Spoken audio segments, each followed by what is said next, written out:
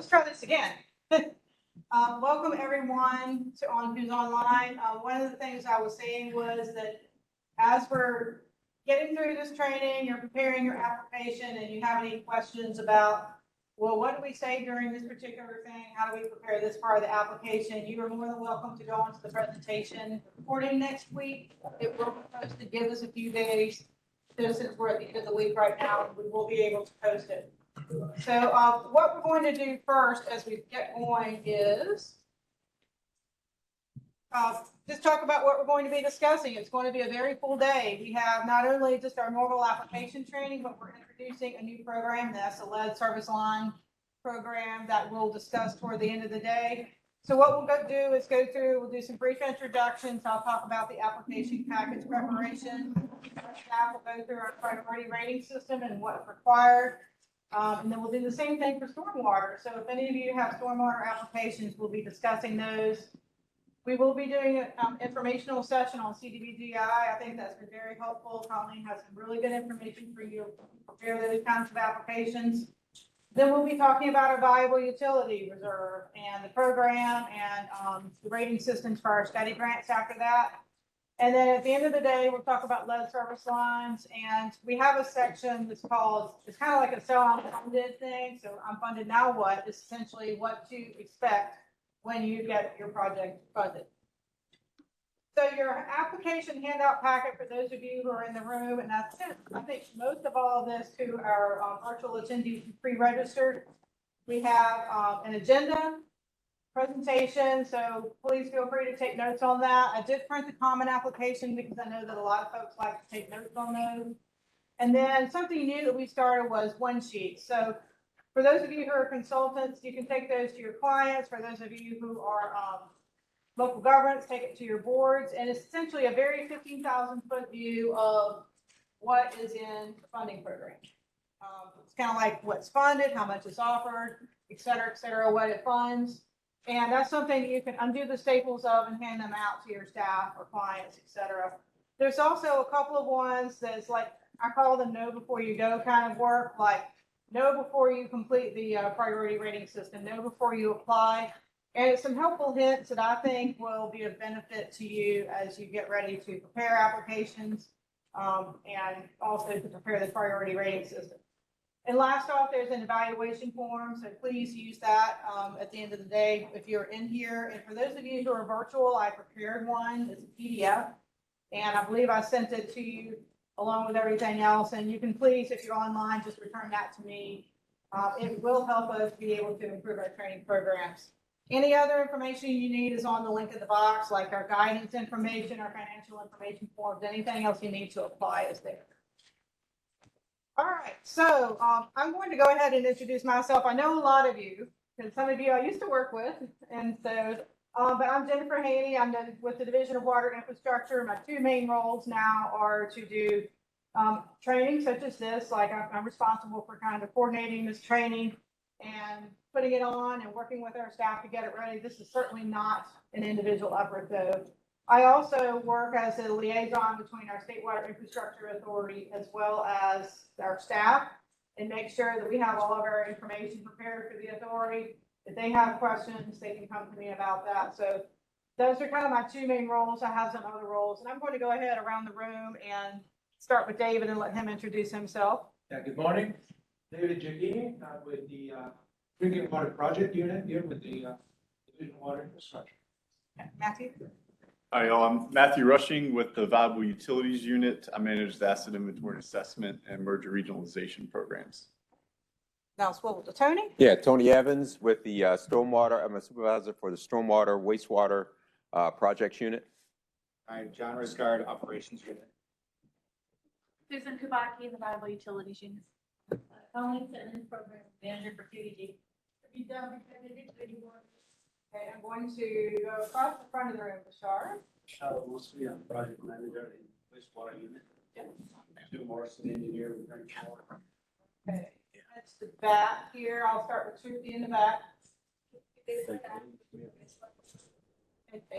Tracy start with CDBGI. Richard Riddle with the Drinking Water. Gary Short with the administration. Stephanie Suter, Executive Director. Rodolfo, Ben.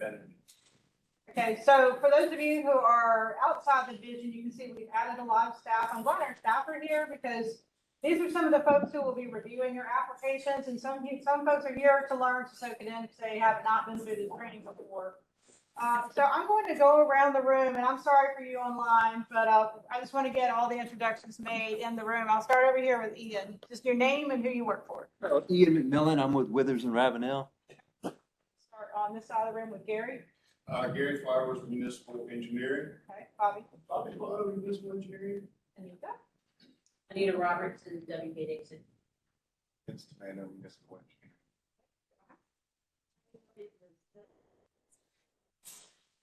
Mandy Field at the Environmental Finance. Taylor Wells with Durham County. Marco Menendez, KCI. Skip Colson, HDR. Gary Jackson, McGill Associates. Chelsea Elcher, Bolton and Mink. Pauline Armstrong, Town Clerk. All right, and Amin in the back. B. Davis, SDQ. All right, so we're a little bit leaning on the consultant side this time around. It's funny, it depends on, every training has its own personality. And like, we were very consultant heavy up in Nashville, our first one, had a good mix of local governments, and our second through fourth one, we were actually in Winterville yesterday. And we have a lot of consultants here, but we have some local governments, so thank you for being here. It kind of helps us to be able to see the presentation. The other thing that will help us is how many of y'all have show of hands in the classroom are brand new to this process? Raise your hand. All right. And okay, if you're online, if you could please mute yourself, I would appreciate it. Thank you. Yeah, I noticed it when I was doing the minutes and everything this morning when I sent that letter. I'm like, Just I can't get sound on that meeting right there. Participants list one. okay. Yes, I do ask if you are online, please mute yourself. I would appreciate it because we can hear anything you say, it leads right into the room. So All right, please be aware of that. You want to just mute all? And both for, okay. Well, I'm going to go ahead and turn it over to John to get this addressed. should be 764. I wrote the wrong one, so that should be that. Let's see. Okay, I'm going to step out of the presentation mode. Let me redo it real quick. Bear with me. What's that letter say? Seeking a variance. All right. Sure. Thank you guys in the room for bearing with us. Okay. So I'll let Don take over, and then I'll be back up in just a few minutes.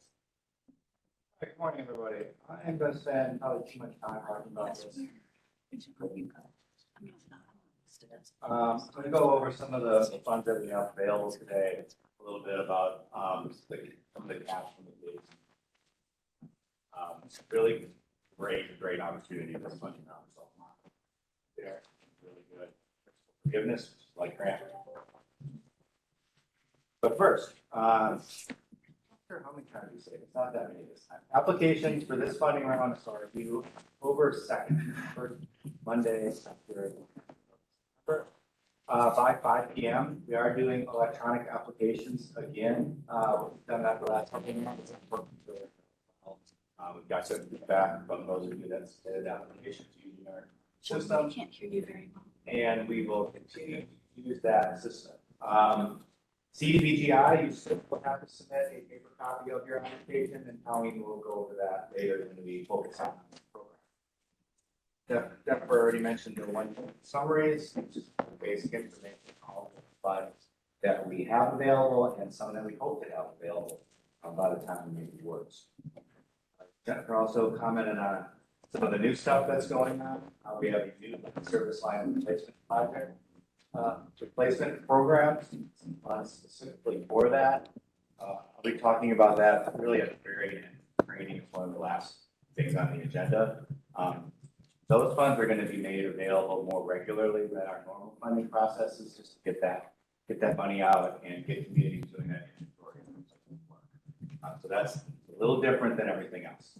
And then we also have some funds available specific for emerging contaminants, so focusing on PFAS projects for this first 2 years of CAP grants that we introduced from the EPA. And then we'll look to modify, adjust the program based on need and funds available for the years 3, 4, and 5.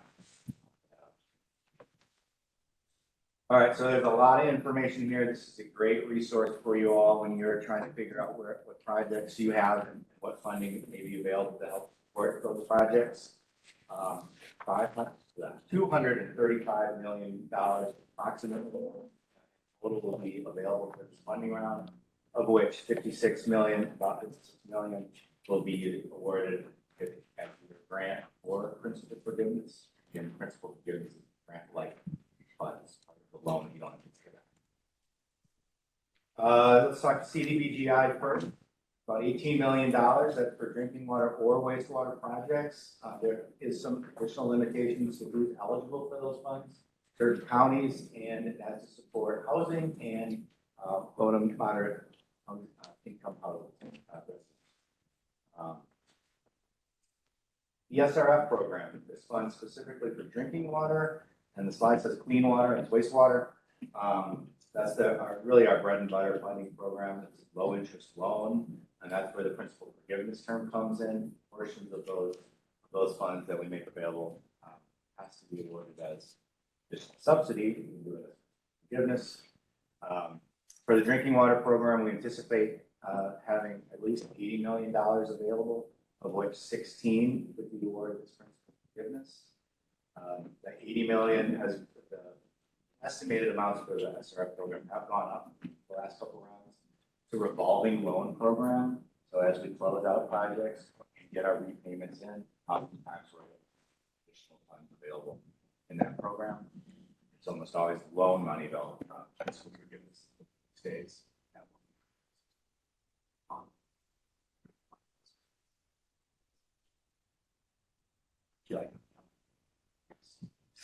All right, clean water SRF, 100 million estimated available, of which 10.5 million would be principal forgiveness.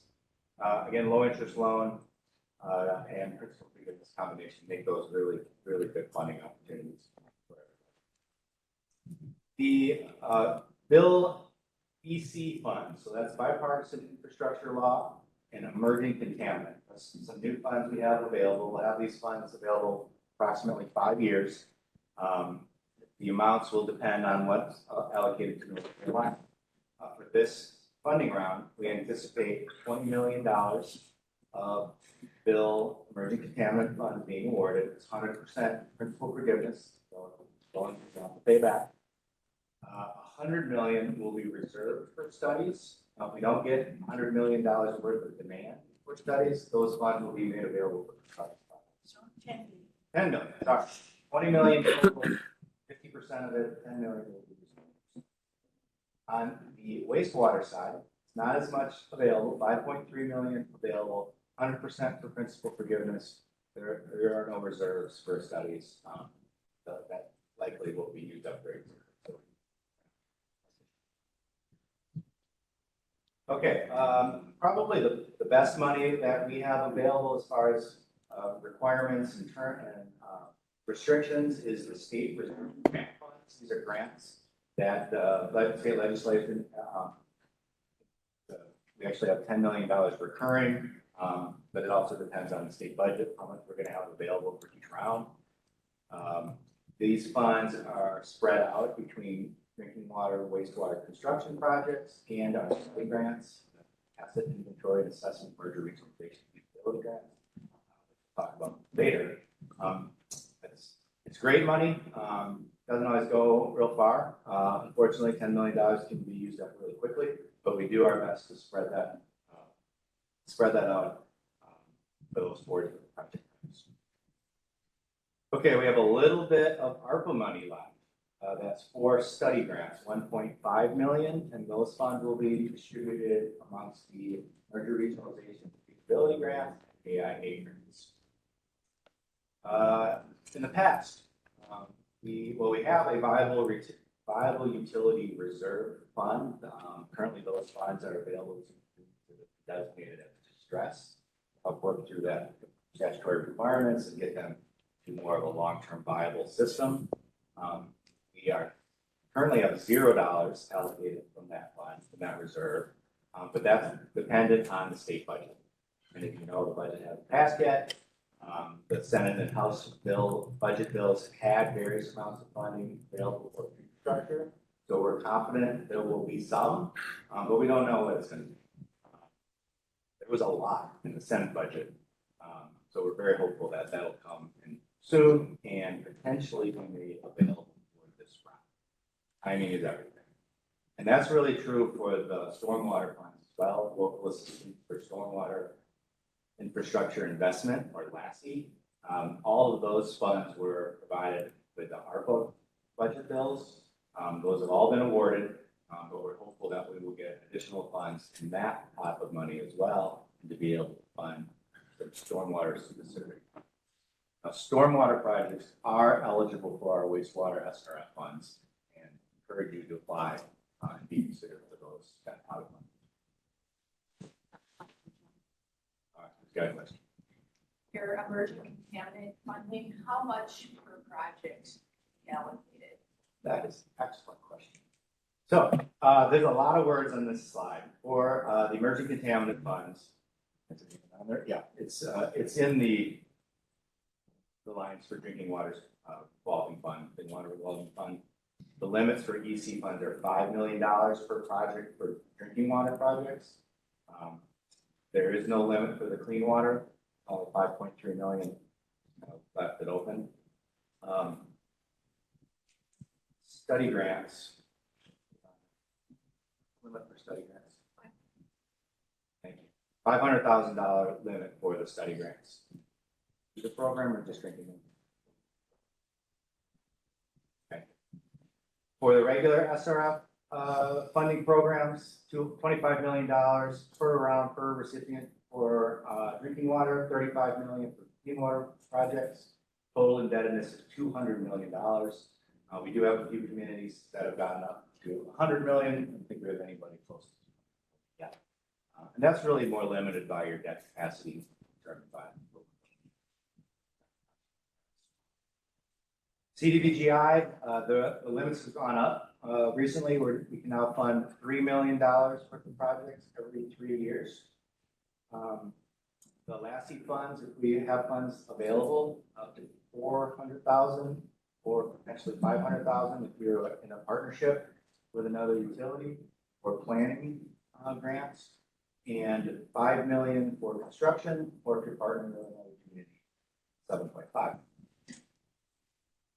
For the state reserve, that's that $10 million that we split amongst all the different programs. If you're doing a construction project, we're limited $3 million every 3 years, and $150,000 every 3 years for AIAs, $50,000 for MRFs.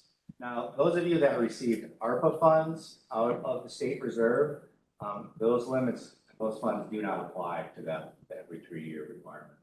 It was excluded in those budget bills. So you have to look back at, did you get a non-ARPA AIA MRF? See if you are eligible for it. If you have questions, certainly call on staff. An online question, John? Yeah. At what date must the budget be approved for LASI to have a fall cycle, or is it a spring program at this point? Yeah, so we don't really have a hard deadline in mind. We want to make these funds available to you and get them into projects as quickly as we can. But we also have to consider, equity and making sure that all communities have a opportunity to put these applications together and apply for the funds.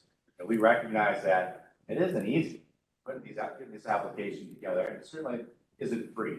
So, for especially our smaller communities to pay for that application process, put that application together and get it in, it is not easy. And if there's not funds available, that's a hard decision to make. We encourage you to do it. Any project that is not funded statutorily will be reconsidered for the next year. So you're not out completely. We will consider for the next funding round. But it's just not easy to just to say, yeah, after this date, no, we won't make it available. We want to get the money out.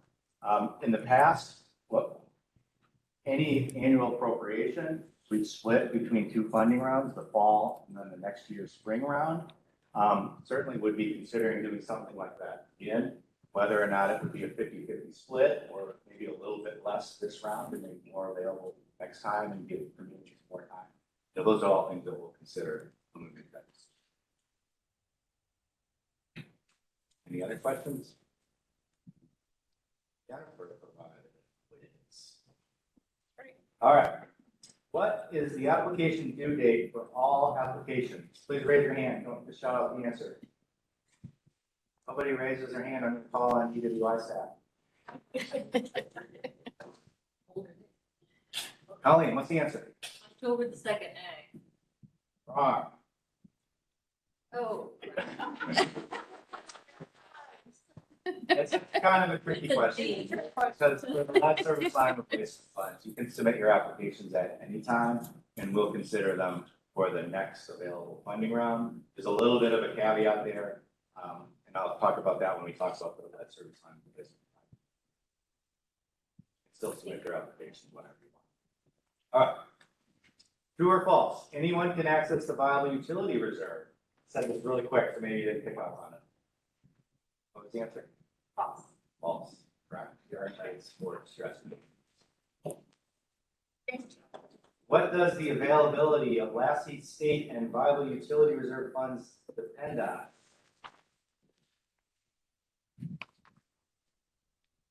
Anybody? Colleen, you already got it.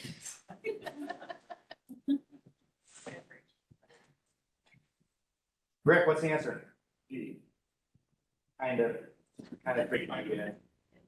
So much of the, yeah, it's a state budget.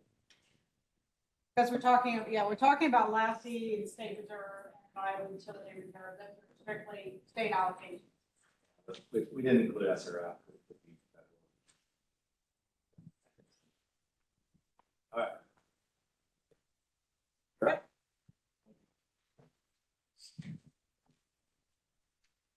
All right, so now we're going to be talking about the application package and how to complete it. And for those of you who are veterans, you know it's chock full of a lot of stuff more than just a common application. And the common application is the one that I put in the hard copy in your packet. We'll be going through that. Our staff will be talking about the priority point sheet and the narrative related to it. We'll be going through all of these programs throughout the day. And then I'll also be talking about more about the resolution, financial information form, project certification form, rate sheets, etc. The affordability calculator is now up online. It is a great tool. We recommend that you use it. It's a way to quickly determine if we have, what your percentage is of principal forgiveness and grant eligibility. So if you had an application that you submitted for a client, or if you were a local government and submitted one and did not get funded, you can have two options. The first is you're going to be like, I just want to leave it alone, not touch it, just let it roll. And what we'll do is we will, if it was the first time it was submitted last round, we are statutorily required to reconsider it as is. If it's something where you're like, I didn't get my application funded, it was not awarded funding, where did I mess up? How can I improve my application? And you want to make changes to it, we ask that you resubmit a completely new application. It just is a lot easier on our side to be able to review a completely new application. So you can go back, take the old files you have and certainly improve upon them, but you need to just resubmit a new application if you're making any changes. If you're CDBGI though, you have to regardless submit a new CDBGI application. That's one of the nuances of that particular program. They're a little bit more strict in a lot of senses, and that's one of the ways that they are. If you had an asset inventory and assessment application from last fall that did not get funded, statutorily, we will reconsider it for more than one round if it was brand new last fall. And that's because we did not take AIA applications in the spring. We did take them last fall, so we'll put them into the pot this time around if you want to leave them alone as they are. Another thing to remember too is we consider each application a standalone application. I think it's a little bit easier when thinking about that when we have this electronic submittal because we just look at that one application on the screen. But if you're a consultant and you're submitting like 3 applications for one town, it used to be that we would have a hard time with keeping things, or, you know, someone would have a hard time putting it together. Something might be missing. And we would go back and look through the other applications you submitted for that government and pull information from it. We are not doing that anymore. Electronic submittal kind of, I think, is taking care of the accidental leaving out of something. Those of you who have submitted online are probably familiar with it, where you have a red star, red asterisk, makes you upload a document so that you have essentially a complete application when you complete that online submittal. I just saw a question coming. Yeah. If the fall 2022 AIA application was submitted with the $400,000 limit, can the application be reconsidered as is, or must it be redeveloped with an updated scope and budget to fit the $150,000 limit? Oh, that's a good question. I'm going to see if I can answer it first. And Matthew, you let me know if I missed something. We do have a little bit of ARPA money left. If this is the risk, if it's at the top of the heap when we finish scoring it, we can recommend it all the way up to that 400,000. Correct, Matthew? For the little ARPA money. Within their own ARPA limits. Right, within their own ARPA limit. So if you're already hitting the top of that limit, that we could not do that for ARPA. So my suggestion though is you may want to retool your scope, reconsider that and kind of tool it down so that you can do that $150,000 limit. And maybe what you can do too is potentially, I don't know how you would address that. I probably would stay within that $150,000. I'll talk about it. Yeah, Matthew will hit upon that later.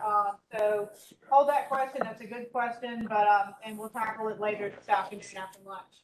Any other? Nope. Okay. Some final check tips. This kind of goes to that know before you apply one sheet that I supplied. Make sure you have all of your signatures. Make sure your forms are all pleasant and complete. You can see the list of them here, and make sure your narrative and score sheets and supporting documentation are complete.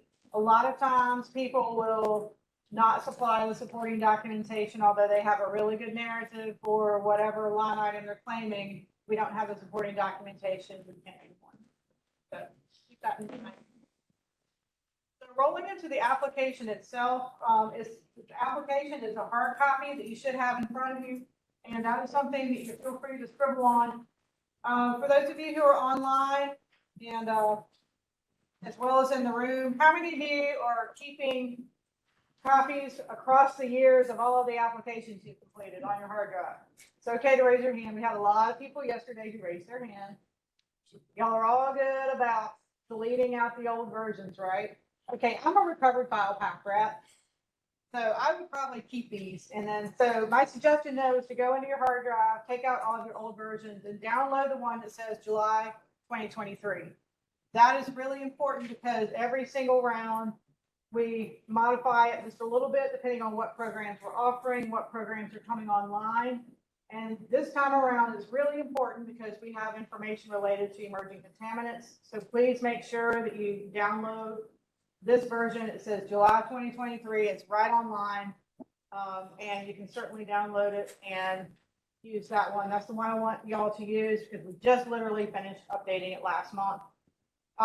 The other thing I want you to know is this application is for all programs except for our lead service line program. There's a separate application form for that is streamlined, a little bit more streamlined and simple, and that's something that we'll be talking about later today. And then what this application enables us to do is provide the best funding fit. And what we mean by that is we try to provide as much grant principal forgiveness as we can. And then that allows us to do that seamlessly for our different programs. Just make sure that you complete all of the sections of the application. I'll be stepping through them. And also make sure you read the directions that are on the front. They were put first for a reason, and that's so that you can read through those before beginning the process of completing that form. All right, this is what section 1 and 2 look like. And what I'm going to do today is to complete the, or go through the different sections. I'm not going to talk about all of the sections in detail. I'm going to hit the highlights. If you see anything that's a dark red italicized, please make sure that you complete those. If that information is not complete, then it's not a complete application. So for instance, funding amount requested, we do need to know how much you're applying for. It's bold outlined in the box you can see on page 1 there. And make sure this number matches the total funding requested in your project budget that I'll talk about in a few minutes. Total project cost, we do need that. It's not going to kill the application if it's not in there. But this really does play into our affordability calculations. So if it's not present, we don't have it present, then essentially what's going to happen is you'll not be eligible for any grant principal forgiveness. Funding type requested, we do need to know which kind of funding you're requesting. I don't think anyone has ever left this blank, to be honest.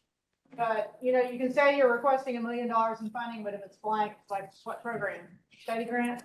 It wouldn't be wastewater, drinking water, et cetera. So please make sure that's complete. Minimal amount of grant principal forgiveness needed. This is really important. I've spent a lot of time on this over the past several trainings just because it seems like a lot of people have really good projects and we have to skip them. This is something where it tells us how much grant, and when I say grant and don't talk about principal forgiveness, I'm still talking about both. I use the same term, but it tells us how much grant you need to make this project move forward.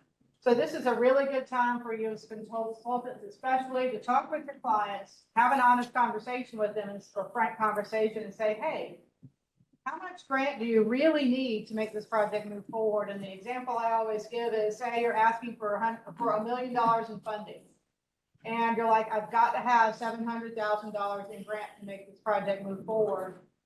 And so what happens is you submit that application, we're reviewing them, we're ranking them by score, we're going down the funding list, we get to the end of our funding available for grant. We only have $500,000 in grant available, and you said you needed $700,000 to have the project go forward, then we're going to have to skip you. So that's why these grant conversations are so important, because your board or your manager may say, or your client may say, hey, okay, we'd love to have a whole project grant, but if we have to have, make a decision, we could go forward with this project with $300,000. So you put that on the application form. We're going down and ranking our projects, and we come to where there's only $500,000 left, and you say you only need $300,000. We could provide you with all of that $500,000. I just want to make sure that that makes sense to everyone. Just because it's something where we see a lot of good projects where they're like, I have to have the whole thing as grant, and we have to skip it. So, yes, sir. Marco. Being modified the higher project support amounts, get to their minimum.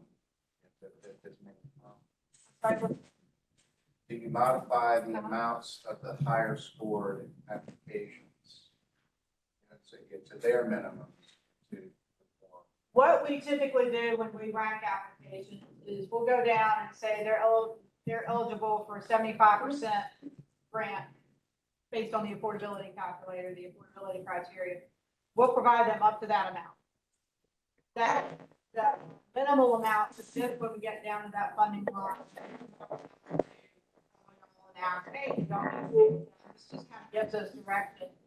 Do we skip you if you're on, or can we keep that amount? The other thing that came up was a really good question in one of our trainings was, well, if I say I'll take only $300,000, or I only have to have $300,000 and y'all have $500,000, will you only give us $300,000? No, we'll give you up to the percentage to which you're eligible if we have. So, Vince, you had a question? Yeah, Marco, you will not be hurt by saying. Yeah.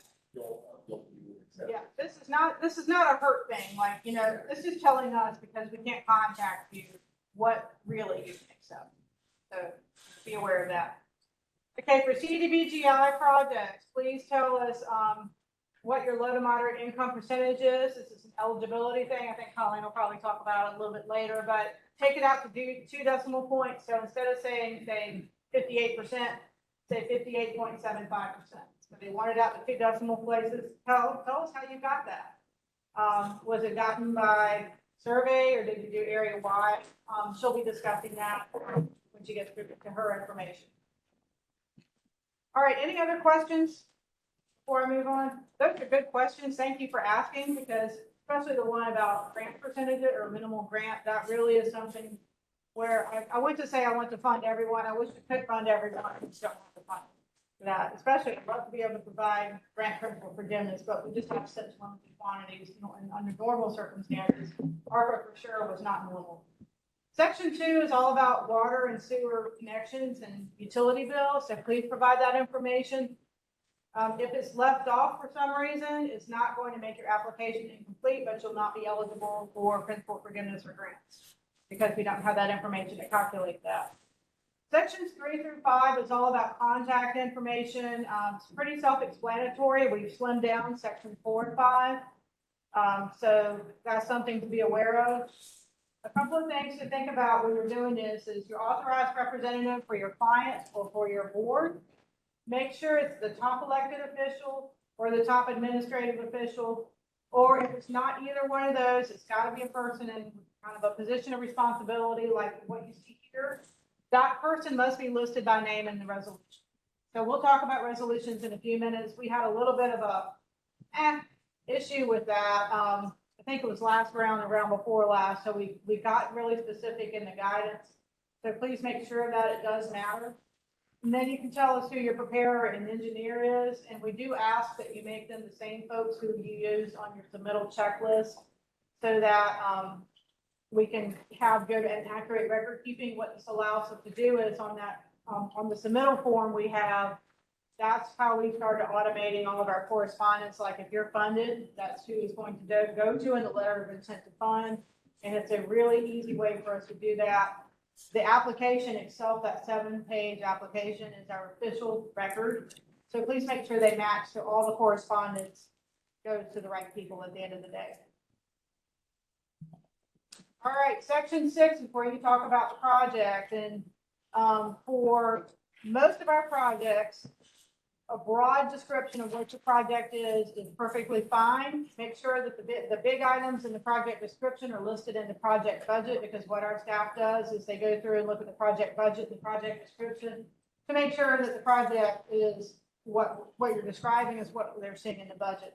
Now, Colleen will talk about in the project description later. CDBGI's got to be very detailed, so I'll let her handle that later. A couple of other things is if you're adding new connections, please make sure that you list that number. Like if you have a client who's taking a bunch of contaminated wells off, you know, maybe they're PFAS contaminated, they're taking them offline to provide water to them.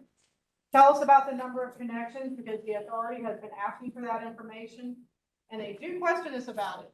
Like this project cost per connection is really high. Why is that? So this is something that they've wanted to see for several years. We've been providing that information to them when it's applicable. Also, if you are putting a project into a disadvantaged area that directly benefits a disadvantaged area, just check the box. That just lets us know that to look for that. And finally, if you are having a construction project, or maybe it's a follow-on asset inventory and assessment grant project that came out of a previous asset inventory and assessment or merger regionalization feasibility study, let us know. Because these programs were put online in 2016. They've got a little bit of age on them now, about 7 years old. And the authority has been asking us very point blank, what projects have you been seeing coming in for funding are the results of these grants that we issued a few years ago? And what they want to know is, why they're asking this, is they want to make sure these studies are actually being used, that they're not sitting on a shelf, gathering dust, or that they're not someone's door stopping at all. So that's one of the reasons why they asked that question, and this is our best way to collect that information. Section 7 is for special situations that the authority can consider, because for all programs but one, they have what they call bypass authority. They do not have it for the drinking water state revolving fund due to federal law. Everyone else, all the other programs, they have the ability to do that. Section 7 is for projects that you don't think fits the priority rating system that you're looking at enough or well, and you want them to have some other information to consider. There's guidance online. It's a one-pager. Please check it out and use it. So what I'm going to tell you is what to do, and then I'm going to tell you a few things to avoid. Please keep the writing within the space of that block and do not enlarge that block. Another thing, a few things that people have done that we've seen, and I have not seen the first one, but I've heard about it, is they start the project description in section 6. They get really, really wordy. They bounce down to section 7 and continue that project description. Please don't do that, because our staff does not look at section 7. We do not consider it. If you need to expand section 6, please do that. It's perfectly fine. Another thing that people have done, and I've seen this, copy the project description from section 6 down into 7. That's not what this block is for. Please don't use 4-point font when filling in this section. I've seen that before. Please don't make this a why should I fund, this is why you should fund my project authority kind of thing. That's not really what that's for. It's just to provide information. And of course, don't give us a 50-page thesis about this is why this doesn't fit the system. And here's the newspaper articles and photos. That's not what they want to see. It's just a good, solid, distinct writing to make sure that they have that information. And I can tell you, most people don't fill this in, and that's fine. Just put NA and move on. It's not required. It's just something if you think you have an issue you want to share with them, that's great. That's the perfect place to put it. And that's pretty much what I covered here. So you can just look at those in section 6 and section 7. It's really helpful with the project description to be somewhat thorough, but not crazily overly thorough. I don't know if that makes any sense. Sections 8A, B, and C all relate to project budgets. And 8A is the construction budget. It's on the side over here. This is 8A. And then B and C are all planning. So let's go ahead and talk about these budgets. Remember that the funding requested much match what we see in section 1. And then 8A relates to all of your construction projects as well as PFAS studies, because everything in 8A has to have an engineering seal. There are some line items that our staff will be talking about later that will talk about, you need to show this information in the budget. There's some directions there, and they'll be going into more detail when they get to those particular line items. The big thing here is we have to have a seal and signature, PE seal and signature. And there are 2 ways that I recommend doing that. The wet seal and signature, where you put your stamp on it, you sign it, and you scan it, and that's part of your electronic copy. It's embedded right there in the document, PDF. The second way I suggest is DocuSign. If you have DocuSign at your firm or your office, that would be a really, really good way to do that. I do not recommend PDFing your document, copying and pasting a little cutout image of your seal on top of the document so it's like it's floating on top of it. Because what happens when we upload it into Laserfiche, it sees it as a script, I think, and it scripts it out. The first round of ARPA, we had a huge issue with this. And that's why I'm saying it here. It's just best to have it completely embedded into PDF documents so we don't have an accidental something stripped out. Because what happened that first time was we made our recommendations, we posted everything, the engineers called us and said, you know, our seal wasn't there, we said it was incomplete. We have the document that shows it's there. And through some back and forth, we said, yes, you are correct. And then we figured out what happened. So that's a security measure. I'm sure you've had that happen before, like maybe you've saved a document or downloaded a document and your virus protection says, hey, we've stripped these scripts out. So just be aware of that. So we do have to have the seals on anything from 8A. 8B, which is water, wastewater planning, or 8C, which is your stormwater planning, or develop and implement a stormwater utility. We do not have to have a seal on those because those are planning oriented. Any questions on that really quick? Any questions online? Nope. Okay. Sure. certifications, just have your authorized representative initial it. If it's not applicable, that's fine. The completeness checklist is for you if you're putting together the application and have all the pieces and parts together. I strongly recommend that you have them all together before you start uploading. Please do that. Signature has to be the authorized representative. Again, for CDBGI, this has to be a person that's actually named in the resolution. When you have your authorized rep sign it, it's got to be a wet signature for CDBG. It can be either or of all the other programs. Again, the whole thing about electronic signatures applies. I prefer DocuSign over that because that way it's there, it's embedded. You know you won't lose it because it is seen as a script. Okay, really quickly, I'm going to do Aquas for those in the room. I can use any version of the application out there. Who said fall? One raise their hand. Here, I'll let you. Kavita will pass it out the prizes, so I'm gonna have to leave the podium. See, it was easy when I didn't have virtual because I could walk around the room and do this. Okay, which 3 items must an application have to be considered complete?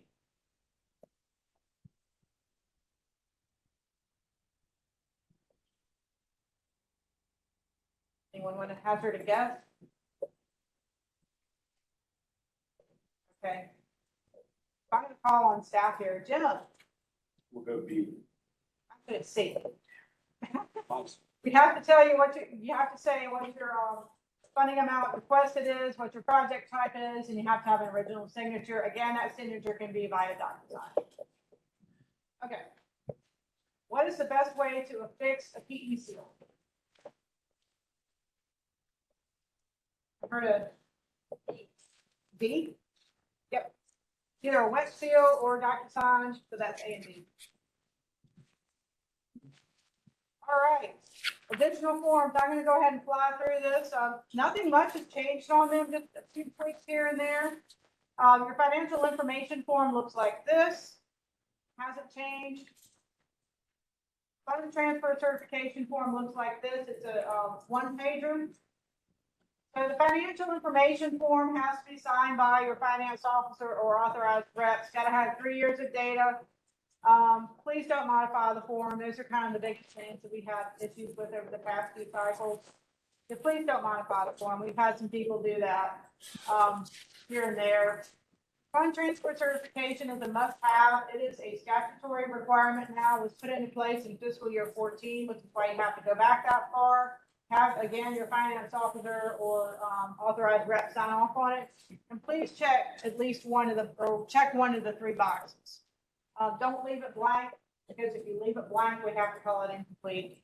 And believe me, last round we had to do that for a couple of projects. It was a good project, but it was not checked off appropriately.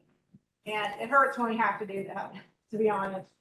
Pilot, payment in lieu of taxes. I want you to, if you think your client or your office your government has a problem with pilot, please contact the local government commission. They are the accounting experts in this state, and they can help you figure out if you do have an issue. It's not if you do this, you have a problem kind of thing. It's kind of, I think, very, very, very case specific. Please include your rate sheets. We use that because what our staff does is we go through and we calculate that bill for 5,000 gallons. And this is a really good check for those of you who are local governments to look at your rate sheets and say, can I calculate this? Because we ask you to show your work. Because sometimes we're like, how did they get that number? And there have been a few ones where we're like, I have no idea. Like one person comes up with one thing, one person comes up with another thing in a consensus.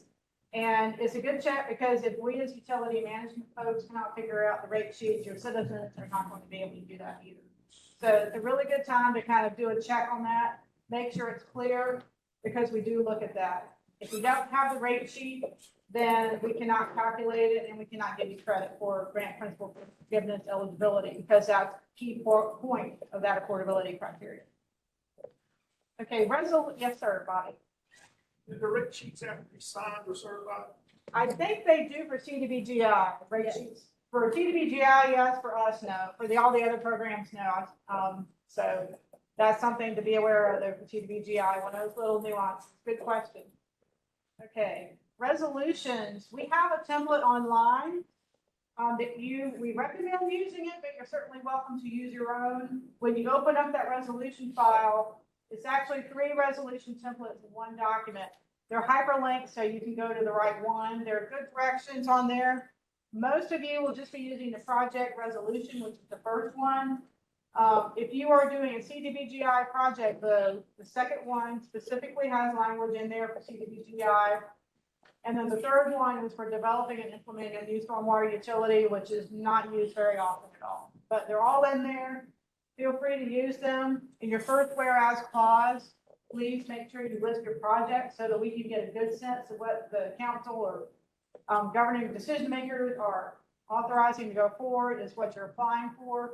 My suggestion is to go to the project name, the application, copy and paste into the first whereas clause. That way you know you have the specific project name. We've had some folks come in and they said, something, project name is like water improvements. That's what or the Main Street water line replacement, but then they go into the resolution and say water improvements.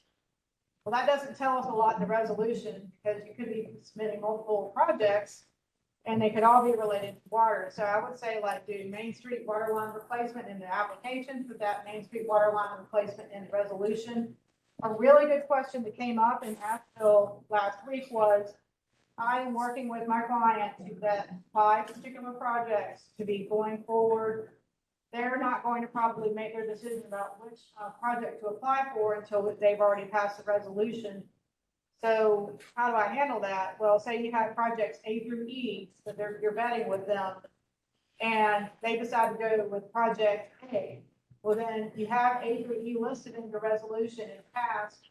Remember, we look at each application, and as long as we see project A in there as part of that, we're good with it. The other thing I recommend is that if you're preparing multiple projects for your client, it's okay to list all 4 or 5 projects in the resolution, and then you just put copies with each application file, because a few times, and I think our former staff can attest to this as well, people would, I'm sure what happens is when they were dispatching hard copies, we're busy trying to get everything together. And there are specific resolutions for each project if you were doing multiple for the same client, and they would get mixed up in the end. We had that happen a few times. And we have to call it incomplete because we look at each application standalone. So if you're saying you have to do projects A through E, go ahead and list them. And then that way you get 5 copies of that same resolution, 1 each in your application packets, and you're good to go. Does that make sense? I want to make sure that makes sense, because resolutions seem to be where a lot of folks mess up. Also, again, for your authorized rep, you can do the top elected official, top management official, administrative official, or someone who's named. And you can say the town manager or the town acting is the authorized representative, or you can say Joe Smith of the town of Acme is the authorized representative, or town manager of the town of Acme. For CDBGI, that's got to be done regardless. If you're naming someone like the utility director, it's got to be done. Please don't do town of Acme is the authorized representative. I saw that a couple of times, and that's kind of what led to all of this. So, that's related to resolutions. Stormwater planning, Tony will go into that later, but they'll have to have your eligibility form and narrative for complete application. The electronic submittal, this is a new link. This presentation should be up online now, so please, you can go to the electronic version of the presentation, and this should also be listed out on our website. It just, I think, got released officially. We're still making small tweaks, so please hold off maybe a week. I know everyone's ready to complete applications now. If anyone gets an application ready to go in a week, I will give you free gold stars. But this is up and available now. You can go look at it, play around with it. I think everyone here is a veteran. If y'all want me to go through it, walk you through it, I'll be glad. Anyone online want us to walk through it? Y'all want to see it? I can do it really quickly. I heard a no. Sure. That was me. That was you, John. Anyone in the room, I'll be glad to do it. Okay, I'm not going to do it today. If y'all want me to do it and you're you're new, especially if you're online, and you're like, oh, wait a minute. Give me an email, shoot me an email. We'll set up a Teams meeting. What I will do is I will walk you through it. I will not do it for you. but I will walk you through it. And that way you can see how it works. It's pretty user friendly. One thing to note is that when you click on your project types, the boxes for submittal forms will expand and contract. Like when you first open it and you jump right to the submittal forms, there's only 4 boxes open. But like you pick drinking water projects, and it automatically expands for everything you need to submit. And I think it's really helpful to ensure we have a complete application. I do again recommend that you go ahead and make the application, get everything ready to upload, however you do it, and then just start uploading everything, do it in one swoop instead of saying, okay, I'll save it as a draft and come back later. If you save your submittal as a draft, it's going to say, here's a unique link to your application, and you have to make a password. So that link will only take you to that one application. So if you start saving a bunch of draft applications and then all of a sudden you lose all the paperwork associated with it, you're in a mess. So that's why I say have everything ready to go, upload it at the same time, at the same sitting, so you're not having to save drafts. All right, any other questions? Okay, so really quick pop quiz. For wastewater drinking water projects, if rate sheets are not included, which one? Shot bunch. Okay, Rick? A, nope. What chance is somebody else? D. D is that you will lose rate points. Anything attached to a rate, and I could add on there, you'll also not be eligible for grant principal forgiveness. 3, for resolutions for all applications, at least the position of the authorized representative must be named. This is a little bit tricky, Wiki, and we had a debate about this at one of our trainings.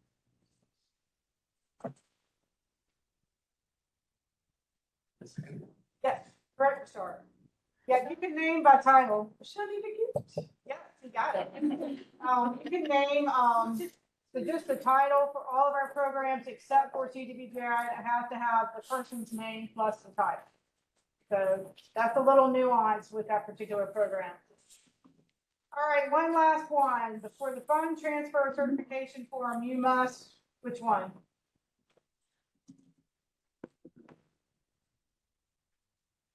Quiet. Going quiet bunch. D. Which one? D. Actually, no, it's actually E. I heard it E. Yeah. Anita got it right. Anita got it right. Pen. Yeah. Because you have to make sure you check one of the 3 boxes. You have to go all the way back to fiscal year 14, and you have to have the things. So it's all 3 of those elements. All right, these are just for your reference later. And in case we didn't have internet, these are just forms related to the submittal form, just some of the screenshots. This is where your boxes will go in and out with greater and smaller numbers as you do it. And as you know, I know a lot of people in here are old hands. Again, if you want me to walk you through it, I'll be glad to do it. Any questions from the room really quick? How about online? Anything? Okay, so we're going to go ahead and take a break. It's 11 o'clock. We will come back at 10 after and start up with the priority rating system. So thank you.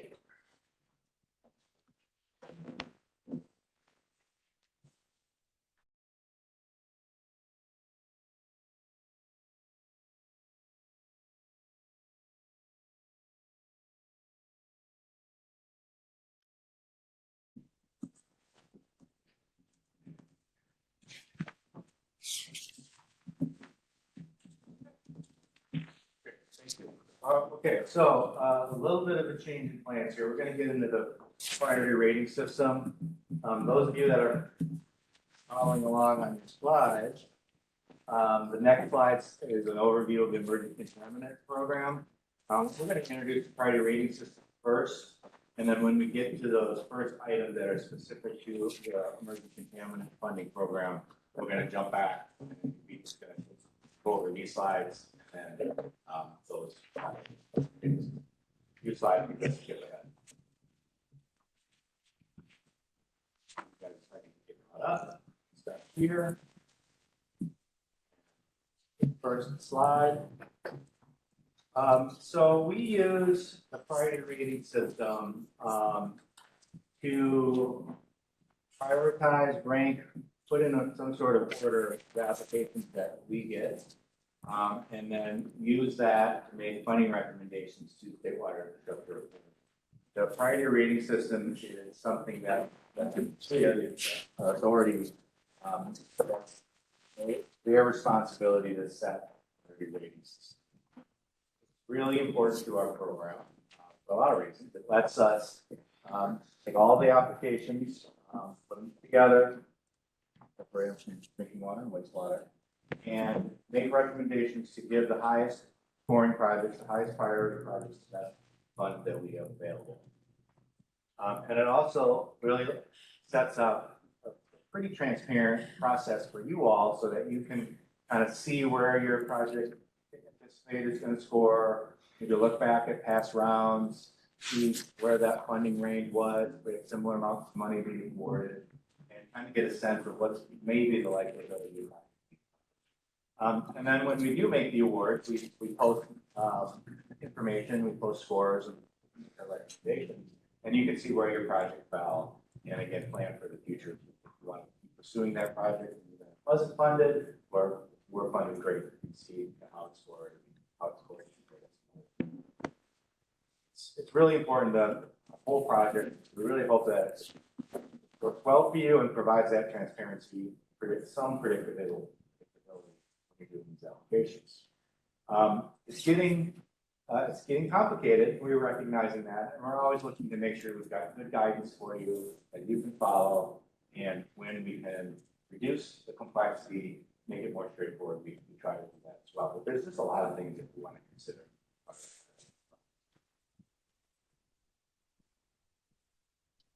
Okay. When you're filling out your application, we encourage you to request all of the prioritization items that you feel you can provide that documentation for and put it on the report sheet. We will only consider prioritization points for those things that you claim. We won't get to your application and find things and say, oh, that meets that requirement, and give you those sites. It's up to you to say, my project meets this, here's the documentation. Now, if you forget to check the box and you include in your narrative everything that we're looking for and all the additional information, attachments that we asked for, we'll see that and we'll recognize that and give you those points. But you do need to have everything we asked for. There are a few things. We do something called a roll down, and that is where you're claiming, usually it's a higher priority scoring item, and you're for some reason aren't able to provide all the documentation that we asked for. We'll go and look at maybe a lower scoring item that's very similar and see if you provided all that documentation, even if you didn't claim it, and give you those priorities. Some good examples is project purpose. There's a lot of opportunities there. Okay, you didn't quite make one. Okay, claim it, see if you can get it. You don't, we'll look at it. Resiliency is a good example of that. No, we haven't talked about it yet, but there's a lot of different ways that that projects can provide resiliency. We'll do our best to give you the most points that you provide. Planning, full asset management plan. Kind of looks to get to it. All right, what did I miss? So the priority rating system guidance wasn't part of the package. It's printed material. It's available online. It has a lot of good information in it. We recommend that you use that consistently. Keep going back to it as filling out the application. Gives you a great idea of what prioritizations you can get. And then as you're filling out your application, making sure that you have all of the things that we're asking for, requiring in the narrative, and any of the the extra the documents that you might need, like a rate sheet or notice of violation or certain maps to show that you are eligible for this. Just make sure to go back to the priority rates so that you're providing everything that we need. The priority rating system guidance includes a lot of good examples. We use typical projects. We include those as an example of what we're looking for in the narrative. And there's other tips and recommendations. It's a big document. I don't know how many pages it is. Again, we're looking to make it more as clear as we can, but we're also trying to make sure it has what you guys need to fill out the best application.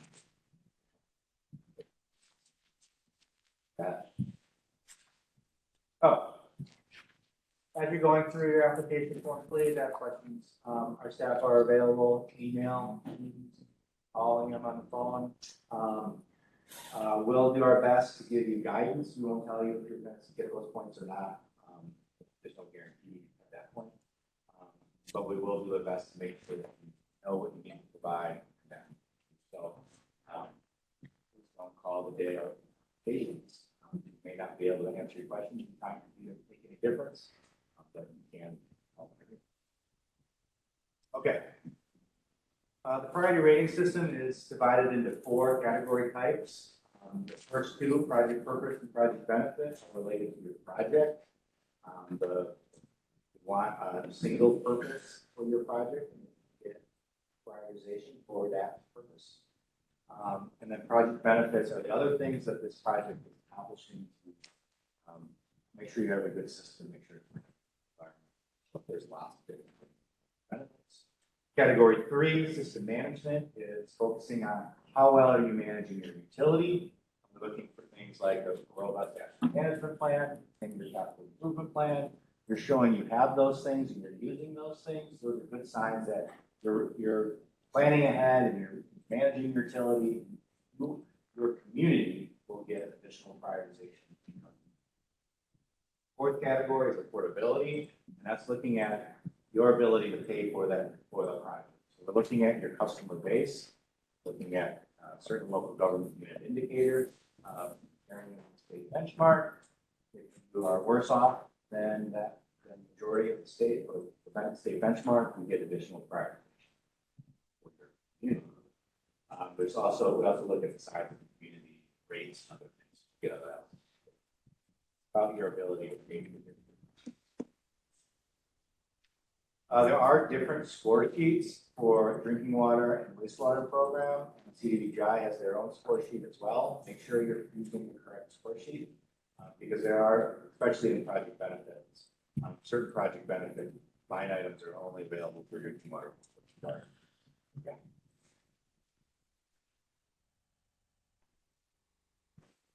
Okay, project purpose.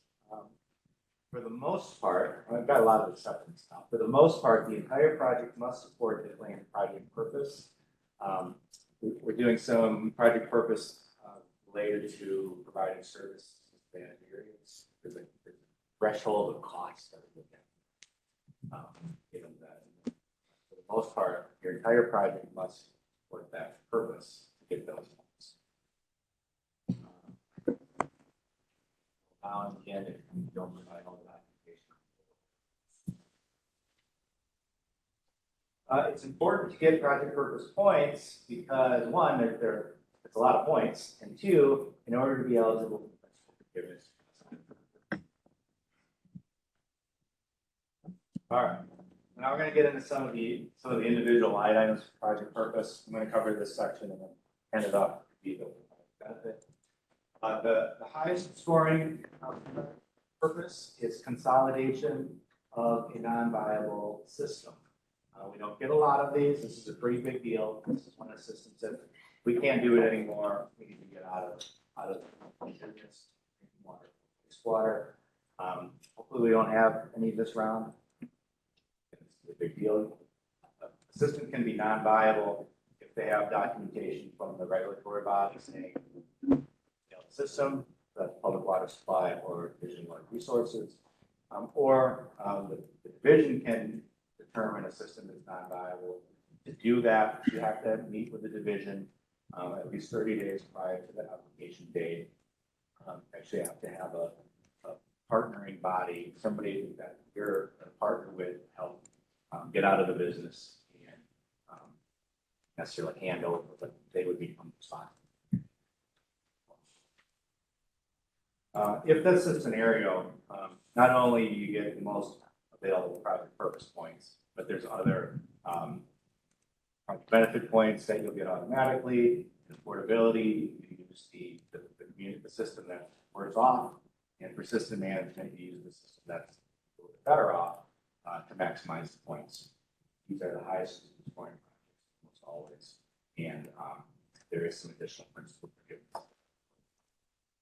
Gotta get there.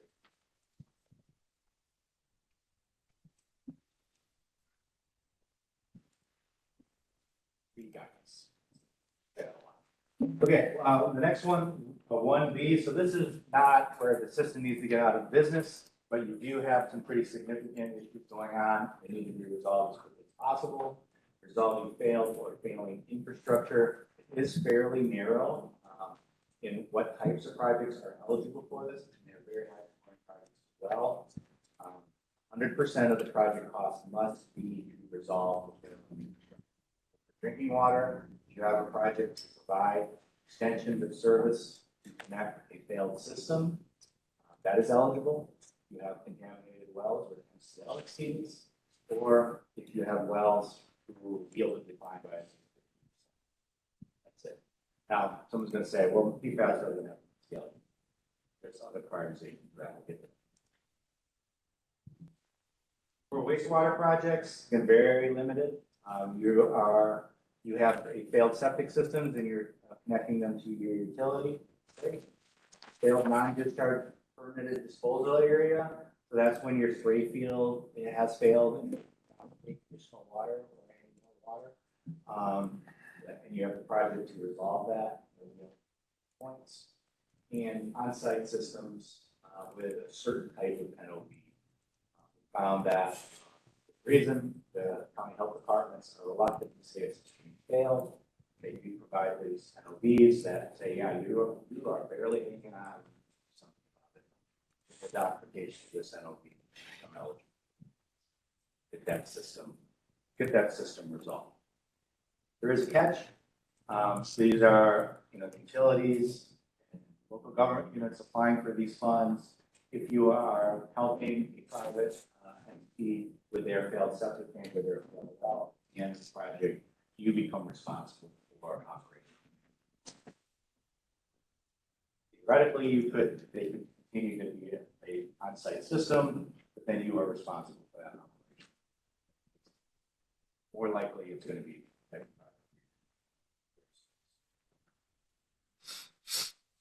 Okay, 1C, rehab and replacement. This is a bread and butter type of project. We get a lot of these. These are fantastic projects. This is where you are replacing things that are wearing out, and you're replacing them with life-size equipment. Not include expansion, that's the next one. You can increase pipe diameters to meet the design criteria of 6-inch for drinking water, 10-inch for wastewater. Or if there's any other minimum design criteria for other projects, you have to meet, fine. New pump stations, treatment plants with the same capacity as adults, great projects. Looping is allowed. It's a little bit of a change. We did not allow looping drinking water when you have a replacement. You can do some minimal looping, 10%. Staying out as expansion. New treatment units that do not increase capacity is allowed, and doing rehab and replacement of your water supply source. And as part of that, it's a better solution to maybe add a new plug intake or additional well capacity. That's okay. It is a good resiliency project. They have a robust water supply system.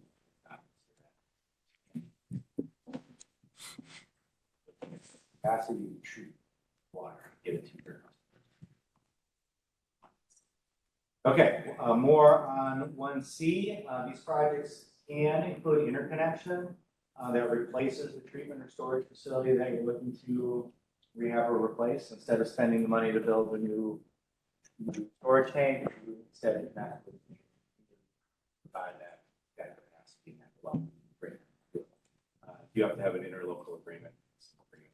That's included documentation of that will happen as part of your application. Yes, Vince? So for a meter replacement project for a non-disadvantaged system, can they get, or non-distressed system, or can they get 1D? I haven't even talked about 1D yet, nor 1. Excellent question.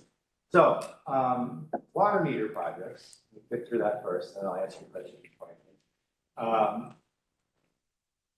Are not necessarily eligible for, or not eligible for once. They are, if you are a distressed system, designated distressed by local government commission and the state water authority. You can replace meters as part of a rehab replacement, but you're limited to the area where you're doing work on your lines. And then, yeah, replace meters. That's great. They are eligible for 1D points. No, why not? It's not expansion, it's just changing your meters and they should be making money on it by billing customers. Good guy.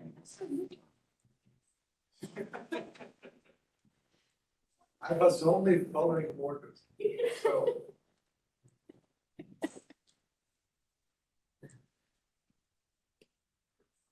If it's just meter project for other communities, it's not included with the water line. While I keep going with the presentation, please check the guidance, make sure that it's clear in the guidance. Unless we change it this time. For the record, I'm asking the question because I do not believe it's clear in the guidance whether for a non-disadvantaged system, the meter project earns any project.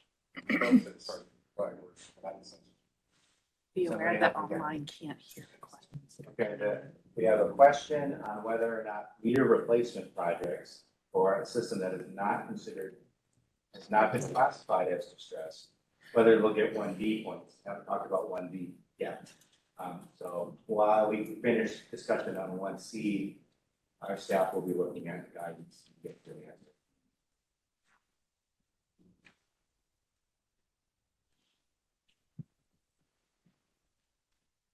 Okay, just as a note for 1C, this is rehab and replacement without an expansion. It's fortunately, it happens where all the documentation is not provided and the application is not clear that the system is not expanding, in which case they may roll down to 1D.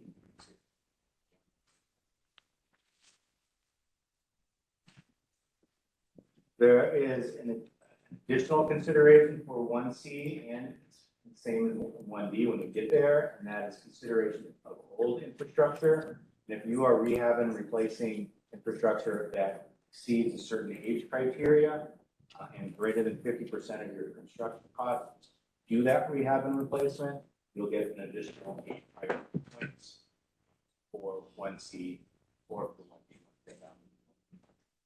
Those thresholds are 20 years or older for pump station, pump, treatment units, 40 years for distribution and collection lines, and sort of new is a 10-year consideration for your electronic types of things, data, process control.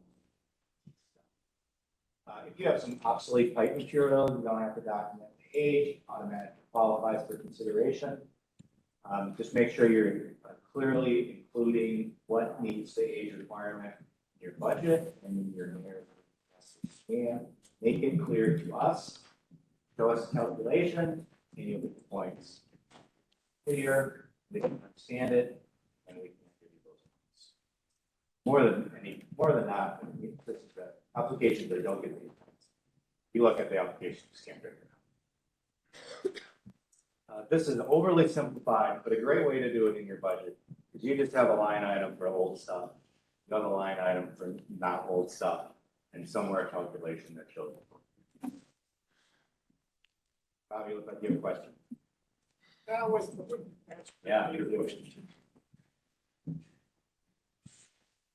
All right, lead service lines is another, one where you have documented lead service lines. You don't have to tell us how old it is. We believe that it needs to be replaced and would be eligible for consideration. We do ask for lead service lines that you tell us how you know it's lead and then a map showing where the lead lines are. If I skip that part here.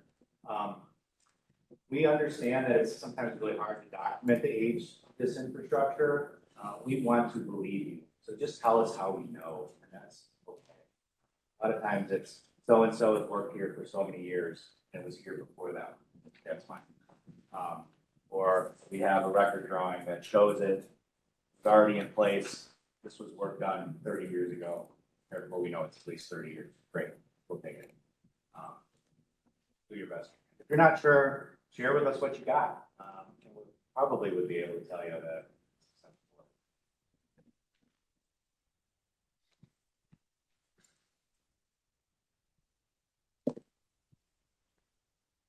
All right, 1D. So this is where it's rehab and replacement of work that includes the expansion of your treatment capacity. The increases in water lines, one that usually triggers this, increase in treatment capacity triggers this. It still gets project purpose points, not nearly as much if it's rehab and replacement without expansion, but it does get project purpose points. You again can do interconnections, you have units.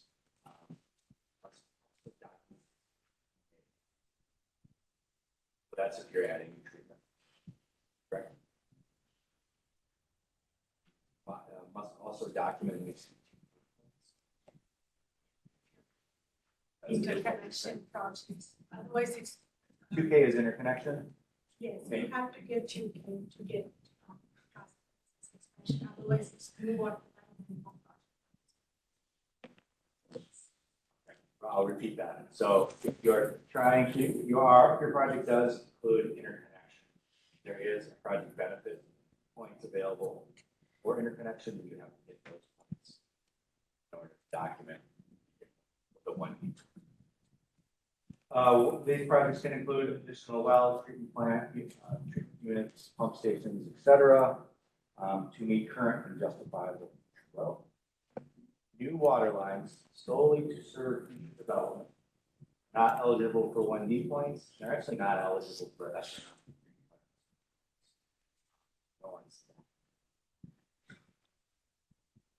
Okay, let's answer Vic question. Kavita.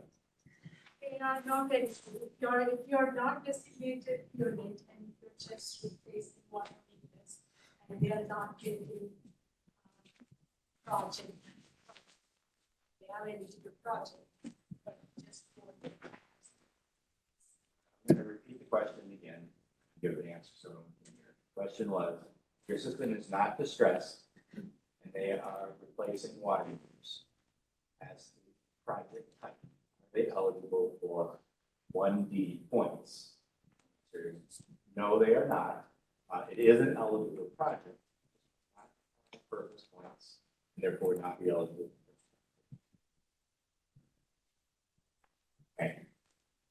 All right, next one. 1E, this is a newer line item. This is where the project is to provide utility service to those that don't have it in disadvantaged areas. Another high scoring project purpose. To qualify for this, you must show that at least 75% of the construction cost is to provide those connections or alternative service. A disadvantaged area is based off of our same affordability considerations, 5 local government unit indicators. That's a way to do it. It's a recommended way to do it. Looking at income levels, looking at poverty rates, looking at property value per capita. But you can also use other factors and other considerations. There's really good mapping tools out there. The department's community mapping tool is a very easy way to go in. It just has purplish colors or non-purplish colors highlighted, and if your project area is in that shaded areas, consider that to be a disadvantaged area at points. The EJ screening tool that EPA has is another good mapping tool. If you provide the map, clearly identify your project, it's either in the area or not, you're good. If you have a project that's not in the shaded areas for either of those maps, that's where we're going to rely on the narrative. That's where we're going to you to go in and tell us why it's a disadvantaged area. Looking at affordability criteria, with government indicators, or other factors that you would like us to consider, show that.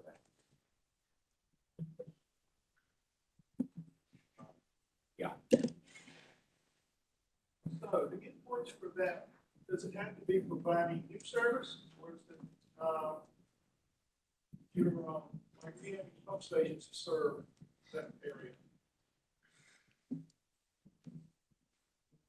We have any pump stations that already serve that area.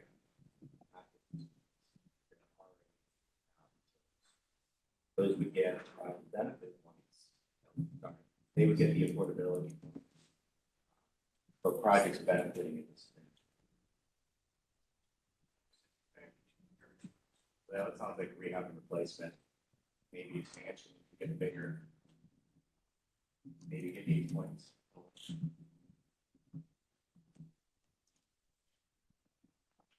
So for these, we're looking for a justification in the narrative of why it's a disadvantaged area, the budget, or in the narrative, show that 75% of the construction costs is in the disadvantaged area. May include line items for private size connection and/or system development fees. If you're getting grant funds, if you're getting critical forgiveness for these types of projects, the addition in the funding for you to cover those costs. And we're trying to reduce the impact on these residents and give them reliable service. We're trying to make sure that those costs are less. This is voluntary as well. You can't go in and make these things. When negotiated with them, talk to them, everybody wants to provide that service in the hall.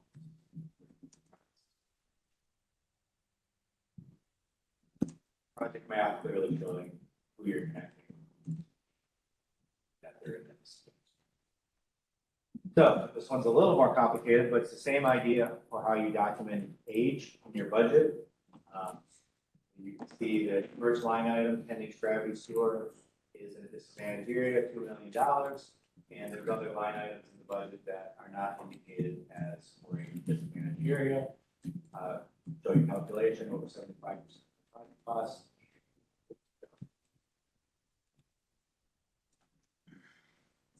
Okay, this is close to the end.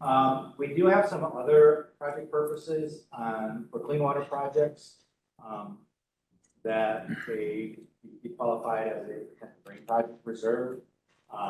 You are eligible as a green project reserve. You're eligible. Great production. These are our stormwater projects. So you have a stormwater project that you want to pursue in may or may not have LASI funds. You're still eligible for project purpose funding through the Clean Water SRF program. Buffer, stream restoration type projects, looking at stormwater control measures, also reclaim water, and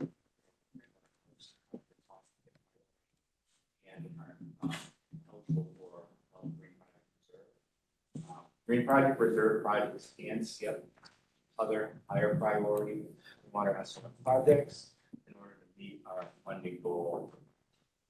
10%. It's not a ton of money, but you do regularly see we'll skip projects in order to meet that.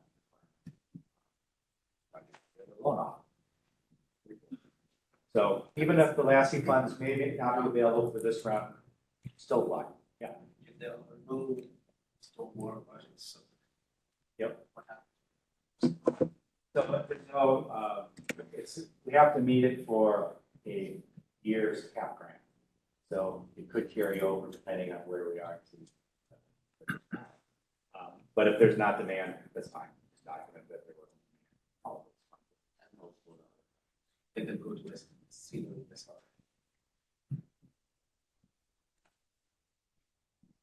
John, again, sorry, microphone. I'm done. Keep done. All right. So Kavitha is going to talk about emerging contaminant funds. So I'm going to go way back, to those slides that were after the break. Got about 3 slides to cover the emerging contaminant program, and then we'll go back and talk about the specific priority item. Kavitha, John was talking over the mic. Over microphone, yeah, I'm like kind of under the microphone. Can you hear me? Can you hear me? Okay. All right. So before continuing with our priority rating system, we will go back to these emerging contaminant slides that we left. So this is the first time we are introducing this funding program. I think we haven't done this presentation anywhere. So this is the first time we are kind of introducing this program. So any questions, anytime we stop, we can. So I think John and Jen mentioned multiple times that our bipartisan infrastructure law emerging contaminant funding program is limited to per and polychloroalkyl PFAS compounds. So at least for next 2 years, we will be funding only PFAS projects as from our EC funding program. To be eligible for these funds, you must have PFAS documented exceedances in PFAS contaminants. So remember March of this year, I think March 29, 2023, EPA came up with some proposed standards for 6 of the PFAS compounds, like 2 for proposed MCS, that is PFOA and PFOS, and then 4 for the hazardous combination, one or the other. So there are 6 compounds that the EPA recognized as having to be developing as the next standard. So that so our division or our department is going to give higher priority for those contaminants with proposed standards. But all other PFAS compounds, if you have a documentation of any other PFAS compounds that is about 10 parts per billion, parts per trillion, is 10 PPT, that is an eligible project under this funding program. So any questions on that? So for the 6 of the compounds about proposed MCL or proposed HI gets high priority, and any other PFAS compounds about 10 PPT will be eligible for the funds, and they will be lower priority. So again, there's the funding caps, just telling it one more time. All the construction project, drinking water construction project that addresses PFAS will have $5 million per applicant per project. And for clean water project, we having kind of thing with the cap this round because we have only $5.3 million. And we want to see what kind of projects are coming to this. Yes, John. Could the project be awarded $25 million EWSRF funds and an additional $5 million bill EC? I think the answer is yes. Kavitha, if you can rephrase. The question was, can a project be awarded $5 million from EC grants and $25 million from SR? I think I have the next slide here, like how to get that. But yes, the answer is yes, you will be able to get 25 plus 5, like $30 million, out of which maximum 5.5 can be principal forgiveness. But because there are 5 from the EC grant and 500,000 from the EC. So that is how it will work out if you are a high scoring project. We'll talk about it, how you get. Again, half of the funding this round is we set aside for study projects. When we talk about study projects, if you have come across like ARPA, last time we had this pre-construction planning plan. It is similar to that type of study, not AIA or MRF study. So that these study projects must study the issue of PFAS and come up with a solution. And then the problem must already be existing. So you should have documentation showing that you already have a PFAS issue. And then what are your solutions and alternatives to address that problem? And then, provide, like, if you can take it all the way up to design permitting, that kind of a study project. And for that, we have a 500,000 per project per applicant limit as well. So that's out there, about $10 million. Yes.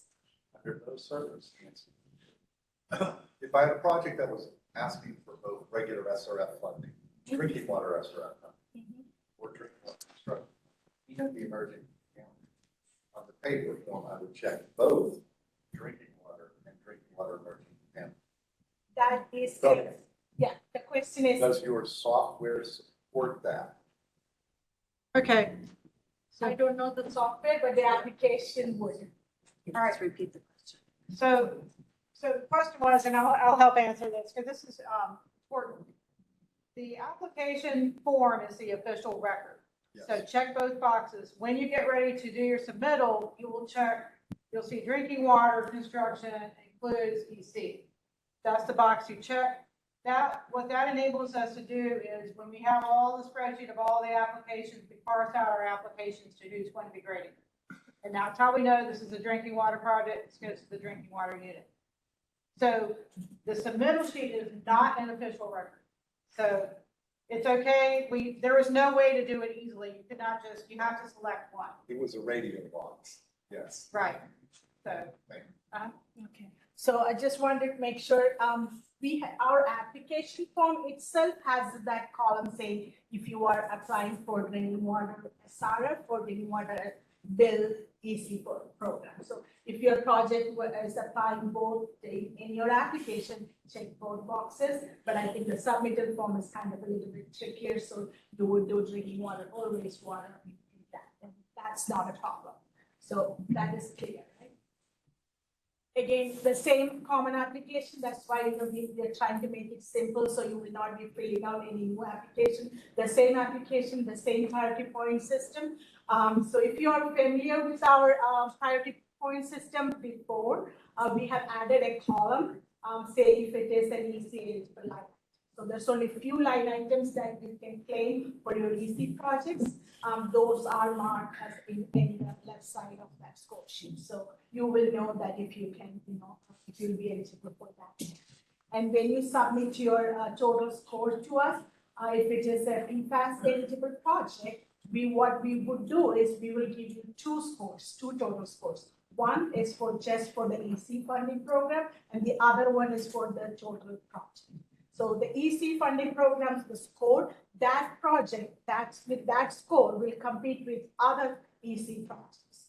And the total funding score will be competing with the other projects as well. So we will have like these two scores for EC projects and to get the funding from both parts of it. Is that clear?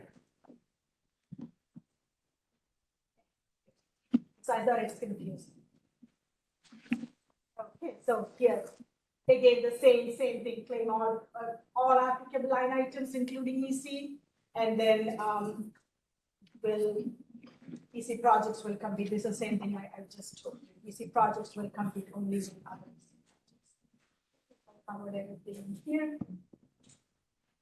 Yes, here one more thing to be sure is when you request the minimum grant requested, if you are applying for EC funds and if you put like more than 5 million as the minimum grant requested, you're going to be just like, bypassed. So that's the same as the other.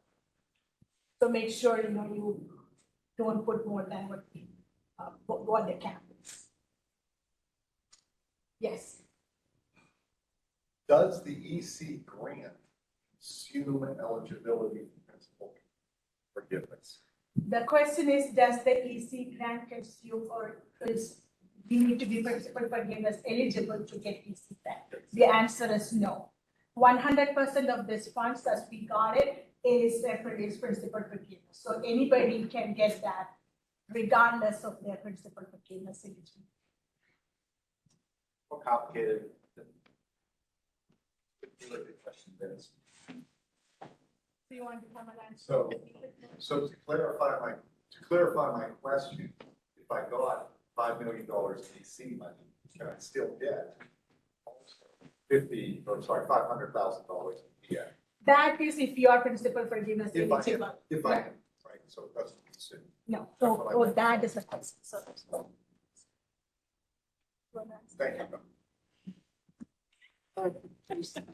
Maybe restate that question, Kavitha. Okay, the question was, if you get a 5 million in the grant, like in a PFP, EC grant, will that be counted against getting that 500,000 as part of it? Answer is no. You can get 5 million and 500,000 if you are principal forgiveness eligible, like in affordability. The 5 million doesn't come with that eligibility or affordability calculation, but the 500,000, yes, that does come with that, all the other principal forgiveness. Clear? Right.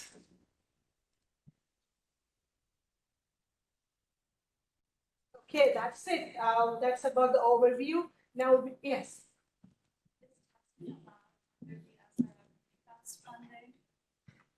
What is allowed? It's testing. Covered under. Testing. Testing. Yes, if the testing is a part of the project, it is allowed, yes, but not the regular testing. Again, the study projects, you need to conduct additional testing, that is allowed. And the pilot, scale treatment units, those things are also.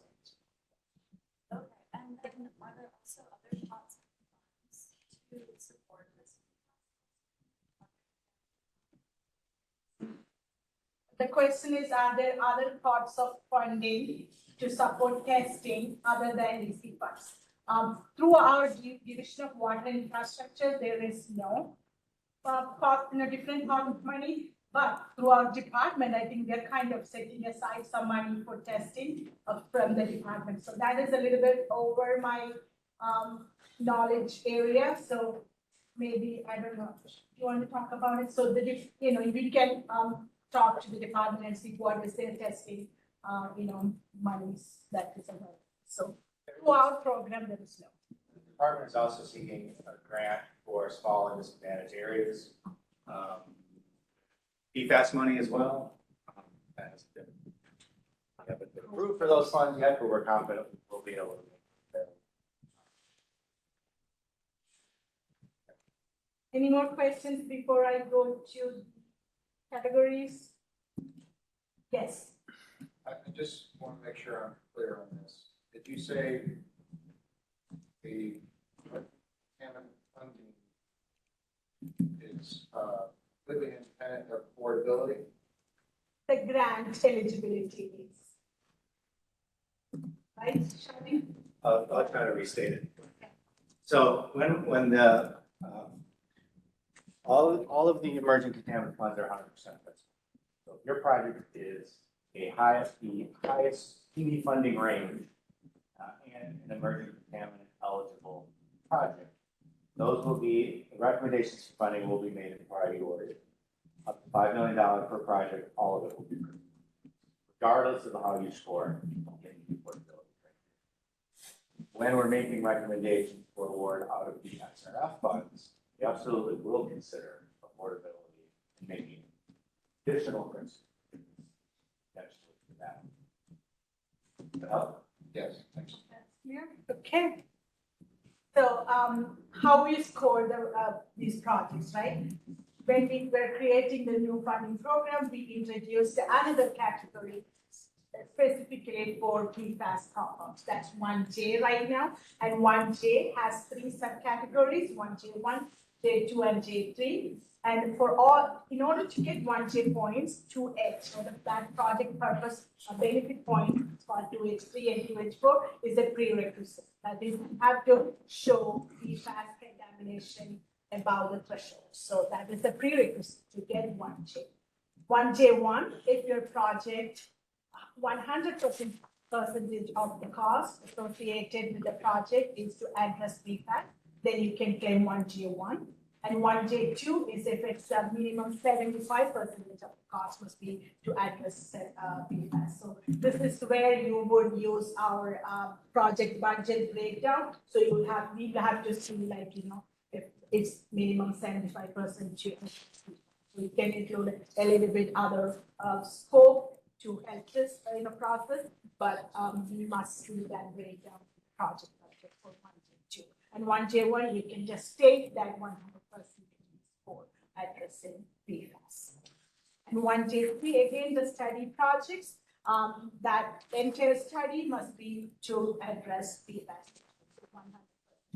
And these are a little bit less scoring projects, 5 points, but still, you are not competing against 1J1 and 1J2 because we have 50% of our EP funds set aside for study projects. So you will be like, there will be like a pot of money dedicated for study projects. So it doesn't matter like you're getting the rest. As I said, these study projects are more like a pre-construction planning kind of projects, not like an AIA project. So PWS, Public Water Supply Section, the Permission Division requested us that they need to see your scope before we can the project. So in order to get funding, we don't need to get the PWS approval, but once you get the funding, to approve your scope, we need PWS's Public Water Supplies consensus, the scope. Clear on that? Any questions on 1J? Yep. So now the category 2, I'll cover fee of project. Yes. Can you clarify what a study project might be? The study projects can be like if your utility has a documented PFAS problem, right? Like you have studied the PFAS and it's above the threshold of proposed MCS. So you can either study the treatment methods, like whether reverse osmosis or ion exchange, whichever method works for you. Like you can study that, and then you can do a pilot scale test, bench scale test, all these things. That can be a part of it. And one other way is like, is there any other method to resolve the issue, like changing the source, right? You can study that as an option. So, and the other one is interconnecting with somebody who has like 0, and then finally you will have like, less than 4 ppt. But you must document it through the study that, that is the case. So those are the alternatives that you can study to address the issue. And then, in the study, typically you would have a recommendation, and that should, in an ideal world, that should result into a project. So you should have that in mind, that it shouldn't be a study just like, for the sake of study. So that's why it should be like a pre-construction plan of study, not just. Yes, Bashar. So the role of public policy. Scope that is sent to us and it gets funding needs to go now to public water supply before the study starts.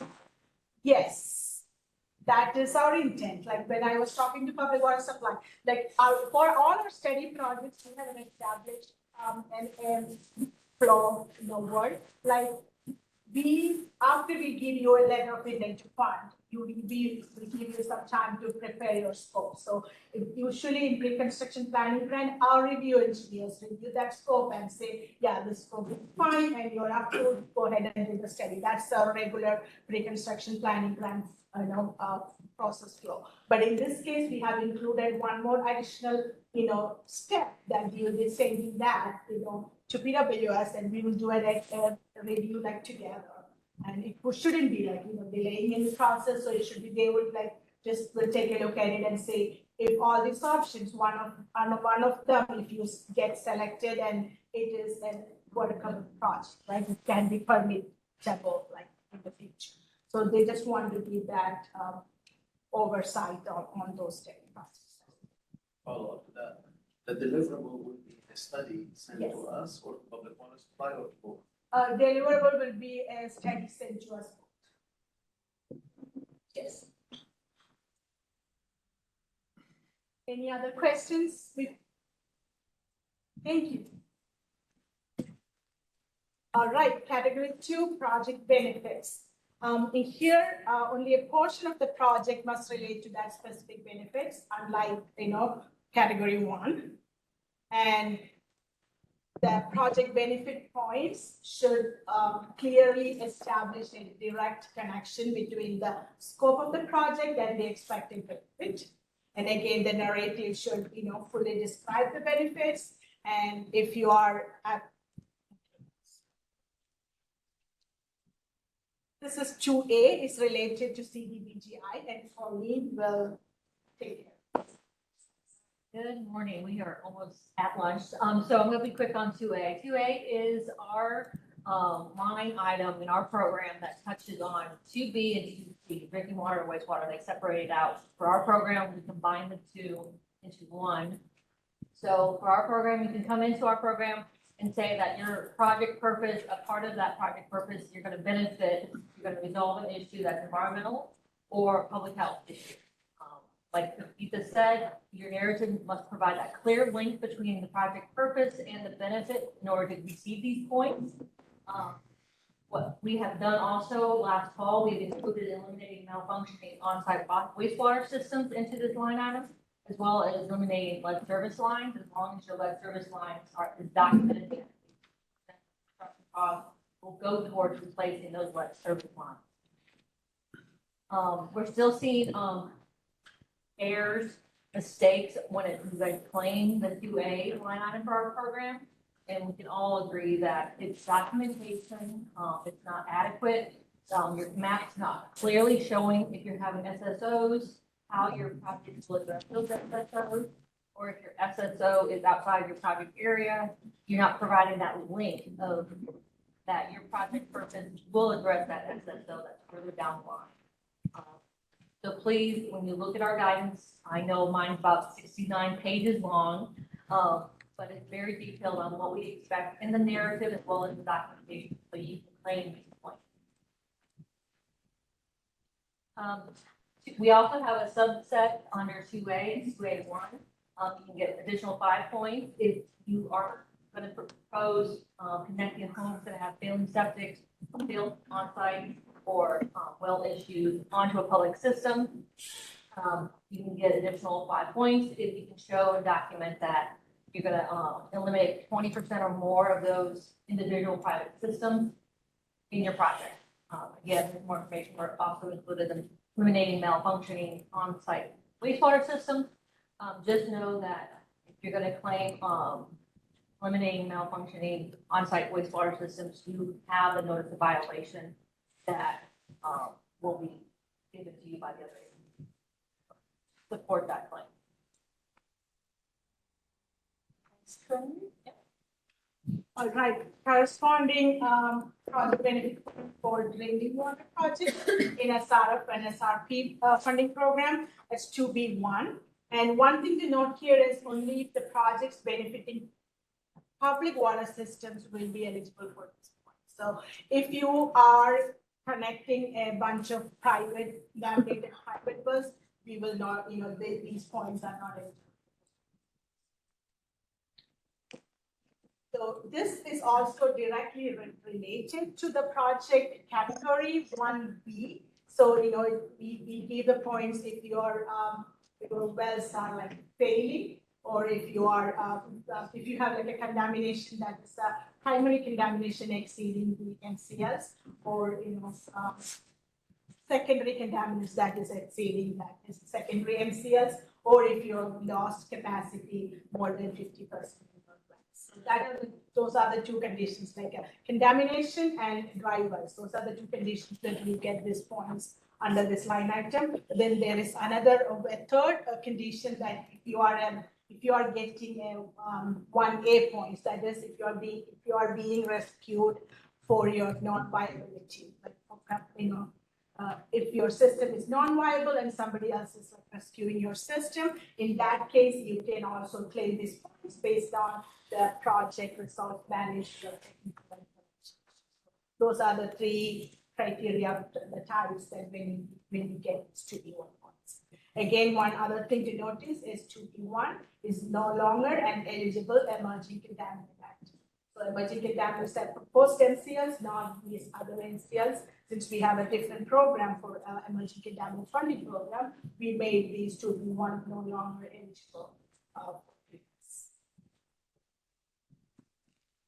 There's another way to get some more project benefit points if you are eliminating that service line.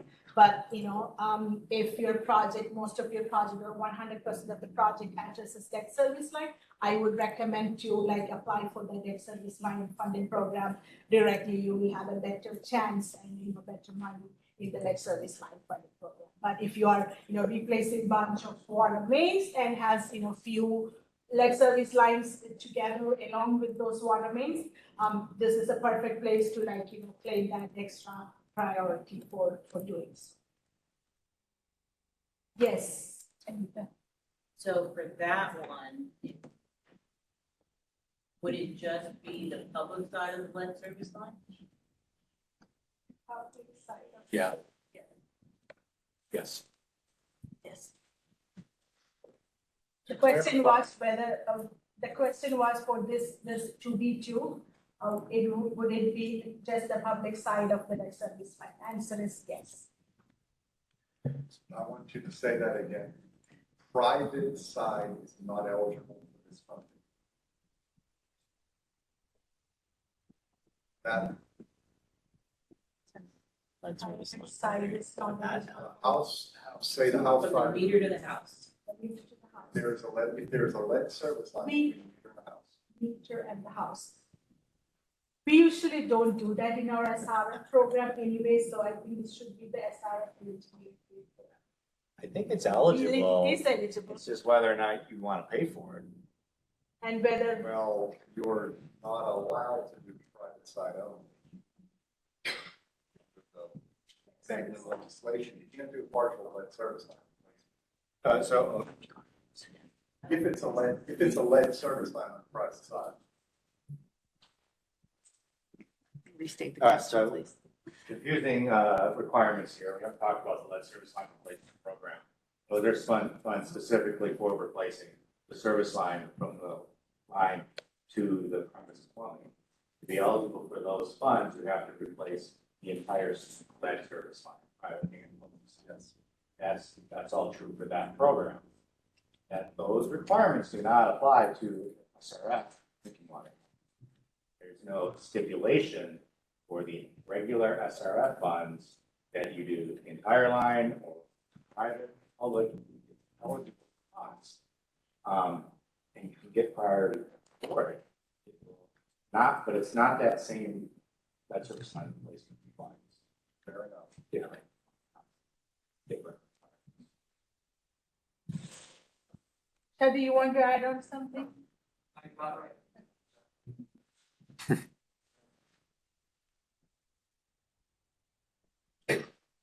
All right, so corresponding points for clean water or wastewater is 2C1 and 2C2. Again, directly related to 1B points. If you have failing on-site systems or septic systems. 2C1 is again providing public service to homes with failing septic systems or repairing, replacing sewers with the reported assessors. 2C2, we have all the requirements.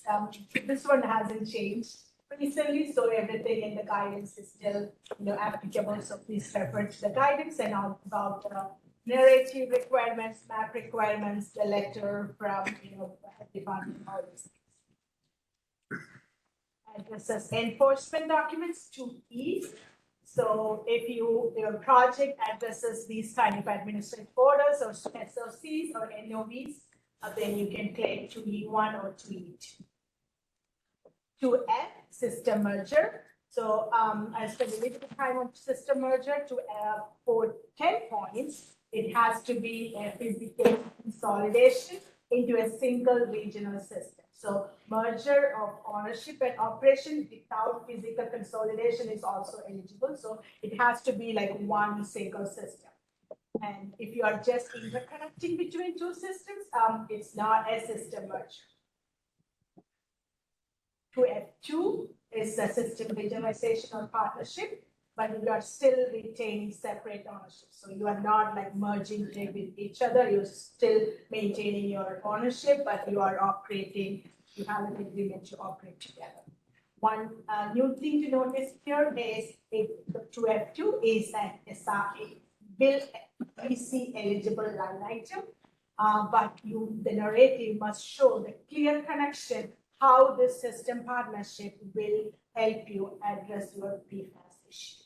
So if two communities are coming together to address PFAS issue, and if you can prove that this merger, this regionalization or partnership is necessary for addressing this PFAS, you will get to F2. And one of the, for any PFAS related points, the prerequisite is 2H3 or 2H4 deliveries. That's the first step that you start. Get 2H3 or 2H4, then you can get other PFAS.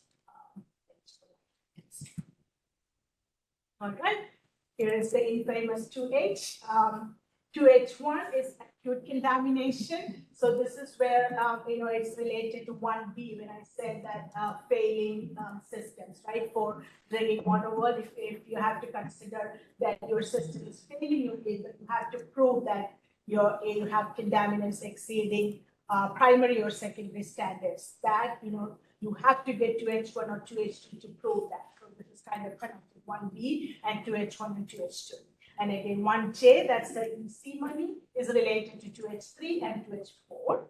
2H3 is 5 points. So those are the compounds, PFAS compounds, without a proposed MCL or hazard. So if you have any other unregulated PFAS compounds, about 10 parts per trillion, you can claim these points. And 2H4 is for those 6 compounds that I talked about, which has a proposed MCL or hazard. Do you have any question on that? Vince, you have a question? So artistically, I think you should put the more hazardous one on, so that it doesn't, just stylistically. We will, thank you for that suggestion. We will put that in my list. All right, so there is some confusion about testing methods, sampling requirements, all these things. So we have a few guidelines for you in our guidance document. There is hardly any PFAS certified labs, so we want the sampling data that is EPA, the sampling method as EPA validated testing. So you should show us which testing method you use to document PFAS exceedances. It should be an EPA validated testing method. Those examples of those testing methods are given in our. For public water systems, at least one sample within last 12 months must exceed the threshold level. So again, this is very low bar right now, since we don't know how other systems are doing. So right now it is set as like you must have at least one exceedance within last 12 months. And for drinking wells, it's like a sampling is little lesser than the public, so we will accept anything in last 3 years. Just one, any question on that sampling requirement? No question on that. So just a few more confirmations here. 1J1, right? We talked about 1J1, it should be like 100% of the project cost must be to address PFAS. So in case of if your project is connecting wells that is contaminated with PFAS, how do you prove that? Like you must have 100% of the wells sampled showing exceedance. So that is the way to get 1J1. There is one exception if you are within 50 miles of QMOS. And for GenX only, 25% of the wells exceeding threshold will be counted as 100% and 1J1 can be awarded. Any question on that? 1J2, again, if you are connecting wells, we expect, the construction cost must be at least 75%, but the sampling is a minimum 50% of the wells must have documented exceedance with B. I kind of, talked about this a little bit. A few times I talked about addressing PFAS or addressing energy contaminants. What does addressing mean? You must provide a new treatment or a new connection or change the source. In the end, you must be able to show us that the final end product, we will have like a less than those thresholds in whatever contaminants that you are trying to address. So any PFAS compounds below 10 ppt and about those 6 PFAS compounds below MCL and below HR. That should be your goal. Yes, Ken. Is that, are you using the drinking water standards for wastewater, water quality standards, well, even though there aren't? The question is, are we using the same proposed drinking water standards for wastewater project? The answer is for now, yes. But we heard the department is developing some water quality standards specifically. Until we get hold of those standards, there is no other standards to go by. So we will be using the same standards for drinking water. Any other questions?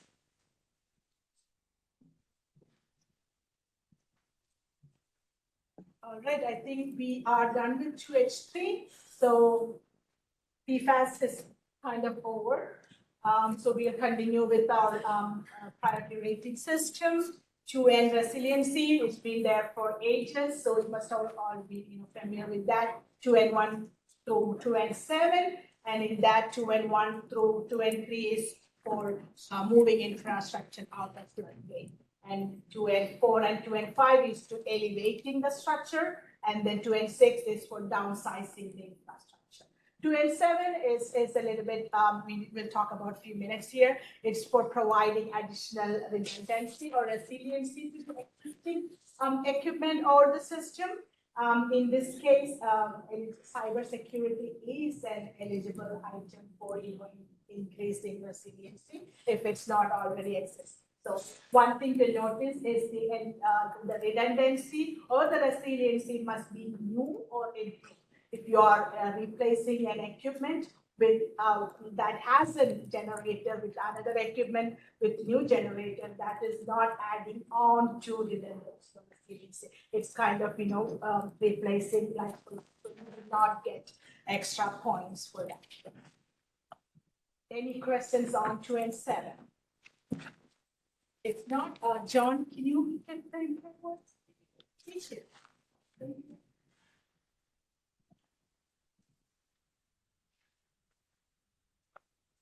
All right, last 2 slides. Category 2, projects that are to help impairment of surface waters are eligible for prioritization. Although for the projects, you do need to document that, the water is impaired, provide maps, documentation of that, and be able to show that your project is helping to resolve that impairment. Some of the most common errors, insufficient documentation to show that the project is really going to help that impairment. Kind of an extreme example is if you have a stream that's impaired for dissolved metals and you were doing pump station work, use SSO, it's pretty unlikely that that work is going to resolve the dissolved metal impairment. The other extreme is if you have a stream that's impaired coliform, solids, or not supporting macroinvertebrate robustness, and you're doing a project that is resolving those SSOs right in that same stretch of stream. Yeah, that's a clear connection there that those SSOs could contribute to that impairment and not having to solve it. Then there's everything in between. It's really up to you to make that argument that your project is going to help resolve, not necessarily resolve that impairment, but get it in the right direction.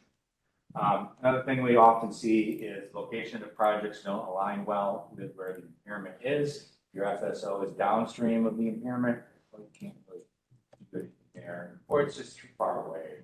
and it's not clear in your narrative that, yeah, that project is really close enough to that stream that it's happening. There's another line item for projects that are supporting special water classifications. There's a whole long list of classifications now. It's in the guidance. Please refer to that. Again, you're going to need to document that the project is supporting that surface water and that surface water is one of the classifications. Need maps. Certainly documented SSO reports is really helpful here. It doesn't necessarily need to be a notice of violation. A lot of times communities self-report a overflow, and it doesn't result in a notice of violation. Show us the documentation that, yeah, you can. Assessments. These guys. Okay, changing directions a little bit. Category 3, system management. Fairly straightforward for the most part. Again, we're looking at how you're managing your utility, and the more good things that you're doing, the more prioritization your application will get.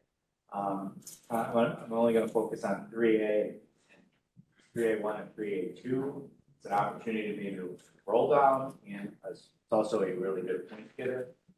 So if you have an asset management plan that's been adopted, we're looking for a narrative that describes the elements that should be in your asset management plan. Documentation that you are implementing your asset management, actually going out and doing stuff that you said you want to do in your plan. You have a capital improvement plan. You don't want your AMP unless it's a CDBGI application, and maybe we want you to tell us what's in your. The exception is capital improvement plan. We do need a capital improvement plan because we need to document a few things for that. That's 3A2. We've broken it up because what we found, try to help. Occasionally, or sometimes you don't have an adopted asset management plan, or it doesn't cover 4 areas, or whatever, but you have a nice, robust capital improvement plan. We want to recognize that you still can get prioritization. So your CIP must be adopted within 2 years of application date. Must stand for 10 years from the adoption date as well. Now, we had a few last round that had re-adopted an old CIP, and the old CIP was great, 10-year plan, and all the requirements. But when you re-adopted it 2 years later, someone just CIP, make sure you're going back to states, make sure that's 10 years. In your CIP, for the first 5 years, we're looking for what are you planning on doing for each of those 5 years? What's the project? How much do you think that project is going to cost? That's not critical for years 5 through 10. In that case, we're looking for what are the projects that you're going to do, you think, in that 5 to 10 year period, and how much do you think they're going to cost? We really want that project to be clearly identified in your list of projects.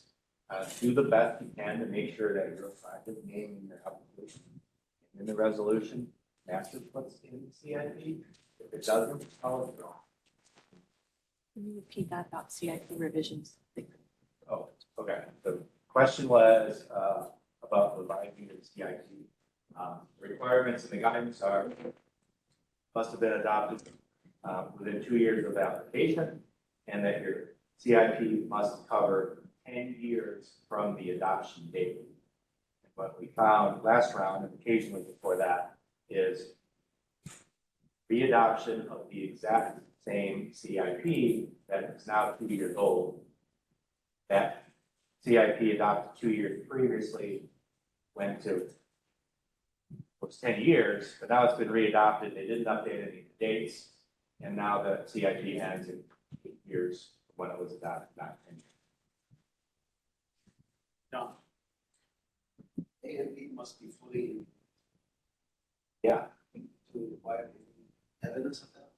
Should be in the narrative. That's really hard to judge. Statement in the narrative. It's one of the guidance requirements that you document that you pull in. We're just looking for something in the narrative that says, yeah, we are doing this. We're following our CIP, we're updating our CIP. Where was I? Oh, project name, do your best to make sure the project name and the application matches what's in the CIP. If it doesn't, that's okay. Just tell us why it's the same project. Project costs change. Sometimes estimates that are 7, 8, 9 years old. Project costs are going up like crazy. We recognize that. But if there's substantially different, and that's not defined, just explain why the cost has gone up, why they're different, what's in the application versus what's in your CIP. Some of it is, some of the scope of the project has changed a little bit. CIP more narrow now. It's fine. Just tell us why.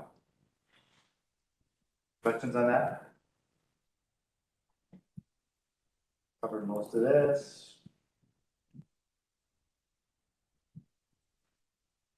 Okay, category 4, affordability. Only one real change here. But for affordability, we're looking at your customers' abilities to pay and your ability to spread those costs over your customer base. So the smaller your community is, the smaller your number of connections, the higher prioritization the project will get. The thresholds are less than 10,000, less than 5,000, and less than 1,000. Please make sure that the number you use matches what's in your application. Date of application. Another thing we look at is what are your rates. We look at your combined water and sewer rates for 5,000 gallons. Please use your lowest rate, residential rate, usually your in-town rate. Please make sure the rates that you use claiming these points match what is provided on the rate sheets of the application. If you're a single utility provider, there's a conversion factor that you can do to calculate an equivalent sort of combined rate. We found that single utility providers, their rates are usually higher because it's more expensive to run a single utility than provide both services. So when you do the conversion factor, it works out just fine. And you get good consideration. Please provide your calculations. Staff will check this. We'll redo it based off your rate sheets. We'll use the numbers we calculate. Provide your calculations and explain how you got your answer. It gives you a better chance of us understanding how you did it, and if we do it wrong, you did it right, we'll recognize that. But if it's vice versa, If we can't figure out how you did it, you just give us a number, we'll calculate it based off of your rate sheet information you provided and score it appropriately. Okay, next is the local government unit indicators. The more of these indicators that are worse than the state benchmark, the higher prioritization you'll be given. Starts at 3. Get more priority, you get 3.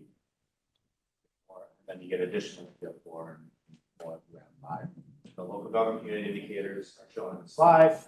A change from the last round. We used to have a separate line item for projects that benefit disadvantaged areas affordability section. It's now combined as an or with local government unit consideration. So you can get one of those 4 things, 3 out of 5, 4 out of 5, 5 out of 5 of the indicators, or a project that benefits a disadvantaged area. Those projects that benefit a disadvantaged area get the same priority as those communities that score 4 out of 5. We didn't want that consideration. There are some scenarios, not very many, but there are communities out there that score 5 out of 5 LGU indicators, but don't meet our affordability criteria either because of population or because of their operating ratio. For them, they'll get the highest priority, 5 out of 5 LGU indicators, but they're still serving disadvantaged area. You want to claim 5 out of 5 and get the priority here, but you also want to make sure that you're checking that box application form, section 6, was that this project serves a beneficial disadvantaged area. And then you're providing all of that documentation that's required so that we can say, yeah, this project serves a disadvantaged area, meets our criteria. And then you become eligible for principal forgiveness because of that, regardless of the affordability. Please make sure you're serving a disadvantaged area, you're providing that documentation. Good thing. Any questions on that?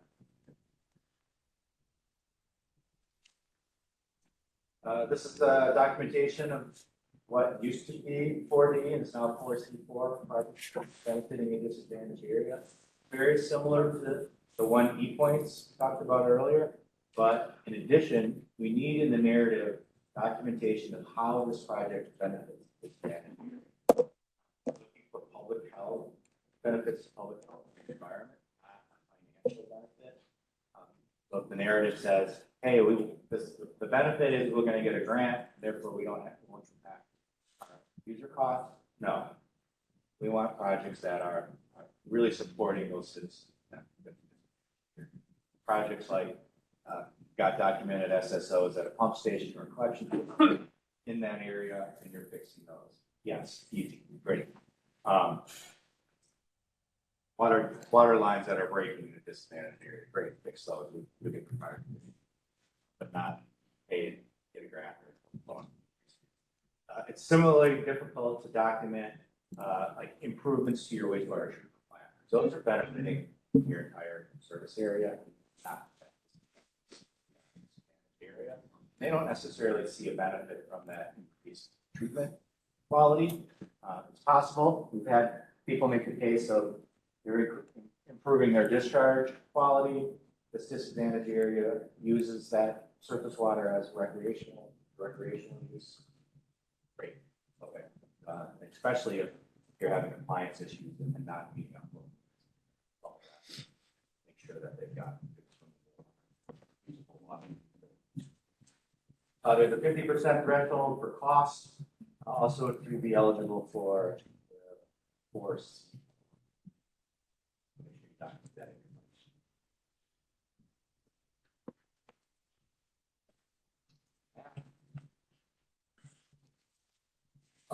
The principal forgiveness allowance for projects that benefit a disadvantaged area is 50% of the award. Initial cap for $50,000, $500,000. If we've got principal forgiveness available, we'll exceed that similarly as we do for regular affordability.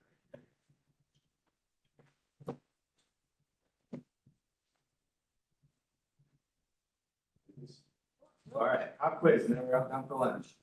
I have a project to address emerging contaminants. Should I complete only the EC portion of the priority rating system? True or false? Okay, who said it first? Come on. Mark. For category 1 points, how much of the project must fit the project purpose? A, sort of B, C, or D?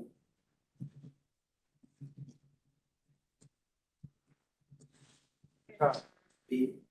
Yeah, there's some 75% requirements for 1E, but really not all of it. If for some line item categories, particular 1C1, 1D1, 1D1, 1D2, 4, what could you do in your project budget? What have you forgot? Each points. Previous criteria. Oh, that's, Breakout. yes, you said it, everything. The answer. The answer was make sure that you're breaking out your costs. Specify what part of your budget is supporting replacing old stuff or replacing providing service to expanded areas for whatever the criteria is. That. Okay. All right, everyone, it's 12:35. Let's go ahead. We're going to break here for lunch. This is what we've been doing pretty much for all of our trainings. We finish drinking water, wastewater, come back, and we still get out on time. So believe me, it happens. 12:35. Let's break and come back at 1:35. For those of you online, we will resume right promptly at 1:35. And have a great lunch. I think the rain has stopped briefly, and we will see you in a little bit. Thanks. Should we take our stuff with us? Oh, I think your stuff is safe here because we got a guard at the desk. So I will go ahead. We'll shut the door here, and we actually have a key we can lock. So. Yep. You can stay if you Stay, want. I'm staying. Kim will guard all of Lock you in.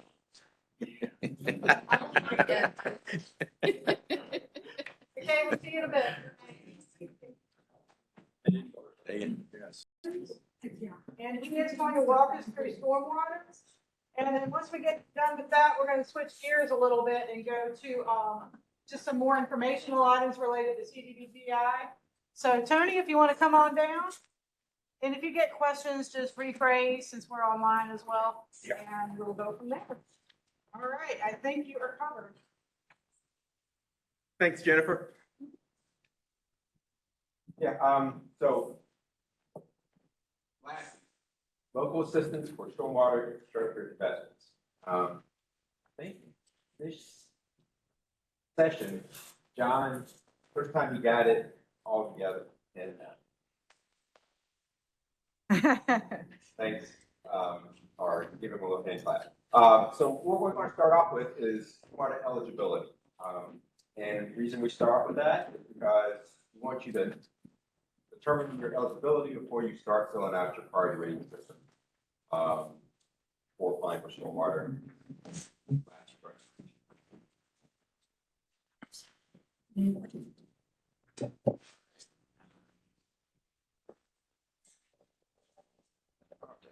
This is the first page of the eligibility and that you'll be filling out. And under section 1 of that eligibility form would be we want you to provide a description of stormwater quantity for a quality issue, provide maps, photographs, rainfall data if available to support that what you're describing in the stormwater quantity of quality issue. And you're going to see me at the bottom here. I got C guidance and eligibility form. You're going to see me guidance all the way through this presentation. On section 2, you need to demonstrate a significant hardship and either LGU indicators or if you're implementing a stormwater utility. You got different criteria for that. The criteria 1, LGU indicators. You need to have at least 1 out of 5 LGU indicators versus the state benchmark. Under criteria 2, disadvantaged area, 75% of the construction costs benefits the disadvantaged area. Under 2B of the eligibility form, a city or county does not currently have a stormwater utility with an enterprise fund, and they want to develop it. And just want to point out that there is a separate resolution for that to develop and implement a stormwater utility with an enterprise fund. Under section 3, another way of being eligible is council governments, COGS, or nonprofit organizations can partner with an eligible city or county.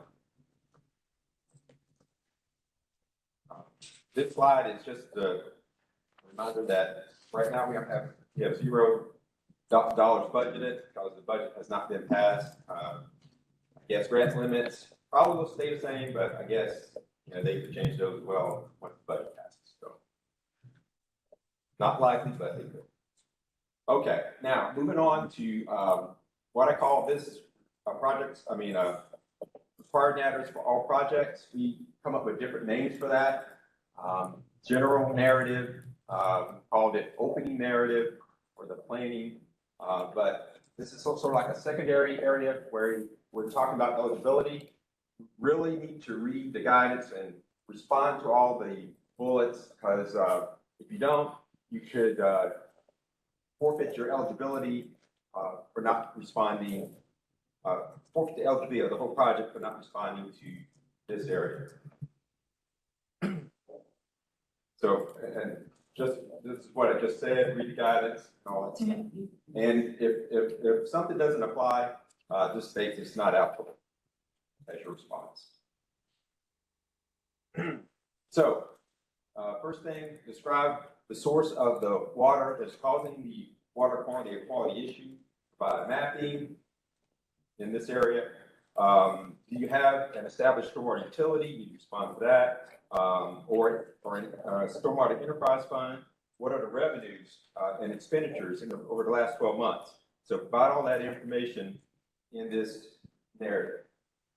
You have an MS4 permit for stormwater planning studies by detailed description. So if you had a planning study in the past, provide information on that. Public input. What public input have you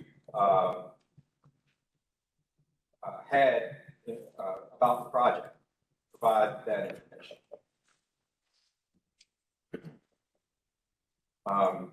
So more on the stormwater planning study, detailed description of the proposed stormwater planning and the goals of the proposed planning study. Public input, designate, you need to focus on residents or businesses that are directly impacted by the project. A little bit more on that. Okay, moving on to the stormwater construction priority rating system. It's structured similar to drinking water, wastewater priority rating system in that you have 4 categories: project purpose, project benefit, system management, and affordability. Just like with the drinking water and wastewater, you can only have one project purpose. For stormwater control measures, basically, for 1A, you either have nature-based SCMs or non-nature-based SCMs that you can get points for. For the nature-based SCMs that meet the definition of nature-based solution, you can get 35 points. And I've got listed here, I ended up with, when I did these slides, I ended up with like 95 slides. So we tried to cut that down, given that I only had 45 minutes to do the presentation. And so I listed stuff here, but I'm not going to go through all of that. I don't have time to. But at least you'll have something like an outline of our guidance that you can use. But don't let that be a substitution for using the guidance when you're filling out your priority ratings. But so you'll see me list these things. These are the supporting documentation or supporting information you need to have to get those points. And that's what's listed in the guidance. Under 1A2, non-nature-based, if you don't have nature-based, you can have non-nature-based, you get 25 points for that, including supporting documentation. Under 1B, restoration of streams, wetlands, buffers, and estuaries. From a substandard state to a more natural state, you get 25 points, providing supporting documentation. And you can also get an additional 1B1 points of 2 points for restoration of a first order stream, which includes stormwater infiltration SCM, or 1B2, restoration of a riparian buffer, 30 feet on both sides of the stream. You get 2 points for that. So a total for 1B could be up to 29 points. Under 1C, 50% of the construction cost to create and improve, retrofit, repair, rehabilitate, replace existing stormwater infrastructure. This is a very popular line item that people try to get points for. We made some tweaks to this one to make it more in line with what people were submitting. So I'm going to go over this one a little bit more since this is new for this funding round. The narrative must include the same old thing. The primary purpose is not to improve or repair transportation infrastructure, but what's different here this time is demonstration of one of the following, or included in the guidance bullets. By project will reduce flow downstream. Project will not increase flow downstream or no downstream impacts resulting from the project. I also include a map, just like for most of our line items. This is new too, for Lassie. It's been in the SRF Green Project Reserve projects, but rainwater harvesting and utilization, and you can get 25 points for that. It's pretty similar to just a plain SDM, but the narrative must include a map showing proposed stormwater infrastructure, description of surfaces of collected rainwater, description how the water is collected and stored, description how the rainwater will be used, and the fate of that harvested rainwater. Okay, moving on to category 2, project benefits. You can get under water quality improvements. 2A, one of the subcategories here that I'm going through. You can get 2A1 points. All of these can give you 10 points. 2A1 points for benefits in impaired waters. 2A2 benefits classified waters, specific special classified waters. Under 2A3, projects that will reduce total nitrogen, 35% reduction of total nitrogen, total phosphorus in nutrient sensitive waters, get you 10 points. And 2A4,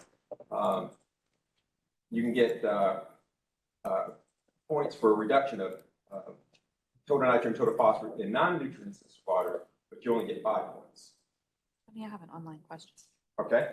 Do you anticipate zero matching funds will be required for stormwater planning grants and similar funding limits as last round? The question is, do we anticipate that zero matching funds will be required for stormwater funding as did maybe the last 2 rounds? We don't know what the legislature is going to actually approve. So I would want to guess if they follow what we did last time and it seems to work, people are using our money, people are happy, the program is moving forward. I would hope that they would keep it that way. So, but we don't know. Yes. Is rainwater harvesting, why does it mention that SCM wastewater SRF priority rating? I guess another question is, rainwater harvesting considered wastewater? I don't understand. Yeah, we have the that one little area for our SRF program where you can, for quality stormwater quality projects, you can get funded for those. So rainwater harvesting is kind of mentioned in there, along with stream restorations and other types of projects like that, non-point source kind of projects as well. You can get funded by the SRF program. Okay, and even though it's a green project though, it can be qualified as a green project, and that's why they're listed there. We can fund up to 10% of those. I think it's 10% in the green project reserve. That's a loan versus this. Right. Yeah, but in that loan, we will reduce the interest by 1 percentage point compared to regular, say, SRF loans, because it's a green project.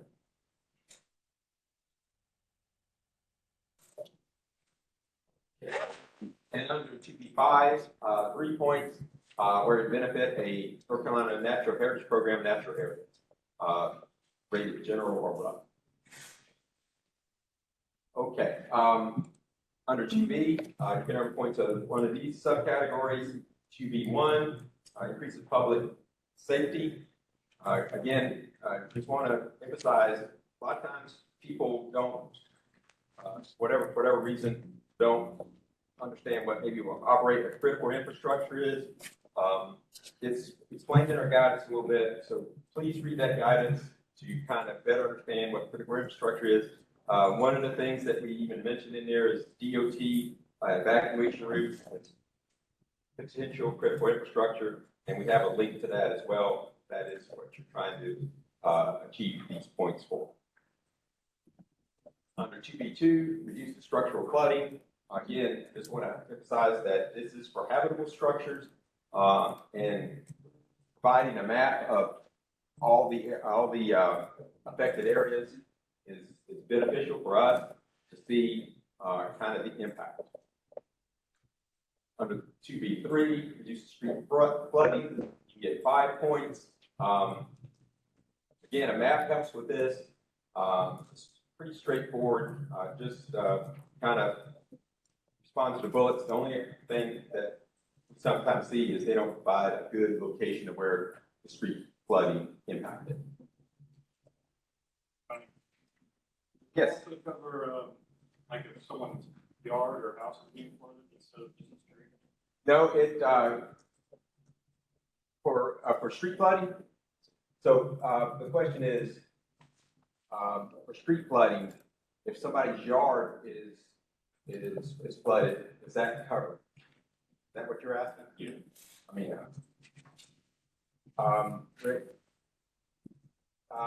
no, it's street flooding where you can't pass through that street because of flooding. Some people, well, but yeah, it's this, you have to show the impact of, the street that's impassable kind of flooding.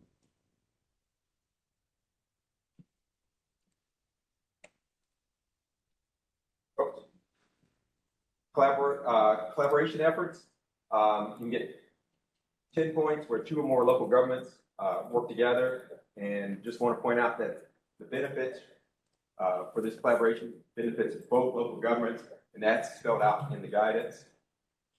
You can see supporting documentation kind of reflects a little bit of that. You need to benefit both local governments. Under 2D, innovative projects, 5 points. For quantity projects, see the narrative guidance. For quality projects, look at the North Carolina Stormwater Design Manual to address stormwater quality kind of innovative projects.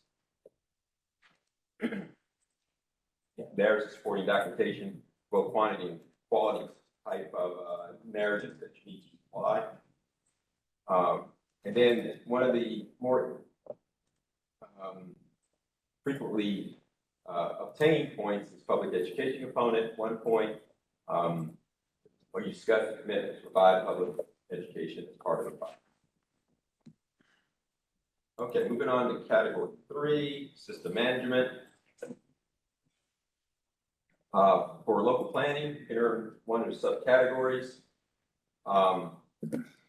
And the first one is you have adopted or will adopt a project resolution for any of the following stormwater related plans that you see listed here. And again, we list some of the supporting documentation and some of the requirements that you got to do to meet the have adopted or will adopt.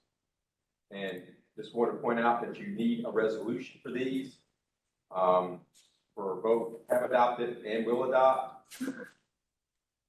And but if the project will develop one of the plans, see it reduces down to 2 points where you don't need a resolution for these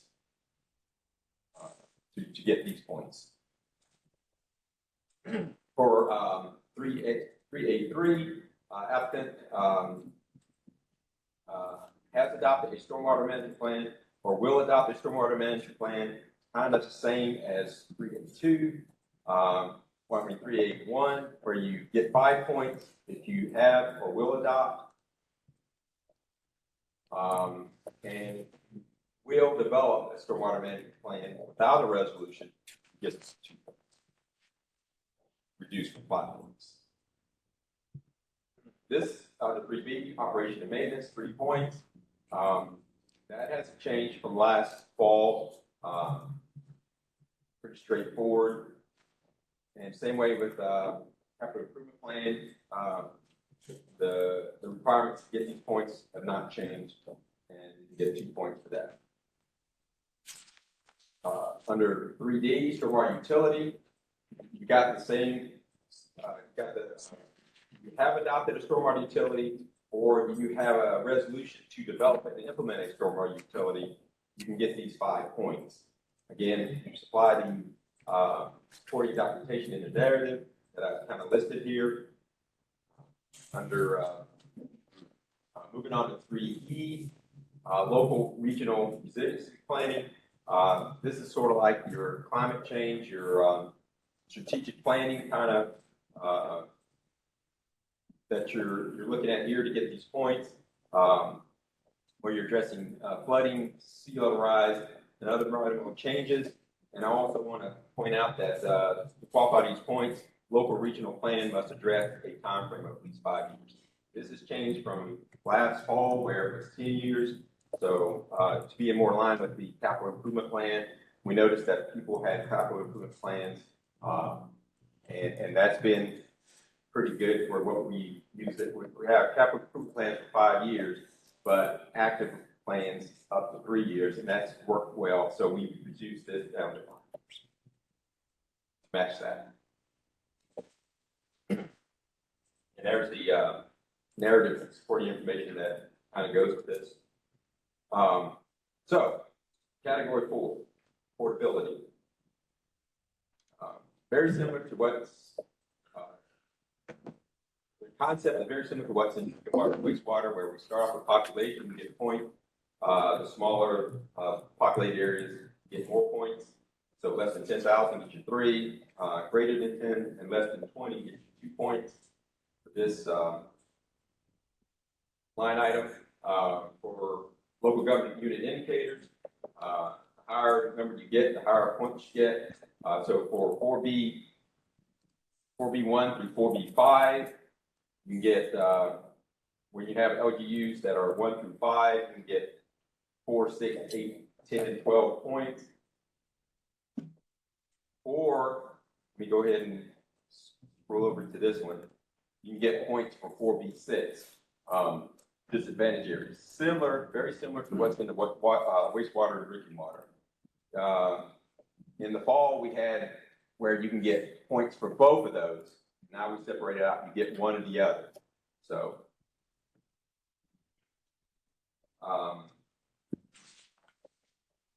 okay.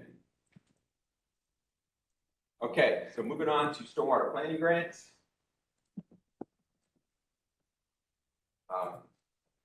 Similar structure as last time. If you remember, some of you that have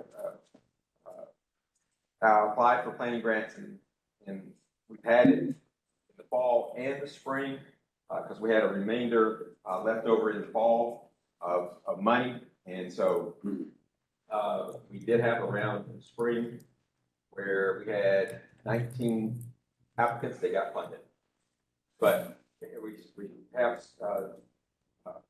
your pretty typical categories: project benefits, system management, and affordability. If you notice, we don't have a project purpose, but we do in the guidance list purposes that you can apply for project study grants for. Similar to what was in the construction priority rating system, where you have narrative provided for all projects. We have this opening narrative carries the same weight as far as subcategory of eligibility, where you need to fill out each of those items or respond to each of those items in this area. So that's why I'm going to go through it. Proposed planning study, description, where you talk about not only describe it, talk about the goals that your study is going to achieve, scope of work, expected deliverables, in the narrative, must be consistent with application form, must be complete and concise. If category is not applicable, state such. You've heard that before. Address every bullet line item. Then moving on to the priority rating system, category 1, project benefits. Describe how the study will address one of the top 3 challenges. You can get when you're doing this link between the challenges and your study that you're proposing, you can get up to 5 points. First, for previous studies, list how the study would differ from past studies, and previous studies, goals and recommendations, provide maps. But the biggest thing, describe how you're going to meet the challenge that you have. The better you do that, the more points you get for this. Under 1B, develop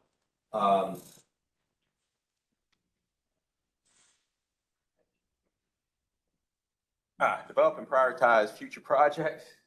And you can get up to 3 points for this. Again, I'm going to go ahead and read through these real quick. Describe how the applicant will use the study results, how the study will identify solutions of one of the top 3 challenges. Describe the applicant will how the applicant will use the study results to prioritize funding. Describe the actions that the applicant has taken to explore funding sources, and funding sources have not been identified. Think how you will determine funding sources, kind of what you'll do to get funding for this project, for potential projects. Okay, under 1C, you can get points for at least one of the following minimum control measures in an MS4 permit that you're doing. Again, the supporting documentation narrative provide bullet points there, information for the bullet points there. Under 1D, it's similar to for the construction stormwater, same collaboration narrative requirements pretty much. You get 3 points. Again, it needs to benefit to both units of government. Under 1E, just similar to 2A that I mentioned in the construction, priority rating system, very similar. You're benefiting infinite waters, specific classified waters, nutrient sensitive waters, North Carolina natural heritage, natural areas. But you get points for supporting documentation to get either one of these options. Nature-based solutions, demonstrate how this solution will meet the definition of nature-based solution. And there's a definition of nature-based solution in our guidance. Kind of helps you determine that, as well as the narrative information supporting documentation. Innovative stormwater projects and get 2 points. You can get points for quantity projects as well as quality projects. And if you have both, you need to explain both separately. Biggest thing, and the reason I highlighted information on here is how applicant would disseminate findings. We found that was an issue. They would go through and provide all the narrative information, but they wouldn't determine or explain how these findings will be disseminated. Sometimes that kept them from getting points. Under 1H, vulnerability. This is again that climate change thing where you're kind of for future conditions, flooding, sea level rise, such.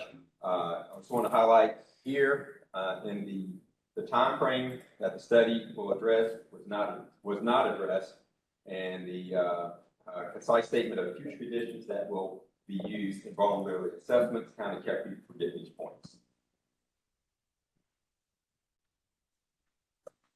Okay, moving on to system management, category 2.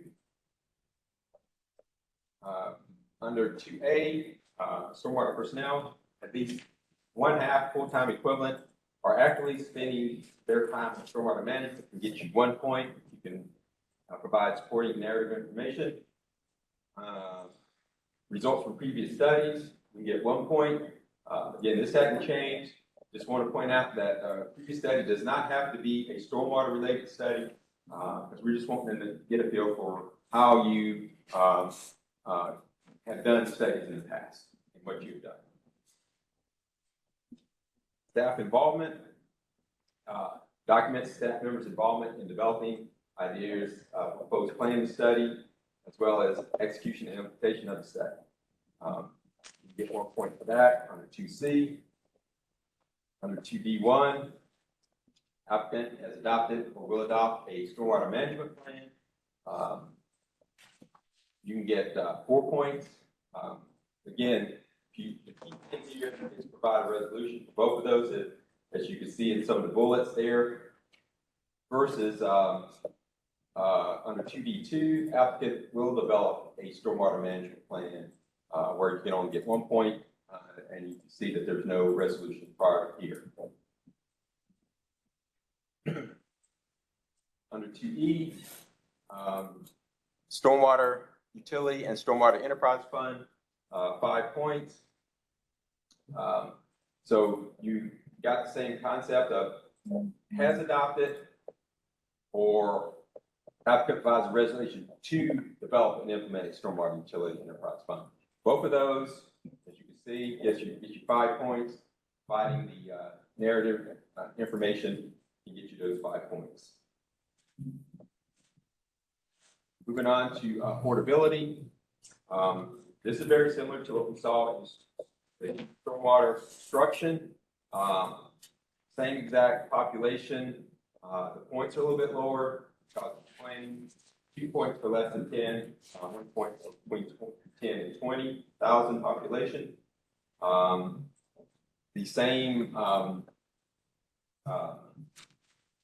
concept for the LGU indicators, where you can either get 3B1 through 3B5, and for LG indicators 1 through 5, you see the points that you get for those, or you can get points for project benefits, disadvantaged area under 3B6.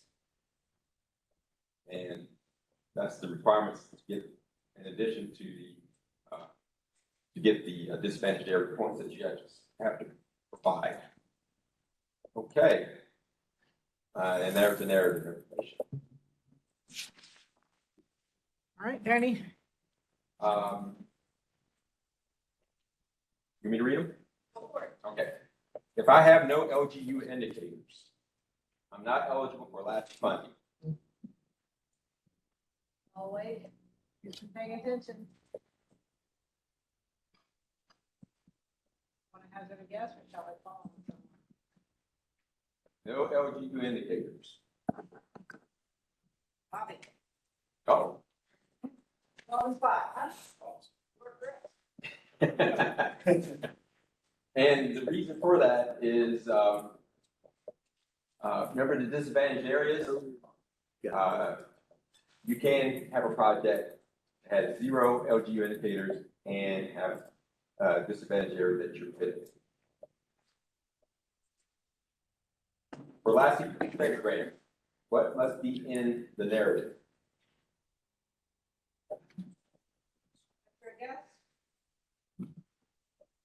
D. I heard a D. Where did that come from? All right.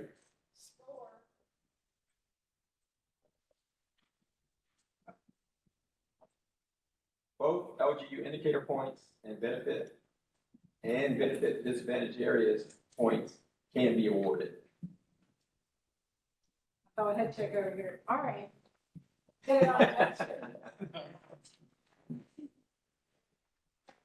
Okay. That's all for stormwater. The next up, we have Colleen, and we're going to be shifting gears a little bit. So what we're going to be doing is talking about more programmatic items for a couple of rounds, and then we'll get right back into our study grant priority rating system for a little bit.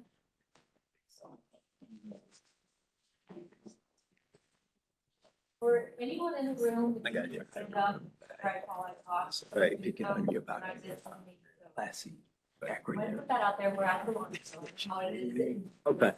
Just trying to remember. I want to talk about some unique, Investment. requirements.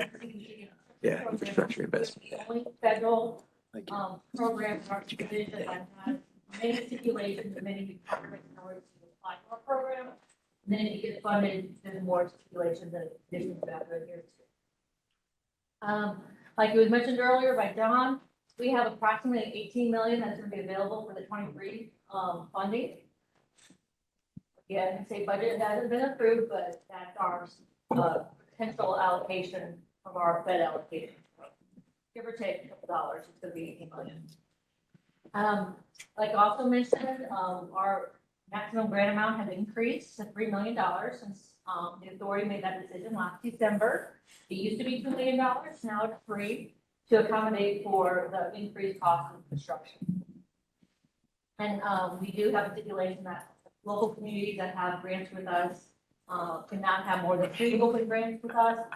And the 3 years starts at the award time. So if you have clients that have CDBG infrastructure grants with us, reach out to our staff, and my staff members can talk to you and say whether or not they can come in for a full 3 million or a 2 million or a 1 million or a variation based on what they have open with us. This is just a summary slide of a new handout that we presented today. So talking about what our program does. Our program is to help non-entitlement communities and counties create healthy living environments, finance public water, wastewater projects that benefit low to moderate income persons. I'll talk in detail about what that means. But for what is an entitlement community? This slide, I used to not have this. I thought it would be relevant to everyone.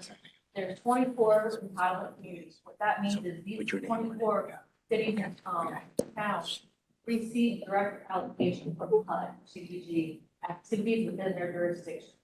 So those communities can't come to the state program for funding. There's also 4 counties within the North Carolina that are the same way. So we help everyone that's not on this slide.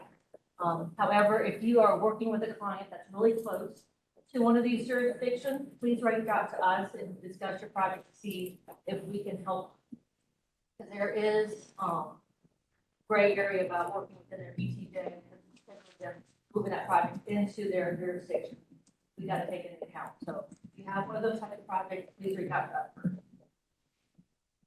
So, like I said, non-entitlement communities can apply to our program. If you are serviced by a water or sewer district, they would be a sub-recipient of the town or the county. Those entities cannot come into our program directly. They have to work with the town or the county. So, but again, the project must support and benefit 51% lower income person. I'm going to go into that. So, first thing you need to do with your clients is say, okay, what's your have to determine project purpose. Identify your project area. This project area must be very well defined on a map. That comes in with your application. Are you going to do replace sewer lines, drinking lines? Are you going to do a wastewater plant or a drinking water plant? If the bigger large, the plant work, outfall line, those are community-wide, but the line work is very specific on the project area. And then you have to identify within that project area, what's the LMI percent. Again, that's an eligibility requirement to come into our program for funding. But this map must be clearly bound. I joke, make it bold, make it red, make it yellow. Us staff has to see where your boundary of your project area is.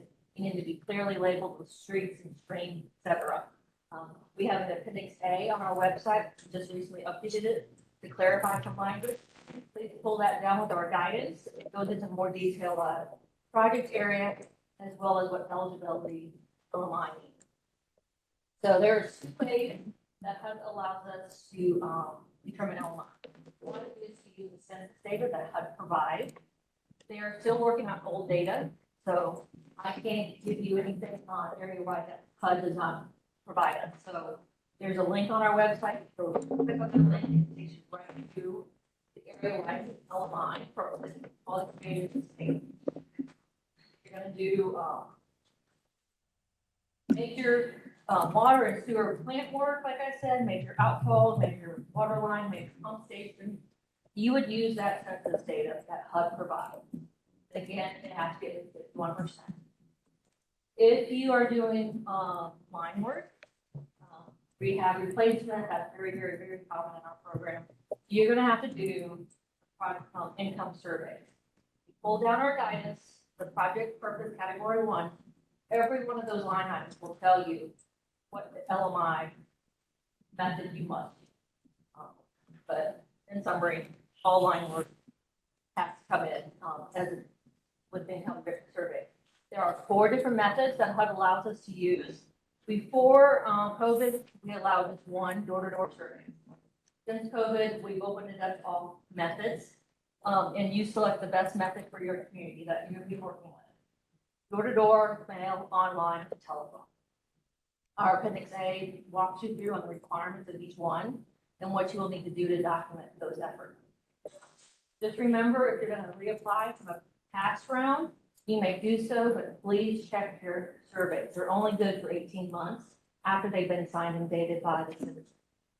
So if they're outdated or you're going to come in with a whole new application, you're going to need to use the 2023 income limits. HUD released those back in June. Staff blasted it out to our contacts. They're on the website now. So please use those. We have our online survey templates, English and Spanish. We have instructions in those 2 languages as well. You pull those templates down, you find your projects in County, like where I live. You use the county income limits, you insert it in the template, and then you can go door to door or mail them out or use the telephone method or whatever method you choose. It's really important you select the county where the projects happen. They don't go below a county. Just a note, nobody's done it since last fall, but when we started introducing the disadvantage definition, there was a little bit of confusion of, is that LMI? It is not LMI. LMI is a CDBG, low to moderate income person. The disadvantage definition from DEQ is separate, so don't mix the 2 up. Again, this is a summary of, what method. Census data is the area-wide data and what you can use it for.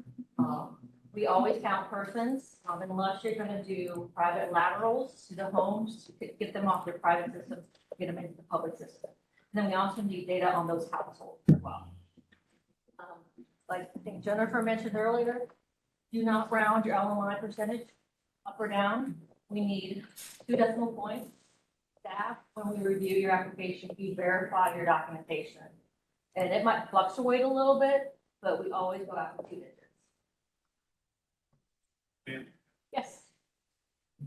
2 questions. One, do you allow a combination of, if you're doing an income survey, would you allow mail combined with online and door to door? That's question 1. Question 2 is, do you also allow communities where maybe 50.56% LMI to conduct an income survey and see if they can? I'll repeat the 2 questions. The first question was if you can mix and match the different methods of obtaining the LMI data from the local homes, you may do so. We would just ask you to provide us a LMI methodology. It could be a couple of sentences to a paragraph. We started out with door-to-door surveys. However, there was some non-responses. We followed up via telephone surveys. You can mix and match those methods. Just you need to tell us that you did so. The second question was if the area-wide LMI was at 50.25, for example. The local jurisdiction can go out door to door and do the local income survey to see if they can get a better response. A lot of people do that because the higher your LMI, the more points you get for that category. We've had several that have came in where they used the survey data from HUD, they wouldn't have qualified. But very good question. This slide is here just as a reminder. We had one person a couple years ago tried to use the census block, census track data that HUD provides. They actually get to that side for LMI. Just be very cautious if you use it, that your area-wide, your area, project area fits within that bound. It's in that bound. It can't be just a corner of that census tract. It must be the entire census tract. So we don't, suggest using it, but if your project is so substantial with project area goes line by line, you can use it. Colleen, I have an online question. Yes. Can you define what a major pump station means for area-wide LMI eligibility? There's not a true definition. Let's say if you have just two pump stations, one service the east side, one service the west. If your east side goes down, the whole east side goes down, I'd say that's a major pump station. But if you have 10 pump stations and one goes down, I don't think that would be a major pump station. All right, so LMI documentation. Our LMI documentation is an eligibility part of our application. If you miss any of our LMI documentation and our guidance goes into the bullet point of what this is, you will be deemed ineligible. Because that is a federal requirement that you have to meet in order to give you the funds. So we need the survey income methodology if you're going to use multiple, or even if you're just doing door to door, you tell us we went 100% door to door to get a response. You're going to use the HUD census for area wide. Just provide a screenshot or a print off screen of HUD says our community is 56% LMI. Just print that, stick it in your application. We'll want to see every copy of the income survey. There's a front side and the second page. We need both sets, front and back, for every survey. They must be signed and dated and completed with no errors or issues. We want to see no response vacancies. We also have on our website an Excel spreadsheet where you can use as a tabulation of all your income surveys, so you can track who your beneficiaries are, LMI numbers versus above income, et cetera. It helps us at the state level when we review every single survey. We go against that spreadsheet to see, is this survey in the spreadsheet? We've had that problem in the past where there's been a couple of surveys that are included, but they're not on the spreadsheet. So just be very careful when you compose stuff that is correct. You don't miss one. Some areas we're still seeing that the surveys, whether they're door to door, telephone, online, or mail, not following the guidance on Appendix A. They need to be completed completely and signed and dated per Appendix A. Telephone, the person that calls the home that we sign and they have to write on the survey, telephone survey. Or we would count it as above income. It's not filled out correctly. If you're, I mentioned, you have a couple of surveys and you get them on your Excel spreadsheet, that might be impacting your LMI because you're going by, you fill it out correctly, it should give you the formula below and what your LMI is. Miss one or two, that could give you back and forth. The one thing I really want to point out is average household size, non-responses are deemed if you don't know who resides there and what their income is. So federal requirements say you must treat them as above income. So you have to go on, and again, it's spelled out in the Appendix A, go up to American Community Census Data, log in Burnsville, and you find the average household size. But you might see owner occupied and rental occupied household size. Which one do you choose? Staff, we average those two. We don't know what that house is occupied. Is it a rental or an owner? So we just average those two. So we're doing, we clarified in our guidance that you do the same thing. You see that situation, you average the owner and renter, average household size. Question online. Yep. Piggybacking on the pump station question, is the service area based on the collection basin?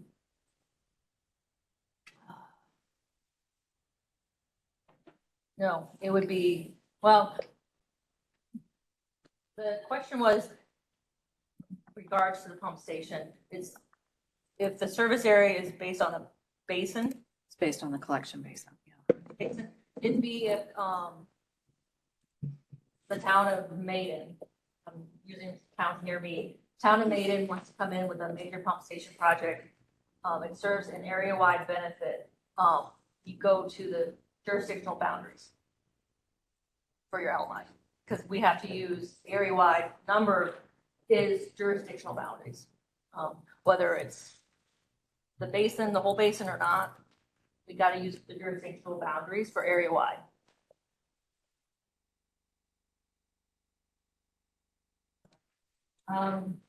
Some additional information on surveying.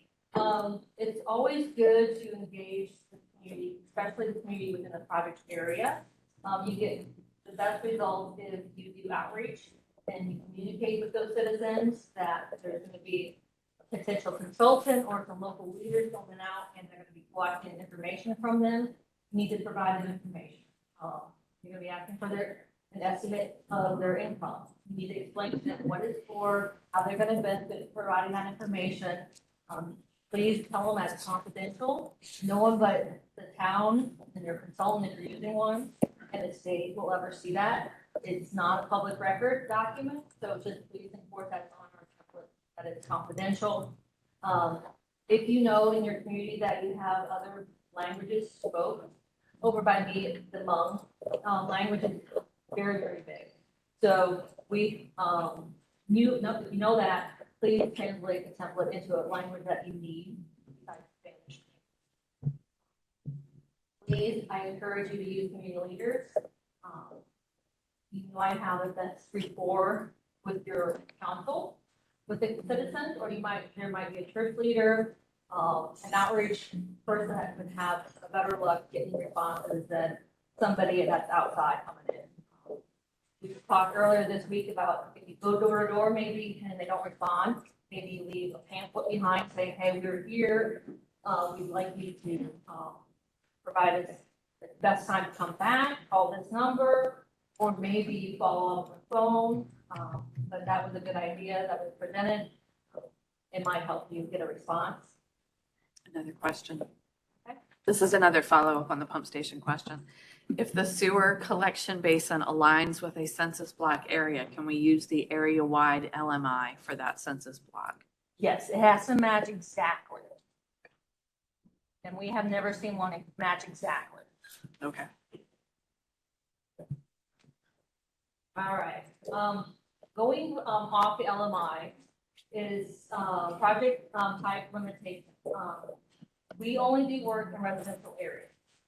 That means if you're looking to do infrastructure work within the industrial park or in the main downtown or commercial, you need to talk to the Department of Commerce.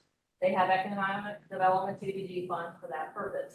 We do not fund those types of projects. We work within the residential areas of a community.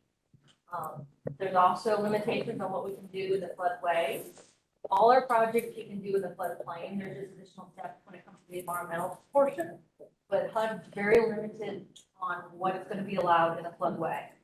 We have a notice on our website that goes into a lot more detail on what's allowed and why and how to bore properly through the floodway. Just know that any new construction, manhole replacement, or ground disturbance is not allowed in the floodway, and we can't fund it. So if you come in with an application that has work in the floodway, we will strip that from your application, not take, you won't be eligible. But again, please look at that notice if you would like more details on how to maneuver within the floodway. We are a program that does private laterals. We can cross that boundary from public to private and replace existing laterals that have issues. We can run new ones, connect them into the public system. There's just additional documentation that would be required of a town or the county if they choose. And our guidance goes into. I think Jennifer alluded to this, but our program, we must have detailed project descriptions from the time of public hearing. I'll talk about that in a bit, as well as in the application. Project description must be detailed of all the major components of your project must be listed within that project description, as well as where that work is going to occur, whether it's along the streets. If you're going to go cross country, we need some reference points of where that is. This is because we only provide Department of Commerce with our lead agency. and they provided the HUD. They only give them the description of the project. They don't give them the maps. So we need to provide them a clear understanding of what's going to be done and where it's going to be done. There's examples on our web or on our slide here, as well as in our guidance. Incidentals like backfill, rock, asphalt are not major components. So you don't have to spell them out in your narrative, but just be very cautious that even though they're not major components, if it's an unknown quantity like a rock up in the mountains or in the Piedmont or undercutting, that might become a major component and it might bust you through their budget. And we only have $3 million. We don't have a huge pool of money we give out for those above and beyond cost quantity. Please keep that in mind. And the slide also talks about how detailed for the location of where the work is happening. Again, it's in your guidance for more, so you can look at it. We have to be very detailed with the work and where it's at. A note about DOT right of way. I don't know how many of you have worked in DOT right of way and how much it costs to do, to tear up their roads and put it down. If you're doing a lot of work or any work within DOT right away or crossing their road, be mindful of the budget because they might be another budget buster that you won't be able to help fund overage on. So you might need to visit the wastewater group or drinking water group and get EPA money instead because they have a higher limit.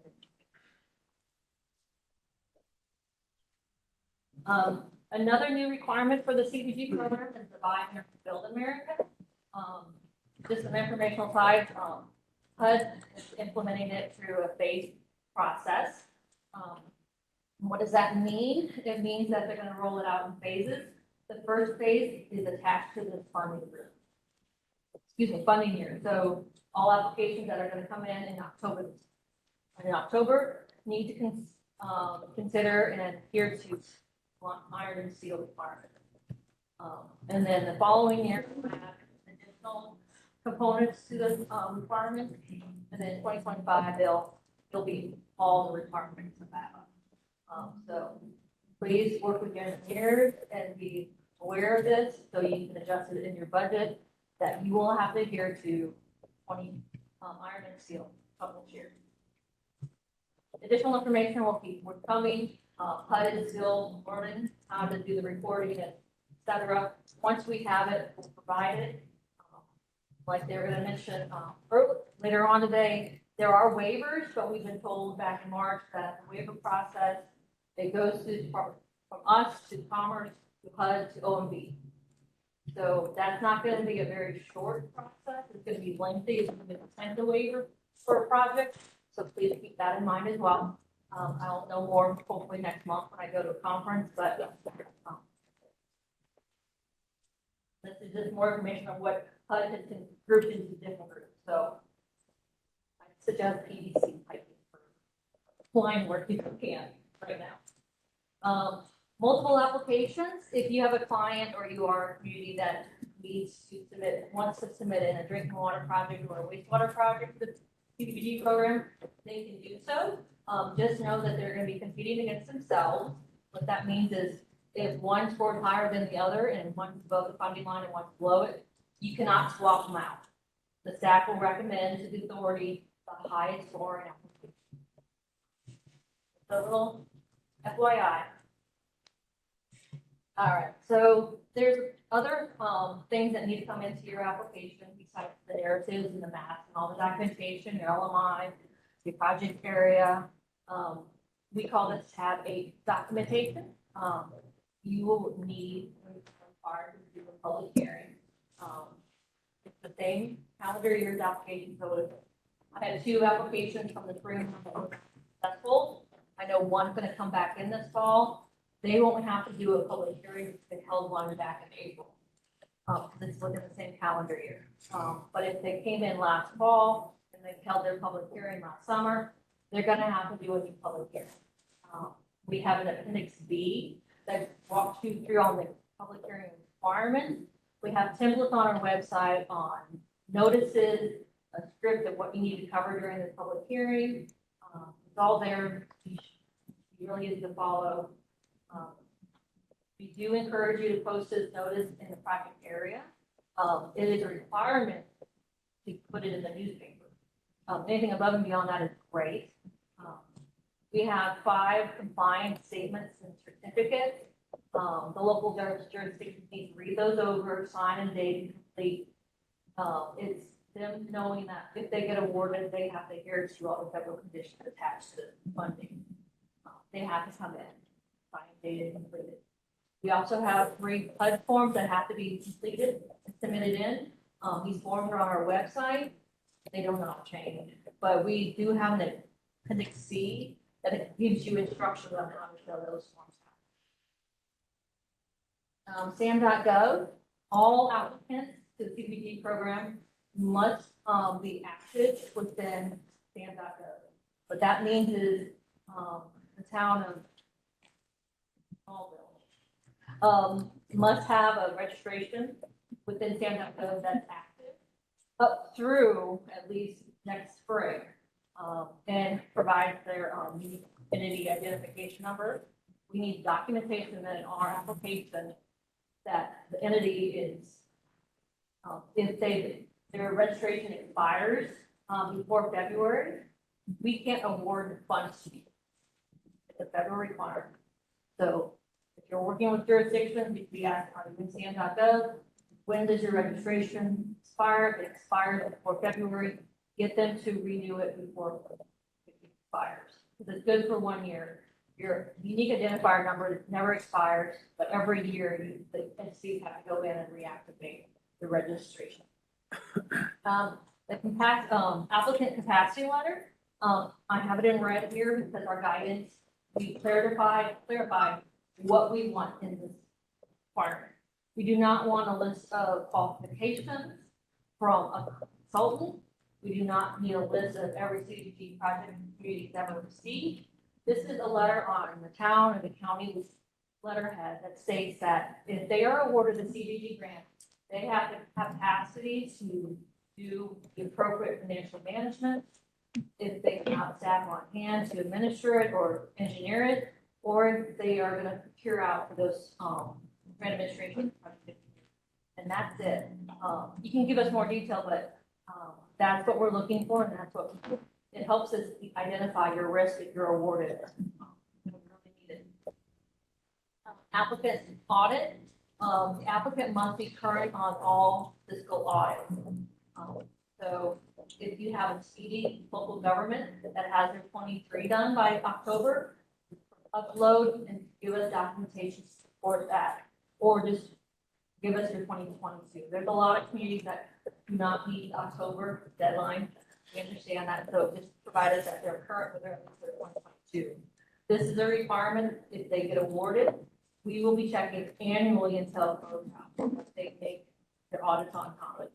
And so we start here at application to make sure it's on time. I've already talked about the floodplain, floodway map. You provide us that information, you overlay your project area within it, so we know that you're out of the floodway, but you're in the floodplain. That's fine, but we need that map as well. Some common areas we're still seeing when it comes to these types of documents is the public hearing notice isn't published in a timely manner. Must be at least 10 days before, no more than 25 before the public hearing. Please make sure your newspapers publish it completely. It's a lengthy notice, so make sure they print the whole thing. The last thing you want to find out is that they only print half. You don't have time to hold another one. We are now asking for public hearing minutes to come in certified. They don't have to be adopted anymore, but if you get them adopted, we'll take them. That was a change we did last spring to accommodate the short turnaround. And we're going to be consistent with Congress going forward on it. So public hearing minutes need to be certified. What that means is the town clerk or the city clerk or the county clerk will just write a statement that either true and accurate minutes of the minutes, meeting minutes, and sign and date it. And that's all we need. And then if you get awarded, one of your conditions is give us an adopted copy of those minutes. We're still seeing forms and certificates and statements coming in incomplete. Again, they're simple forms. Please, if you send them to the mayor to sign or the town manager to sign, make sure they date them as well. The project area and project descriptions do not match. Like I mentioned, it's really critical to make sure that what you're conveying to citizens in that public hearing is what you're putting in the document in our application to us. So everywhere you talk about your project, what you're going to do must be consistent with what you provide at public hearing. Again, maybe they're using old forms and they're not getting them re-signed. That's a no-no. All these forms have to come in. One of the big things we all see in all the programs is the documentation. You don't want to be one of the top scoring applications and then get things being incomplete or ineligible because you forgot to include something that you needed to include. So please triple check all your uploads, and for us, your hard copy as well. That's the end of what happens to get into the potential funding awardees. The next few slides is if you get awarded, I think it's been mentioned, I'm not quite sure if it would say, the authority will take up all positions of awards in February next year. If you have a client or your community that wonders when the decision will be made by the authority, it's next February. At that point, the authority makes awards. If you're a successful applicant with us, you'll get notified within 2 weeks from me.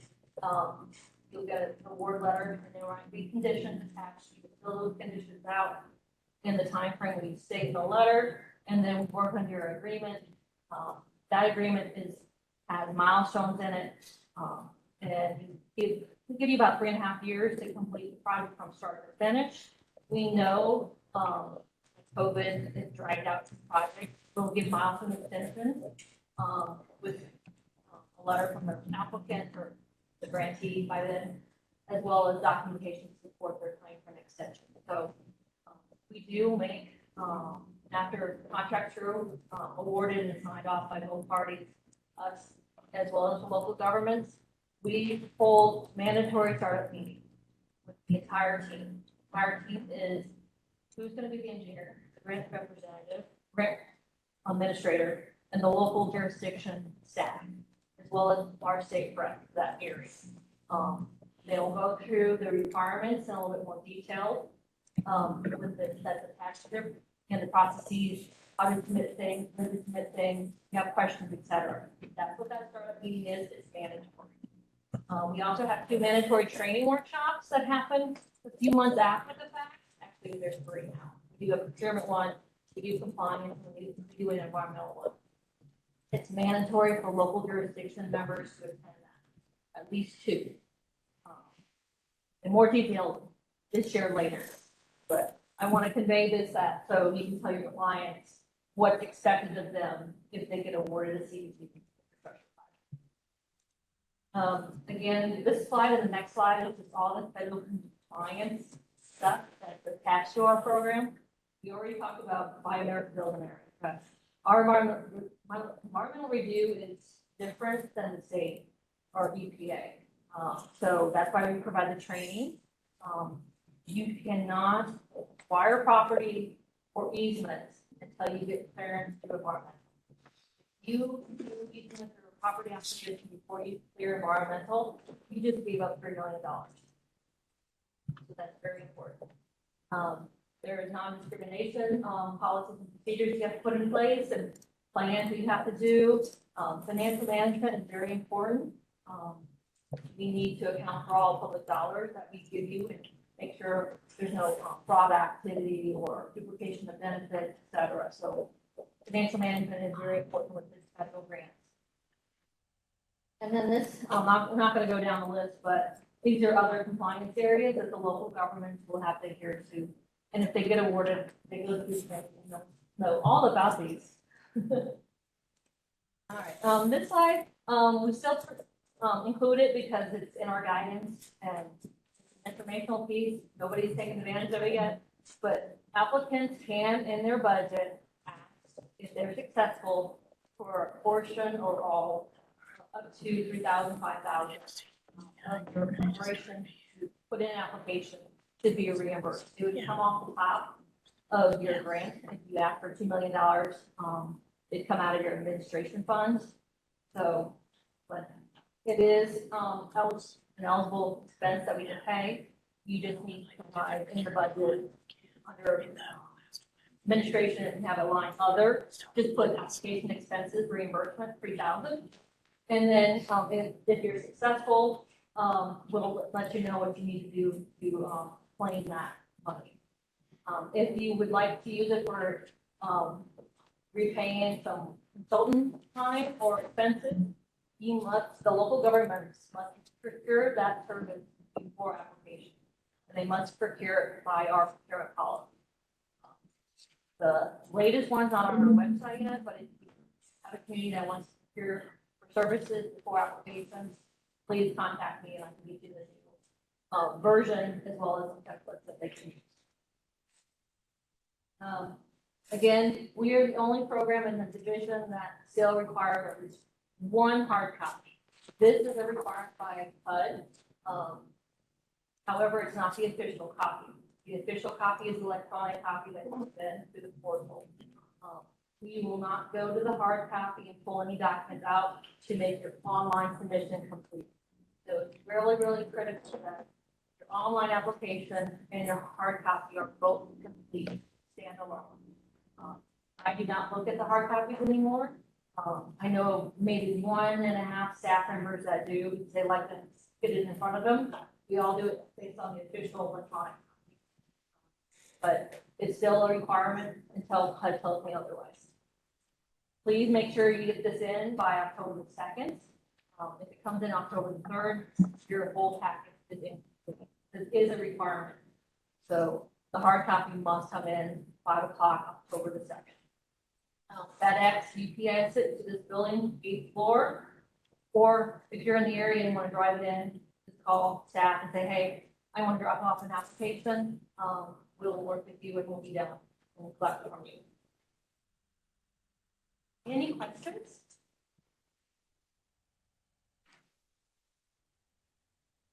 Okay. Matthew or Victor? Matthew.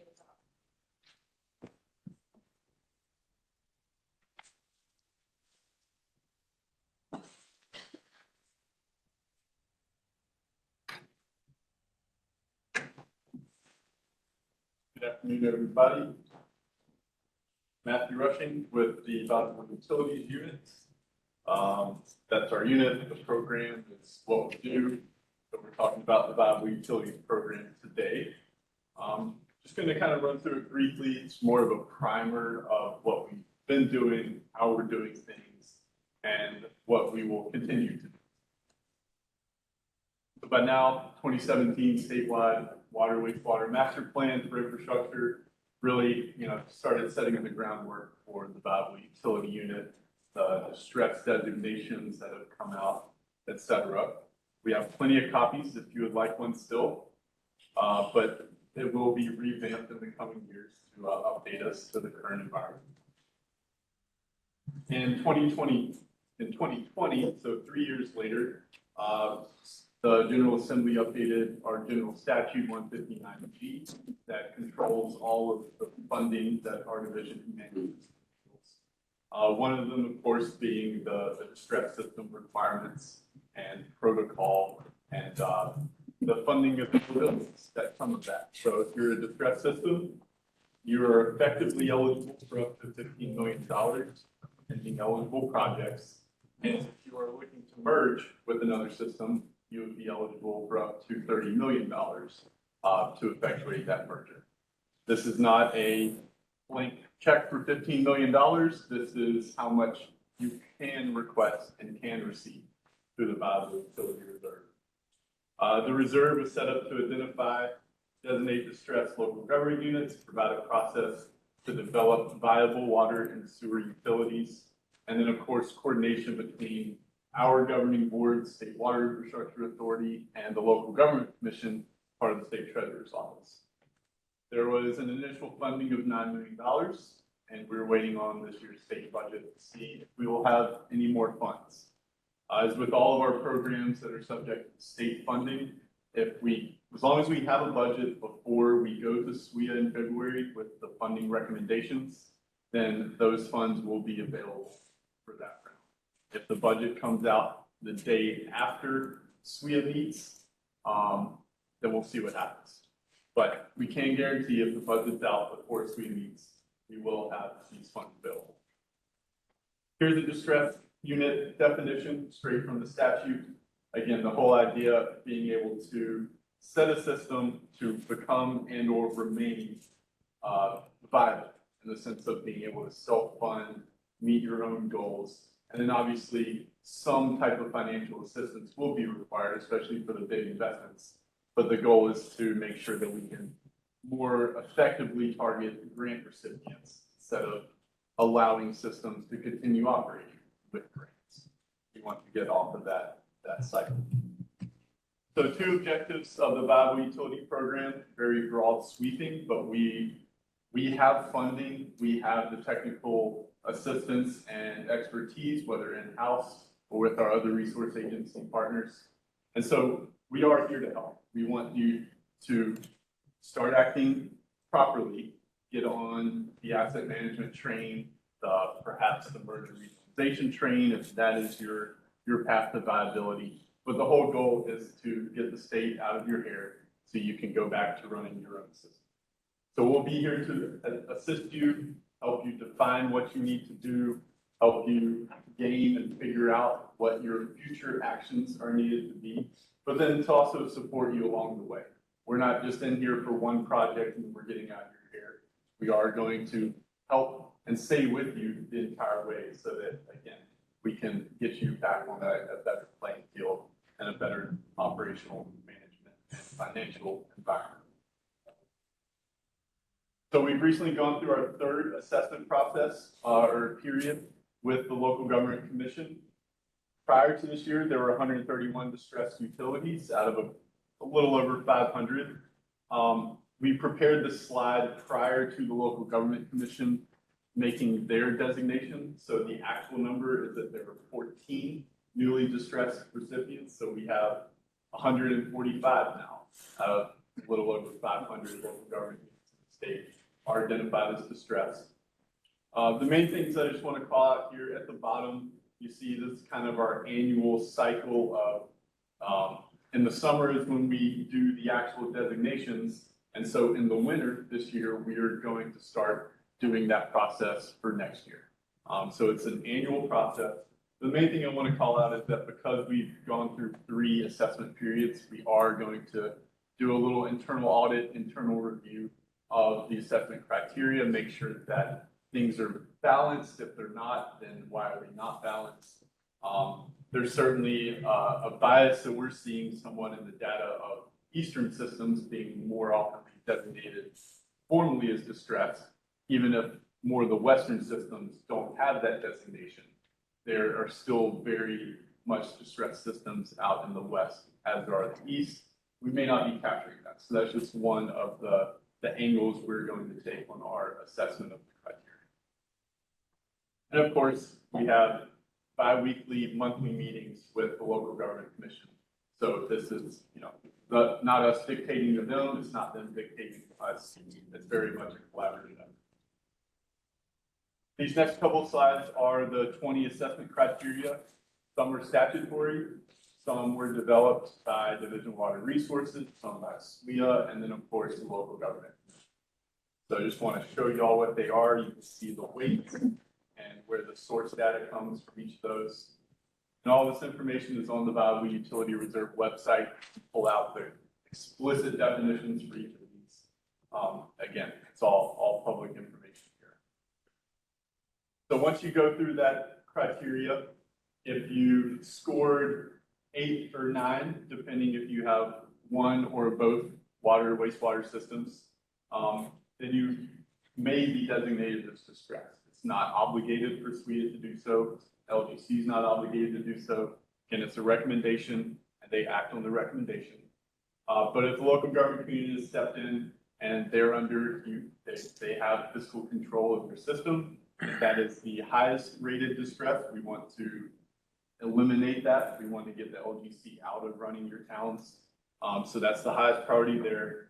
The second highest priority, which the local government commission did not act on this year, but no annual audits submitted in the past 2 years. Basically, if you have late audits 2 consecutive years, you would effectively automatically be designated as distress.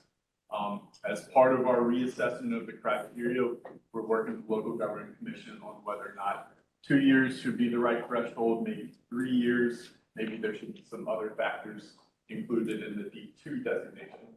But again, D1 is the highest, D2 is next. Then we go by assessment score. If the local government commission is not running your fiscal obligations of your town, and you have submitted your audits in the last couple of years, for each of the last couple of years, but again, you would score above these thresholds, then SWIA, local government commission, will designate you as distressed, and you will be put in the protocol to help alleviate those reasons for being distressed. And then lastly, D4, other information has become available. We've had 2 systems request for D4 status, one successfully and one unsuccessfully.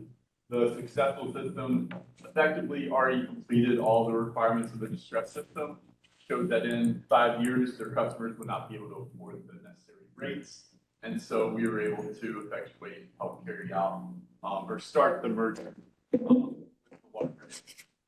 So we don't want to define what that means to be D4 or define the criteria for making that request.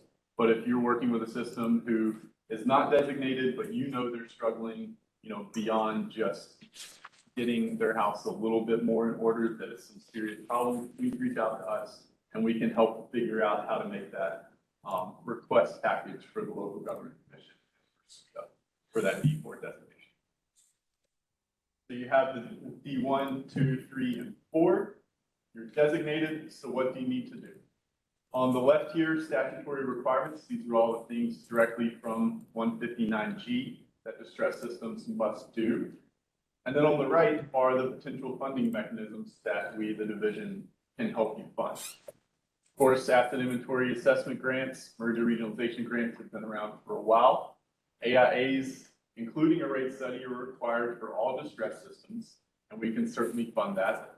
If you are newly distressed, so for the 14 systems that were recently designated, and then the 131 systems that were previously designated, they got an automatic $2,000 training grant, what we call a training grant, in order to attend and participate in the trainings that we put on as the division through the League of Municipalities.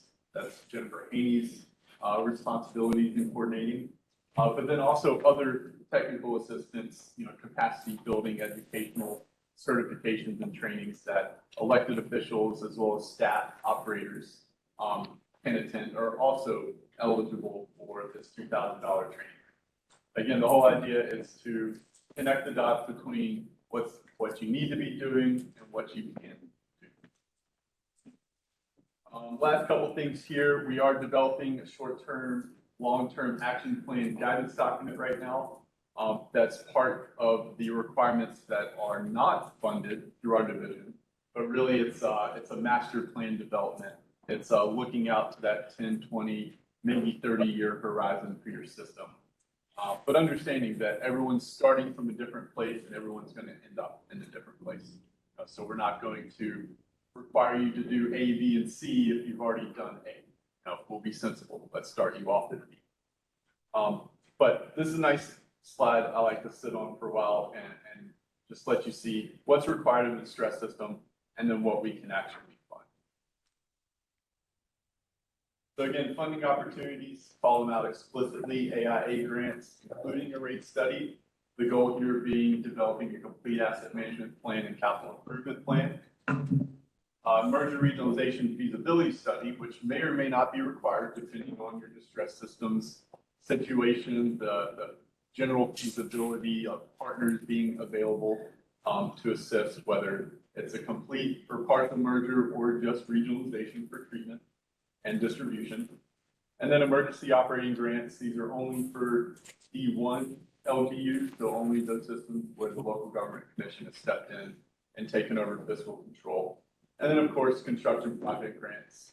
Once you make your plans, you set your plans into place, the implementation phase will include construction. So we will be with you there as you construct your project as well.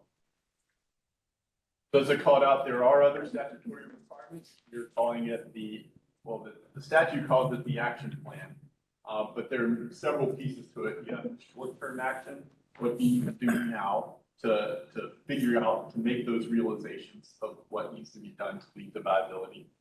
The long-term action plan is actually implementing those realizations, those steps, tasks, whether it's a construction project, change in management, updating of the billing software because you can't reliably collect revenue through your system. Many things can occur there, but in the statute, 4 things are covered: management and operations, personnel, appropriate levels of maintenance, and then the ability to reinvest local funds to provide the reliable services. There are other matters that SWEA and local government commission may identify to include in these plans. Again, that's why we have a very regular conversation with the local government. And like I said, we will have guidance available by the end of this calendar year. Our second meeting is in a week and a half. So that is coming down the line. So once you're designated as distressed, you're hoping to receive viable utility funds, which we hope there will be some, but again, we will not know until the state budget is passed. Your projects for AIAs and MRFs will be prioritized based on this criteria. So if you're a D1, you get the highest designation. D2 is next, D3 and D4 being last. And then within each designation, the designation criteria, D1, 2, 3, or 4, will rate you based on your assessment score. Quite straightforward. The most distress, we want to prioritize the highest. That's the whole goal there. So the project timeline, once your AIA or MRF gets approved, DWI will issue the letter of intent to fund. You'll submit a preliminary scope. We have guidance on our website for that document preparation. The scope is approved. We'll issue the funding offer. Just like our other programs, you'll have a few first payment checklist items to complete. But thing of note mainly is that you must complete the project within 2 years of the offer date. And during the project, we require regular project updates as well as the draft and final deliverables. Once we have the final deliverable and it's been approved, then we can release the final payment. We'll withhold 5% of the total funding for the final reimbursement request, whichever we have in hand. So similarly for construction, follows our other programs timelines. You'll receive your letter of intent to fund. The main date there is that you have 2 years to get under construction from that letter of intent to fund date. But for the valuable utility program specifically, the engineering report submittal process includes some supplemental questions about why you're distressed and your steps toward meeting the distress system requirements. The valuable utility project unit managed by Kristen Burtonball, she can certainly help you get through this stage of your construction project. Again, I'm the planning grant manager, so ask Kristen for construction, you can ask myself for the planning. But beyond the ER, all the other requirements are the same. We have planning specs and permit, getting under construction, proper bidding procedures, and then the project closeout, including all the interim inspections, reimbursements, et cetera. So really here, wanted to call out the point number 2 in the ER report about the VUR specific requirements.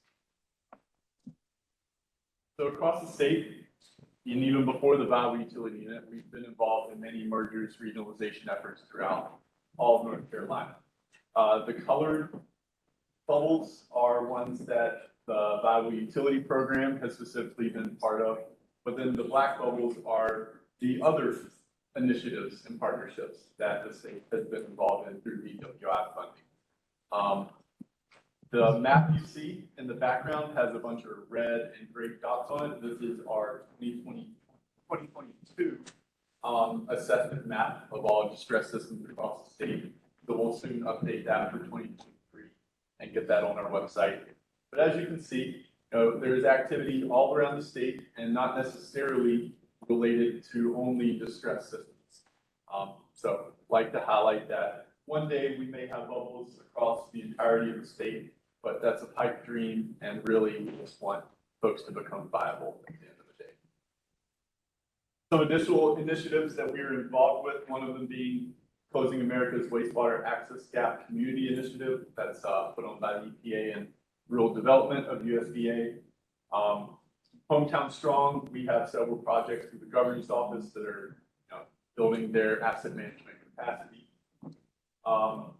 Highly Treated Wastewater Pilot is a unique project through the UC Laboratory, and interestingly, 4 of the 5 systems in the pilot are distressed, so there will be some direct benefit to the distress systems there. We have a couple of voluntary programs that Vic, the VU supervisor, and Linda Culpepper have been helping as far as energy and water optimization. And then, of course, cannot go without plugging our resource agency partners for water and wastewater utilities across North Carolina. Includes the League of Municipalities, Rural Water, again, the Local Government Commission is a partner, all the councils of government across the state are partners. And the whole goal, again, is that if we can't do it, maybe they can. If they know a problem that we can help, then we will step in as well. It's a two-way street. A lot of good has already come out of this, particularly NC Rural Water's mentorship program. You know, the system that needs assistance with operations. This is a great program to plug some young professionals who are interested in the water wastewater industry. Get them trained, get them interested and engaged, but also help your system out on your day-to-day needs that are so vital. Any questions about the Viable Utility Program? I think I made up a little bit of time, and I plan to do so a little more in the next couple of seconds. Any questions? Lovely. All right, the next couple slots, we're going back to applications. Asset inventory and assessment grants will come up first.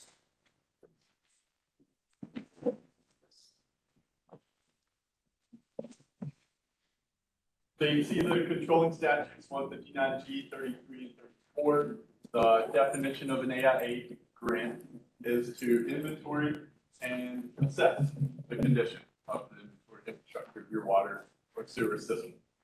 I know ARPA threw out a lot of the requirements that were previously in place with the SRP funded, the normal non-BUR funded AIA program. And that is these two right up here at the top. $150,000 per drinking water wastewater system every 3 years. That's back in effect. Is our understanding that ARPA happened and didn't affect that timeline.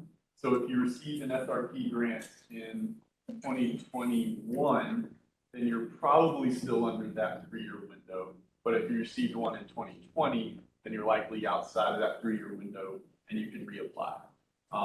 We'll be working on that list to make sure that folks are aware when it comes time to apply. So, sorry if we can't get that out before, but we will have that available. And if you submit an application and are not eligible, then we'll work with you to make sure of your expectations moving forward. Lastly, the other ARPA exemption that was in place for ARPA is back in play, and that is the 10,000 residential accounts or less to be eligible for an AIA program. So that is active residential accounts. If you're on the bubble and say have 10,050 residential accounts, but you know of 60 that are not active, well then you have fewer than 10,000 residential accounts.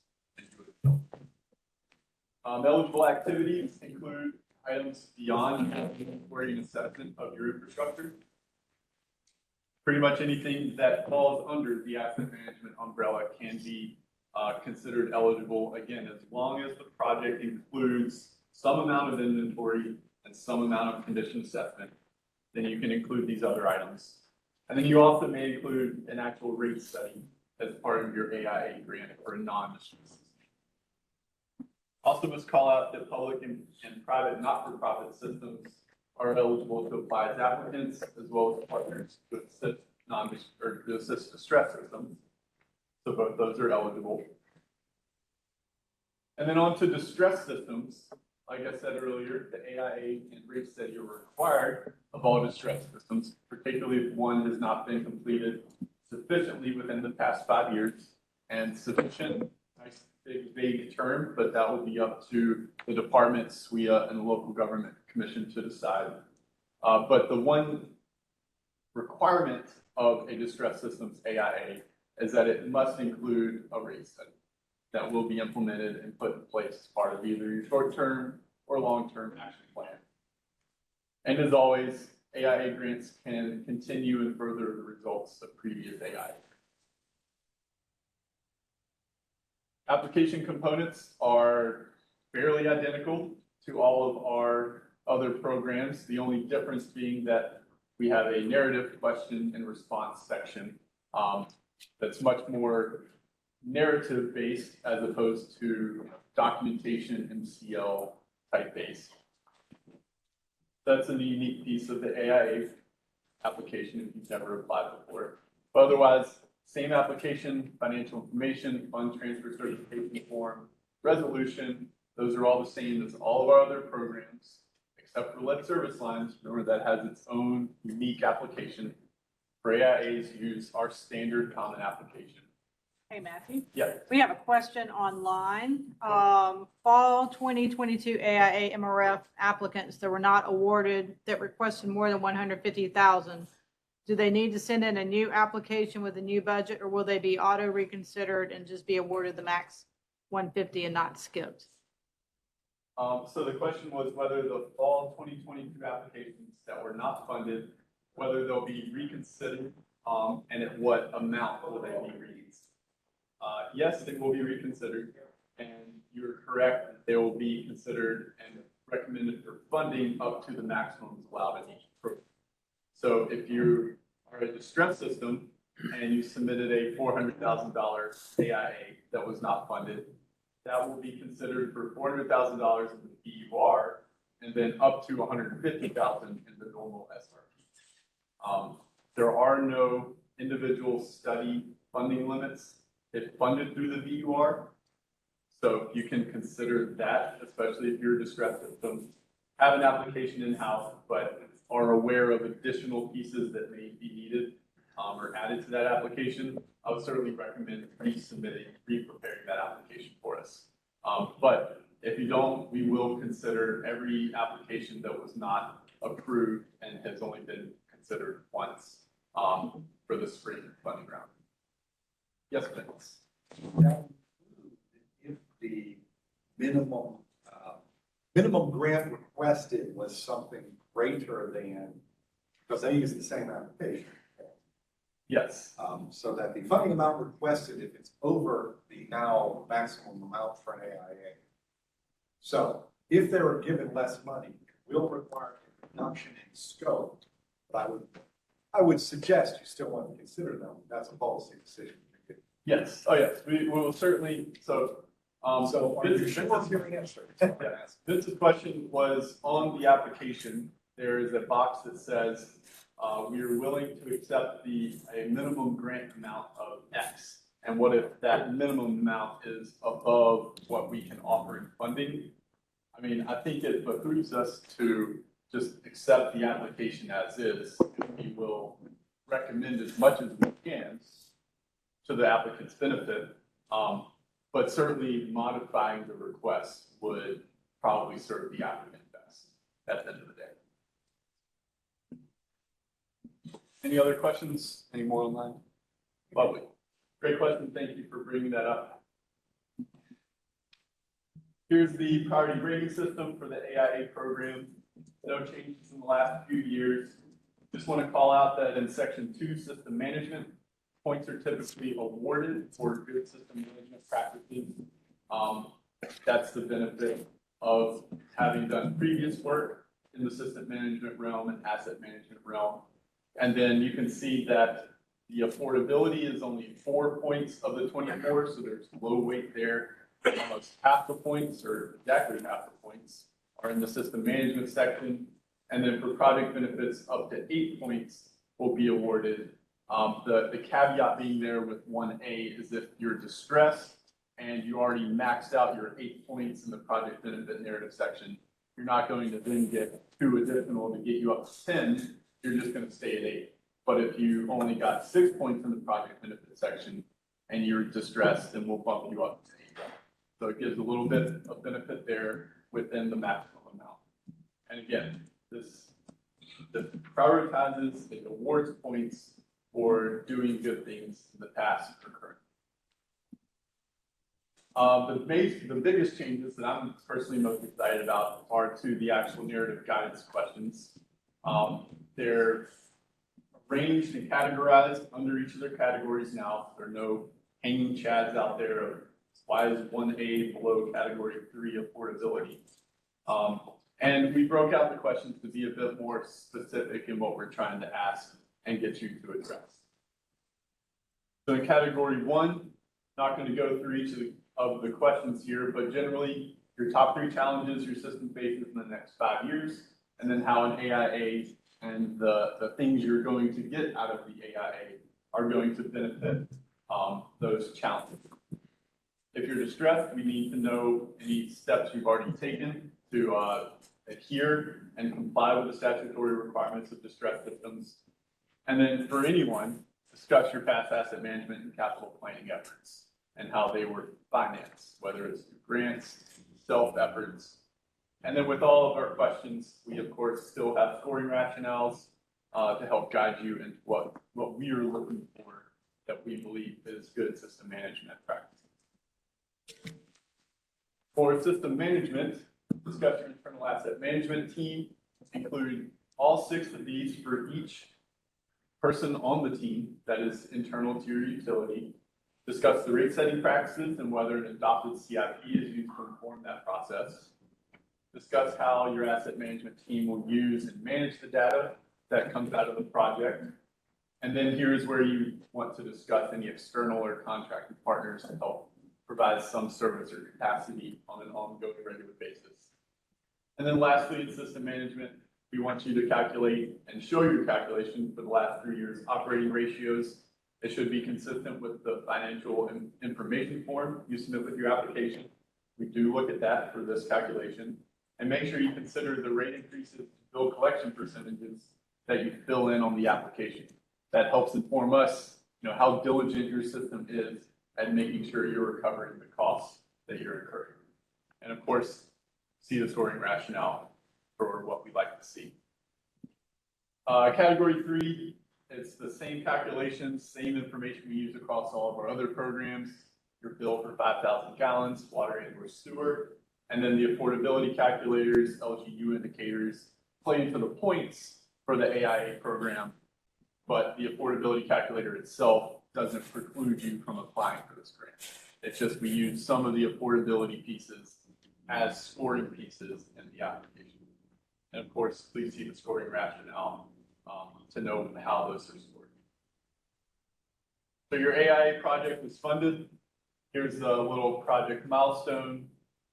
Again, the 2 years from the offer date is the main thing to keep in mind for the grant period, the project timeline. For the grant fee, for whether it's funded through SRP or the Valuable Utility Reserve, there's a 1.5% grant fee that's due prior to the first disbursement.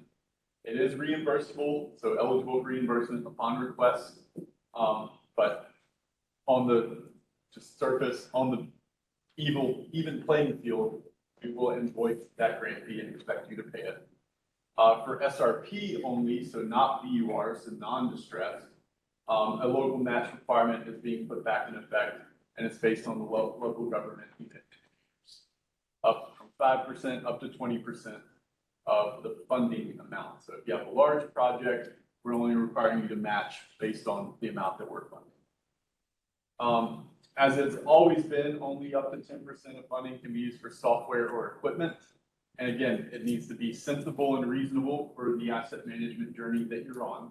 If you haven't inventoried, you haven't mapped, then we're not going to perhaps allow you to buy a work order management system. But if you have inventoried, you have mapped, you've gone through the CIP process, then maybe that's the time we get you a work order management system. So we're gonna be sensible with it, but also reasonable with it as well. And then lastly, GIS layers when applicable. So if you've either updated or created new GIS layers, we need enough information to define your service area boundary, including your service gaps. This plays back into the wastewater, closing the wastewater gap initiative that we're working on, as well as environmental justice and several other things that we are privy to. So any questions on the AIA program? Yes. On the match, can they, if they have things they're doing that are eligible for the grant, but they're already under contract and they're already paying for that, they're gonna use the grant to kind of build on that information, can that be counted for their match? Yes, I think it's reasonable. Can you rehash the question? Oh, yes. The question was, can a system use their resources that they put toward another contract, so outside of the AIA funding, can those resources be accounted for as the local match? And the answer is yes. If it's stuff that the local utility is expending funds on, regardless of where those other funds are coming from, local or some other type of financing, those are considered local funds and are eligible. Good question. Any others? Oh. All right, I'm almost catching this up. Usually get this end of the stick. It's usually not the long end of the stick. Merger regionalization grants, quite similar to the AIA. You can see the statute that defines what an MRF grant looks like, determine the feasibility of consolidating management or providing regional treatment. Period. $50,000 per drinking water and wastewater system every 3 years is the funding limit. Again, didn't exist with ARPA. ARPA is effectively gone, so the limit is back into place. And then merger regionalization, we look at partial or complete consolidations, at least 2 utilities across organizational, financial, or operational features of your system. And then regionalization is the more just hardware, the physical interconnection for regional treatment or supply and collection. And of course, public and private not-for-profit systems are eligible as applicants and partners for these as well. For distress systems, as said earlier, an MRF grant is not required of all distress systems. It depends on what your path to viability looks like, but they all must include at least 1 applicant and 1 partner. It can include many partners, and the applicant doesn't necessarily have to be the distress system. Systems that are not distressed can apply on behalf of the distress system that they're partnering with. The MRF scope must include at least 3 alternatives plus the no action, though we're going to continue business as always approach, which is clearly not the most feasible approach. So we need to look at 3 other alternatives as well. Identify new options that may or may not have been addressed in a previous study, or if you're building on and advancing past efforts, that's of course eligible. And for distress only, it may include decentralization alternatives. So if you're distressed and decentralization, is a potential path forward, then you can investigate that with an MRF. If you are not distressed, you cannot investigate decentralization. And lastly, always, an MRF can be used to further results of a previous MRF. Just needs to be different, needs to be more robust, maybe barriers have fallen, and now the environment is more nurturing for a merger regionalization effort. That's great, we want to know.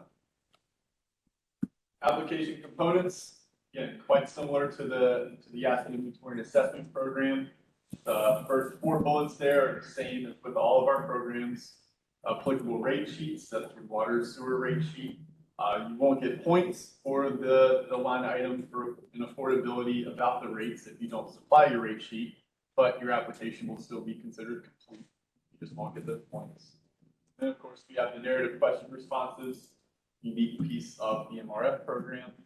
And then the last unique piece is the letter or even resolution from potential partners. In our MRF guidance document, we have just a box with template language. You can copy paste that into letter on the partner's town letterhead and have them sign it and submit it to us as part of the application. Again, it acknowledges the project, commits to participating, and then does not bind anyone to act upon studies recommendations. Here is the priority rating system for the merger realization grant. 20 maximum points for system management, as opposed to with the AIA, where points are awarded for good system management practices. The MRF is flipped.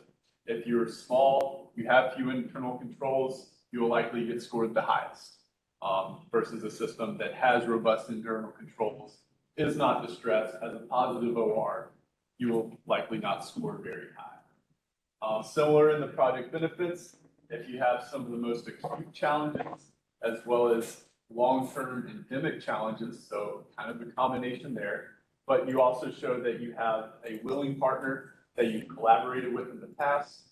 Both of you have, one of you has adequate capacity to expand. So basically the likelihood of success for a system that is struggling a lot, that will typically score you the highest there. And then in the affordability, you can see that the point totals are basically doubled from the AIA, where it's 8 of the 20 total points play into the rates, the LNP. So hopefully you see how the two priority rates differ a little bit. Again, most excited about the changes to the guidance document, group things together more succinctly and linearly. 9 questions, 4 items and calculations for the MRF. As with the AIA, please with the MRF, respond in order that the questions appear in the guidance. Make it clear for us, your simple state employees. Category 1, project benefits, tying in again the challenges your system faces in the next 5 years. If you're distressed, talk about what you've already done to meet your distress requirements. You've done a previous MRF or similar merger regionalization type study. Make sure you discuss that, your proximity and your past collaboration with your partners in this study. And then you must confirm that at least one system has adequate unallocated capacity to expand. This is a statutory requirement there. And then, as always, please see the scoring rationales and the guidance for what we like to see. For system management, as I said, the systems that are smallest, least capable, typically score the highest. So we want to know your full-time equivalents, similar to your asset management team in the AIA, but this is more for just your utility as a whole. So if you operate under a council administrator organization or a mayor, board, manager type setup, let us know. We need to know who does what and when and how. And then also consider in this discussion who you're contracted with to provide those other services that you need for your system. OR is just the most recent fiscal year's operating ratio, so we just look at one, but please make sure you also consider your bill collection and your history of rate increases for any peculiar discussions that we can consider. And of course, we have a scoring rationale for all of these questions. Lastly, affordability, same as with the AIA, just looking at these two, the LGU indicators from the affordability criteria. They do not preclude you from being eligible to apply for the MRF. Again, we just use some of that information as part of the scoring. Your project has been funded. Similar to the AIAs, you have 2 years from the grant date to complete your project, and there is a 1.5% grant fee for all SRP and PUR funded studies. And then lastly, the deliverable contents must include the alternatives evaluation, an analysis, the feasibility of each alternative, and then the conclusions. You can go as far as making recommendations, but we only require conclusions of next steps to be investigated, analyzed, or considered. We have a few questions here. There are 3.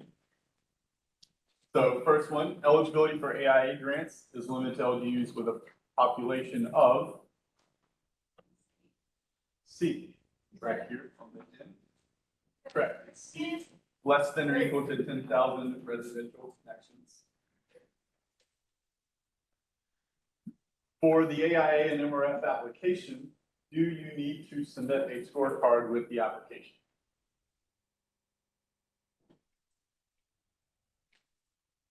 Come on. Okay. True. Negative. It is false. Good try. The AI and MRF programs, they're fairly subjective. We know you're going to score yourself the highest, so you can do that, but we will not be considering your self-scoring in the AI and MRF applications. And then lastly, what is the grant period for the two AIA and MRF grants? A? Yes, it is A, 2 years, correct. That's 2 years from the offer. The project must be closed out. We have the capacity now to keep up with that, so we will hold you to it. All right, any questions on AIAs, MRFs, and or the Powder Utility Reserve? If not, We're good. excellent. I'm handing it back over to Jennifer. All right. So y'all, it's now 3:30. We are just about caught up. Let's do a 5-minute, 7th-inning stretch break. We'll come back at 3:35 and resume with the lead service line. Please come with your questions. This is a really good one. Had a lot of discussion. And then we'll take it down to the end of the day with some kind of a some fun and now what kind of a primer. All right. So it's now 3:31. Come back at 3:36. Thank you.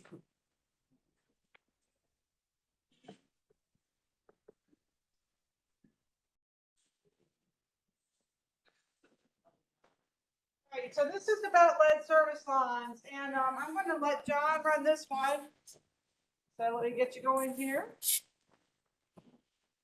So John, you can take it away. I know we're probably going to have questions, and I'll be keeping an eye on chat. So bear with us as we keep online as well as here in the room. Okay, so lead service line replacements is a new program. It's a very similar approach to how we're doing with all the other funds that we have available, except that it is a separate application form. Sorry about that. And we're going to be making recommendations to award these funds on a more frequent basis. Trying to get these funds up a little bit more quickly, start doing their inventories, complete their inventories, and replacing known lead service lines. So, well, history, January 2021 was when the lead and copper rule revisions came out, and those rule revisions are requiring all public systems, public water systems, to conduct inventories prior to October 16, 2024. That's like tomorrow. So there's a lot of work to be done. This funding program as was intended to, or it can support those. Fantastic. November 2021, the bipartisan infrastructure law was passed, and it appropriates funds for the next 5 fiscal years to help support lead service line replacement as well as a lot of other things, but not specifically for this reason. North Carolina's allotments are been established for the first 2 years, approximately $87 million. The allotments for years 3, 4, and 5 are to be determined, likely based off of need survey results that we did, where we go out, talk to our communities, our water systems, and get an idea of what their needs are. As part of that, we were asking for information on known and unknown lead service.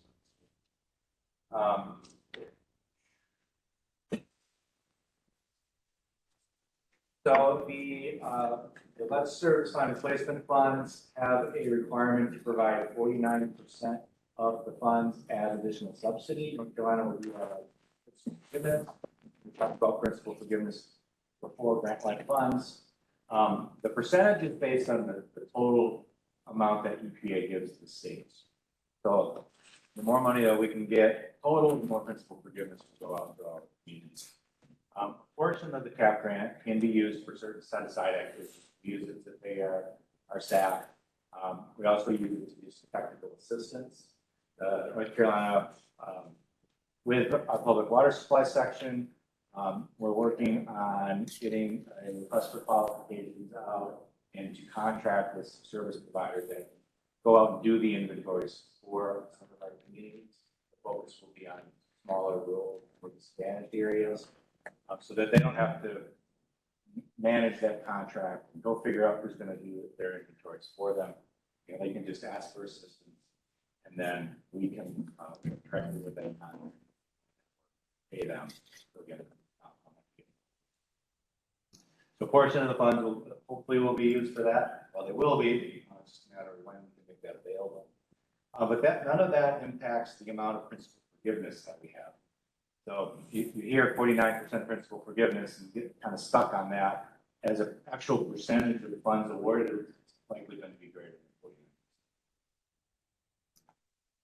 49%. All right, who's eligible? Local government units, nonprofit water utilities, and investor-owned water utilities. The smallest of the small that may be eligible for these funds, we might be able to help them with their inventories with sense like money. I'm not certain of that, but we can be definitely. Eligible projects or activities must be to replace lead service lines or activities that support that. And that's where the inventories come in. Planning, engineering, whatever is part of the replacement work.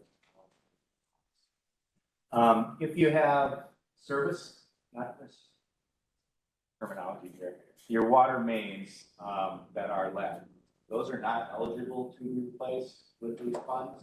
Those are eligible through the Water SRF program that we talked about earlier today. These funds are for the service line. That's from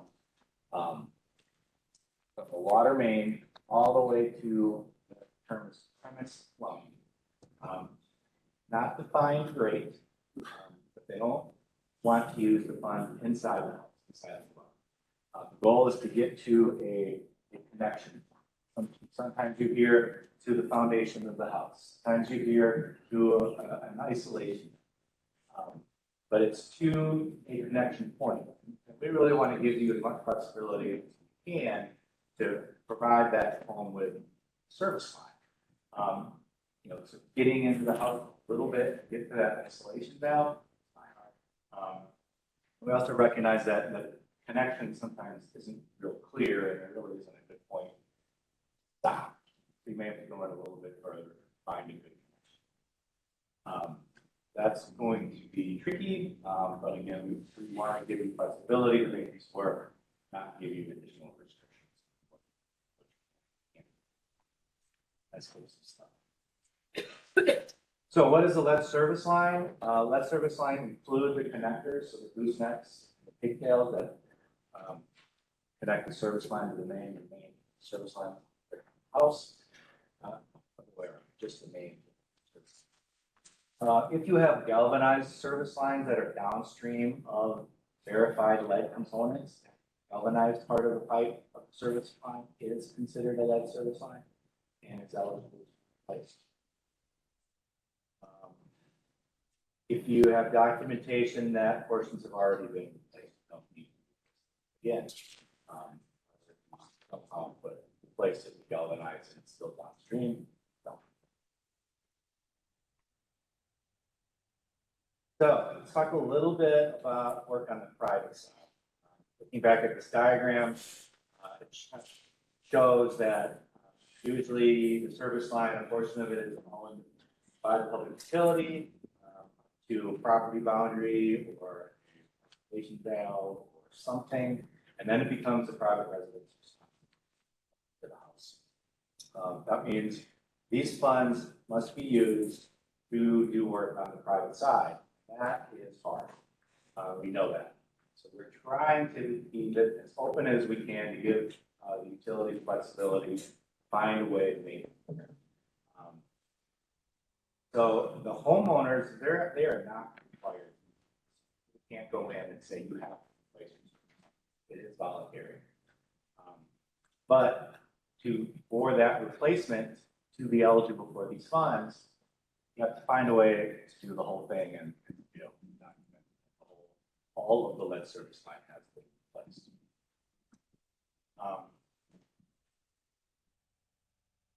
you are not required to pay for the private side. So as your project, you could just pay for the public side, that could be your project, but to get reimbursement or funds for that work, you are gonna have to show a document that the entire thing is in place. If you wanna pay for the private side, great, fantastic, you can do that.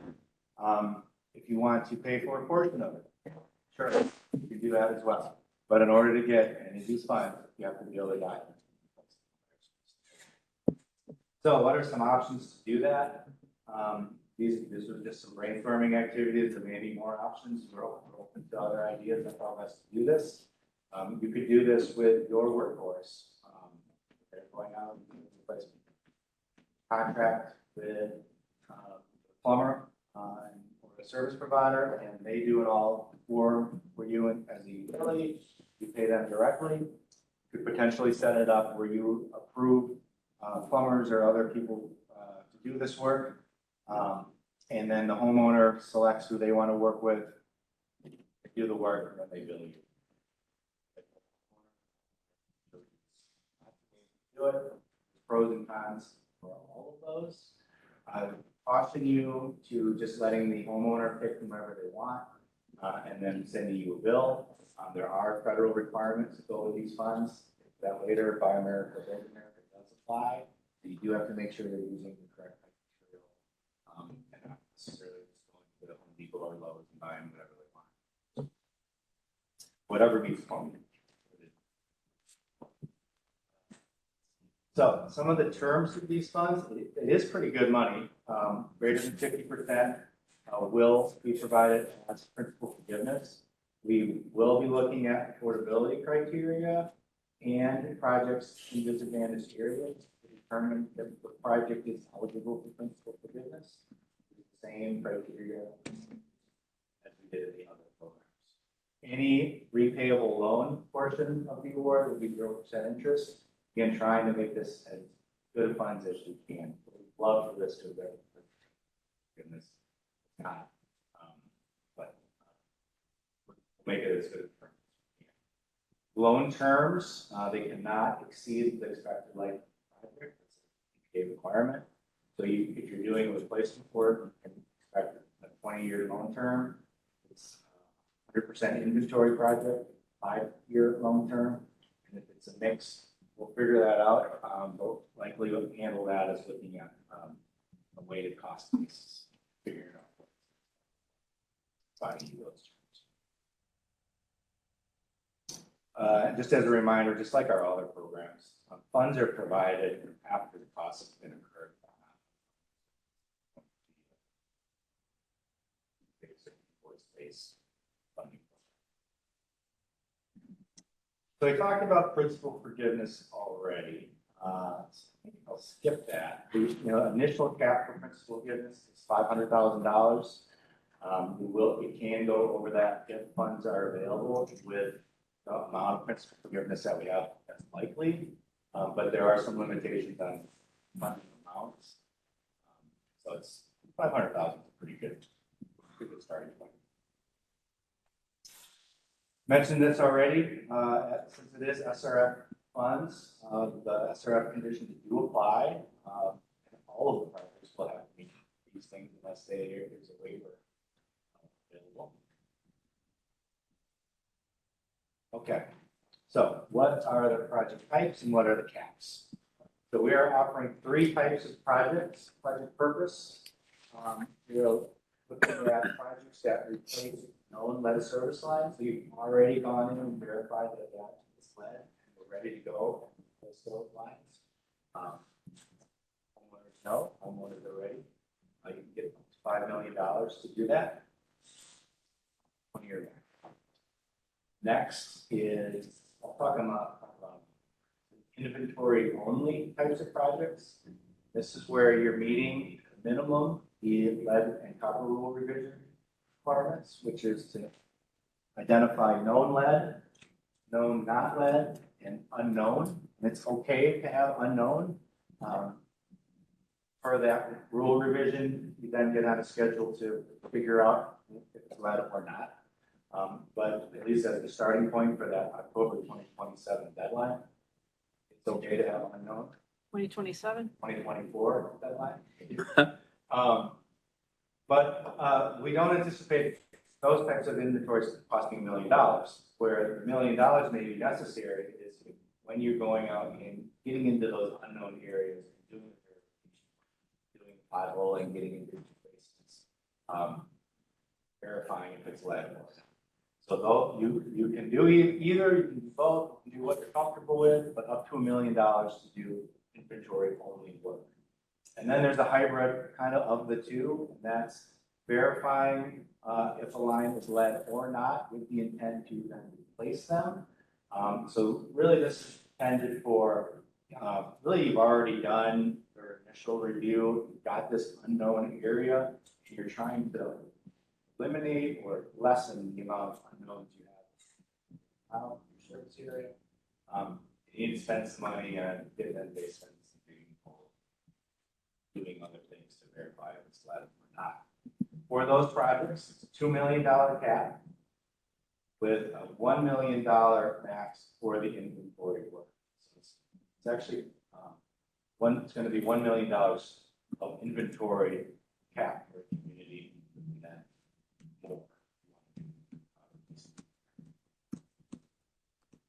How do we do prioritization? So the funds are for replacement work. We prioritize the replacement work as the highest priority.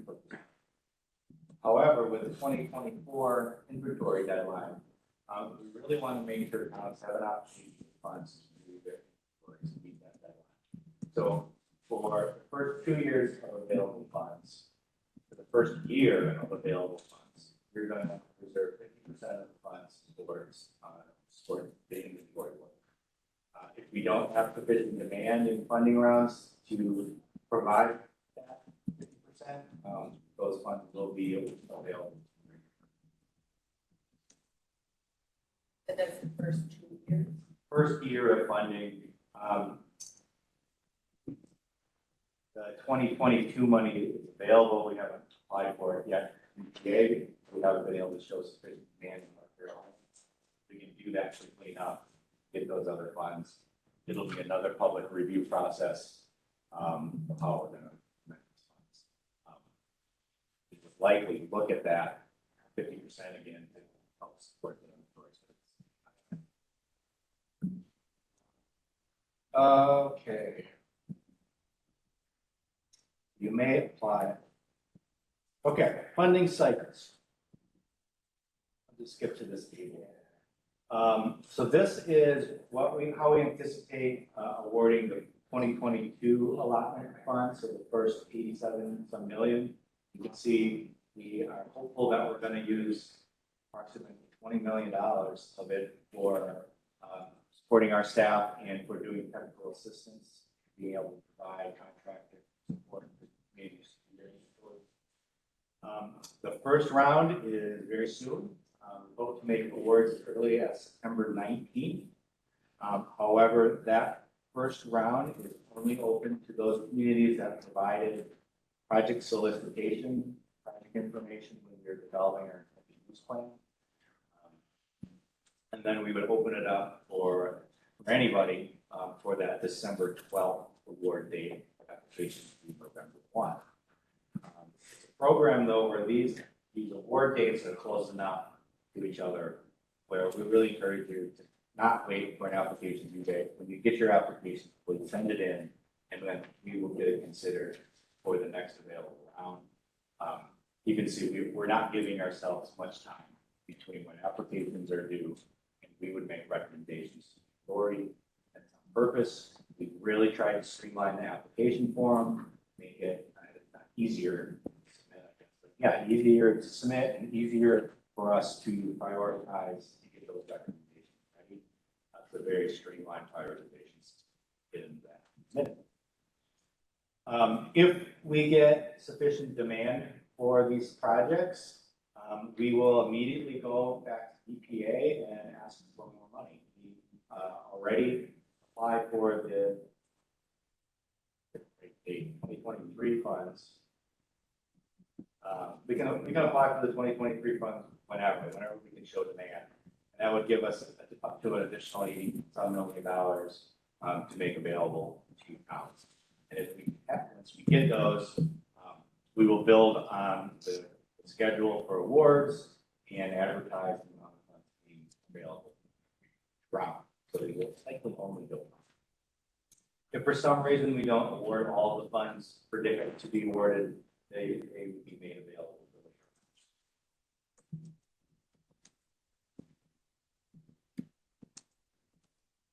So just like our other programs, we'll make recommendations based on priority order. We will prioritize based on project purpose, whether or not you have lead action level exceedances and affordability. Project purpose is very streamlined. It's just the 3 types of projects I talked about earlier. 20 points, lead service line replacement. For inventory, 15 for the hybrid. And keep in mind that the inventory projects, while 10 priority, it's the lowest one, with 50% of the funds being reserved for inventory works, very likely that they're going to get funded over some of the other. Also considering how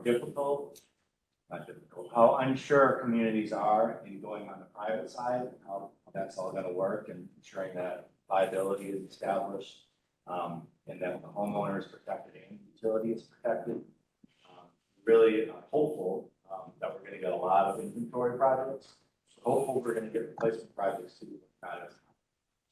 Really take advantage of the opportunity to get inventory funds, at least let it come.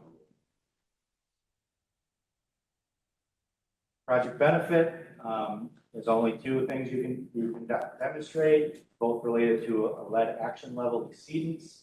You can get 2 points if you're a replacement project and you're replacing lines that will help address lead action level exceedances. If you are an inventory project or a find and replace project, you can get 2 points. Evaluating where the lead is in areas that have lead. Affordability is exactly the same as in the other programs. Don't spend any time other than to point out again that projects benefiting a disadvantaged area is now part of 4C4, and for lead service line, you just have to show that it's in a disadvantaged area. The benefit is in more of a mapping exercise than percent cost, 50% cost threshold. Application forms, electronic application. It looks very similar to our other application.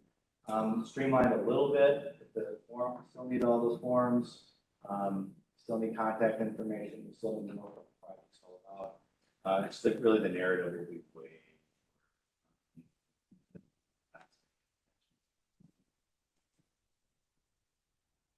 Questions for me? Let's fast. If I'm replacing lead service lines, I have to go all the way to the premise plumbing. True. All right, you are correct, sir. What percentage of funds awarded each round will be for lead service line inventories if there is demand?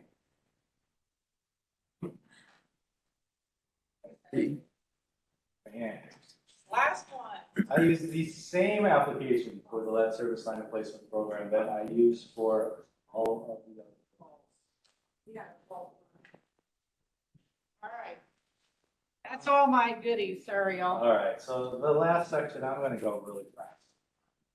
It's when and how to, for our construction projects, for 2 years, that we really need to get you under contract. It's a legislative requirement. You certainly can get extensions to those deadlines. If you have justification time, we understand, especially with a focus on ARPA projects, which absolutely positively need to be done by the end of 2026.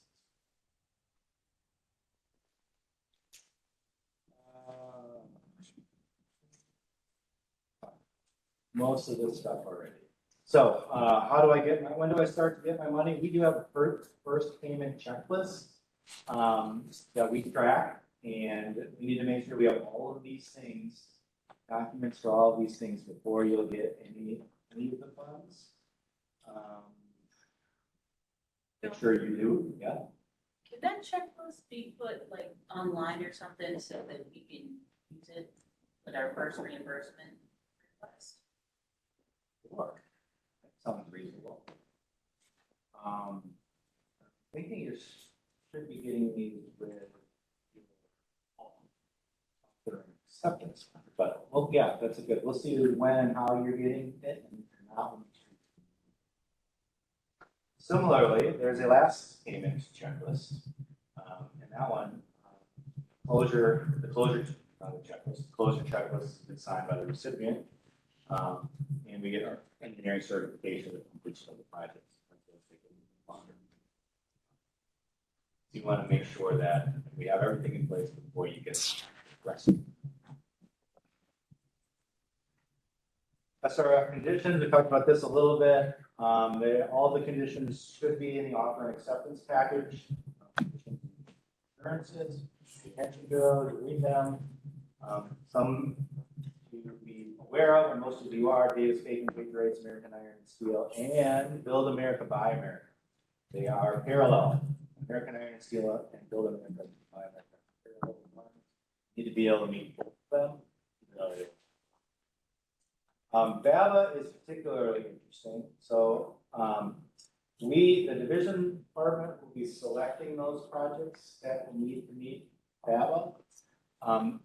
It applies to, we need to be able to show that equivalent dollar amount of our CAP grant is meeting Buy America, Build America. And so we're going to try to pick projects that have really impact and be able to make sure that those projects go forward. What it does is it requires that all iron and steel are produced in the United States, all manufactured products are produced in the United States, and all construction materials. Not waivers. The EPA website has a lot of information on BABA. They have information on what the waivers are. EPA's role, in most cases, for programmatic waivers, for them to apply for them. There's three main ones that have been approved. The minimus waiver, certain costs. Don't know a lot about these, yes. Before you go on to what the waivers are, is there going to be any kind of incentive provided to the projects that are selected to have to comply with BABA? So we're working on that to try to do that. We looked at potentially reducing interest rates. But statutorily, we can reduce interest rates for only certain types of projects. Projects that meet BABA really don't meet that. Green projects, for example, do service like certain types of projects that are is encouraging all projects.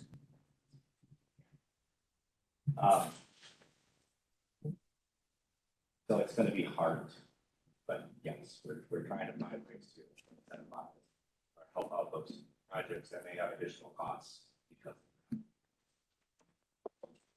Really, the only waiver I wanted to talk about was the adjustment period waiver. That is if the project is under design or planning prior to the 2022. The entire project could have a waiver from that. We're really focusing on that one. Try to identify those projects that meet this waiver and been getting they would put a sign up. They would have to be notified that they are that is filed. That will, unfortunately, that waiver, the longer we go, certainly if you could go back and do redesign, some point. Keep doing that. Phase starting hard. Oh, good. And then the last slide, I think, yeah, just a reminder of all the funds that are available. Pretty fantastic.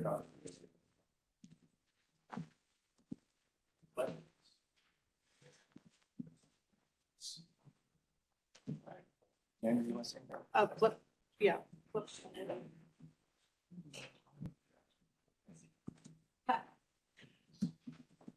All right, thank you, John. Thank you for everyone who presented, and for those of y'all who are here. We are at the end of our day, and believe it or not, we're actually ahead of schedule. Anything else? We have gotten to be so big, program managers and supervisors, we can't put it on the slide anymore, but you can go to this link. This presentation is up online. You can go to the link and that will take you to our staff contact page. It's up to date. So please make sure that you do that if you have questions. For those of you who are online and in the room, you know, of course, that we all have a lot of seasoned people present here. This first step, when you start preparing your applications, go ahead and call us up, ask for a meeting. We can meet with you. We can do that all the way up to, I'd say, the day of. Please don't wait till the week before, though, if this is your first time preparing. But we're here for you all along during the process. We can do a little bit of a draft review. You have recommendations. We won't say, oh, you have to go get points if, but we can suggest maybe you want to include this supporting documentation on your system for your application. Please take the time to complete an evaluation form and leave it on top of the sign-in sheet where you signed in. If you are in the room, if you're online and you pre-registered, I would love it if you completed the evaluation form and sent it to me, because I will take those and be looking at them. I'll take them, print them out, and look at them along with all the other classes that we had across the state. So thank you again for coming, and we'll see you down the road. Thank you.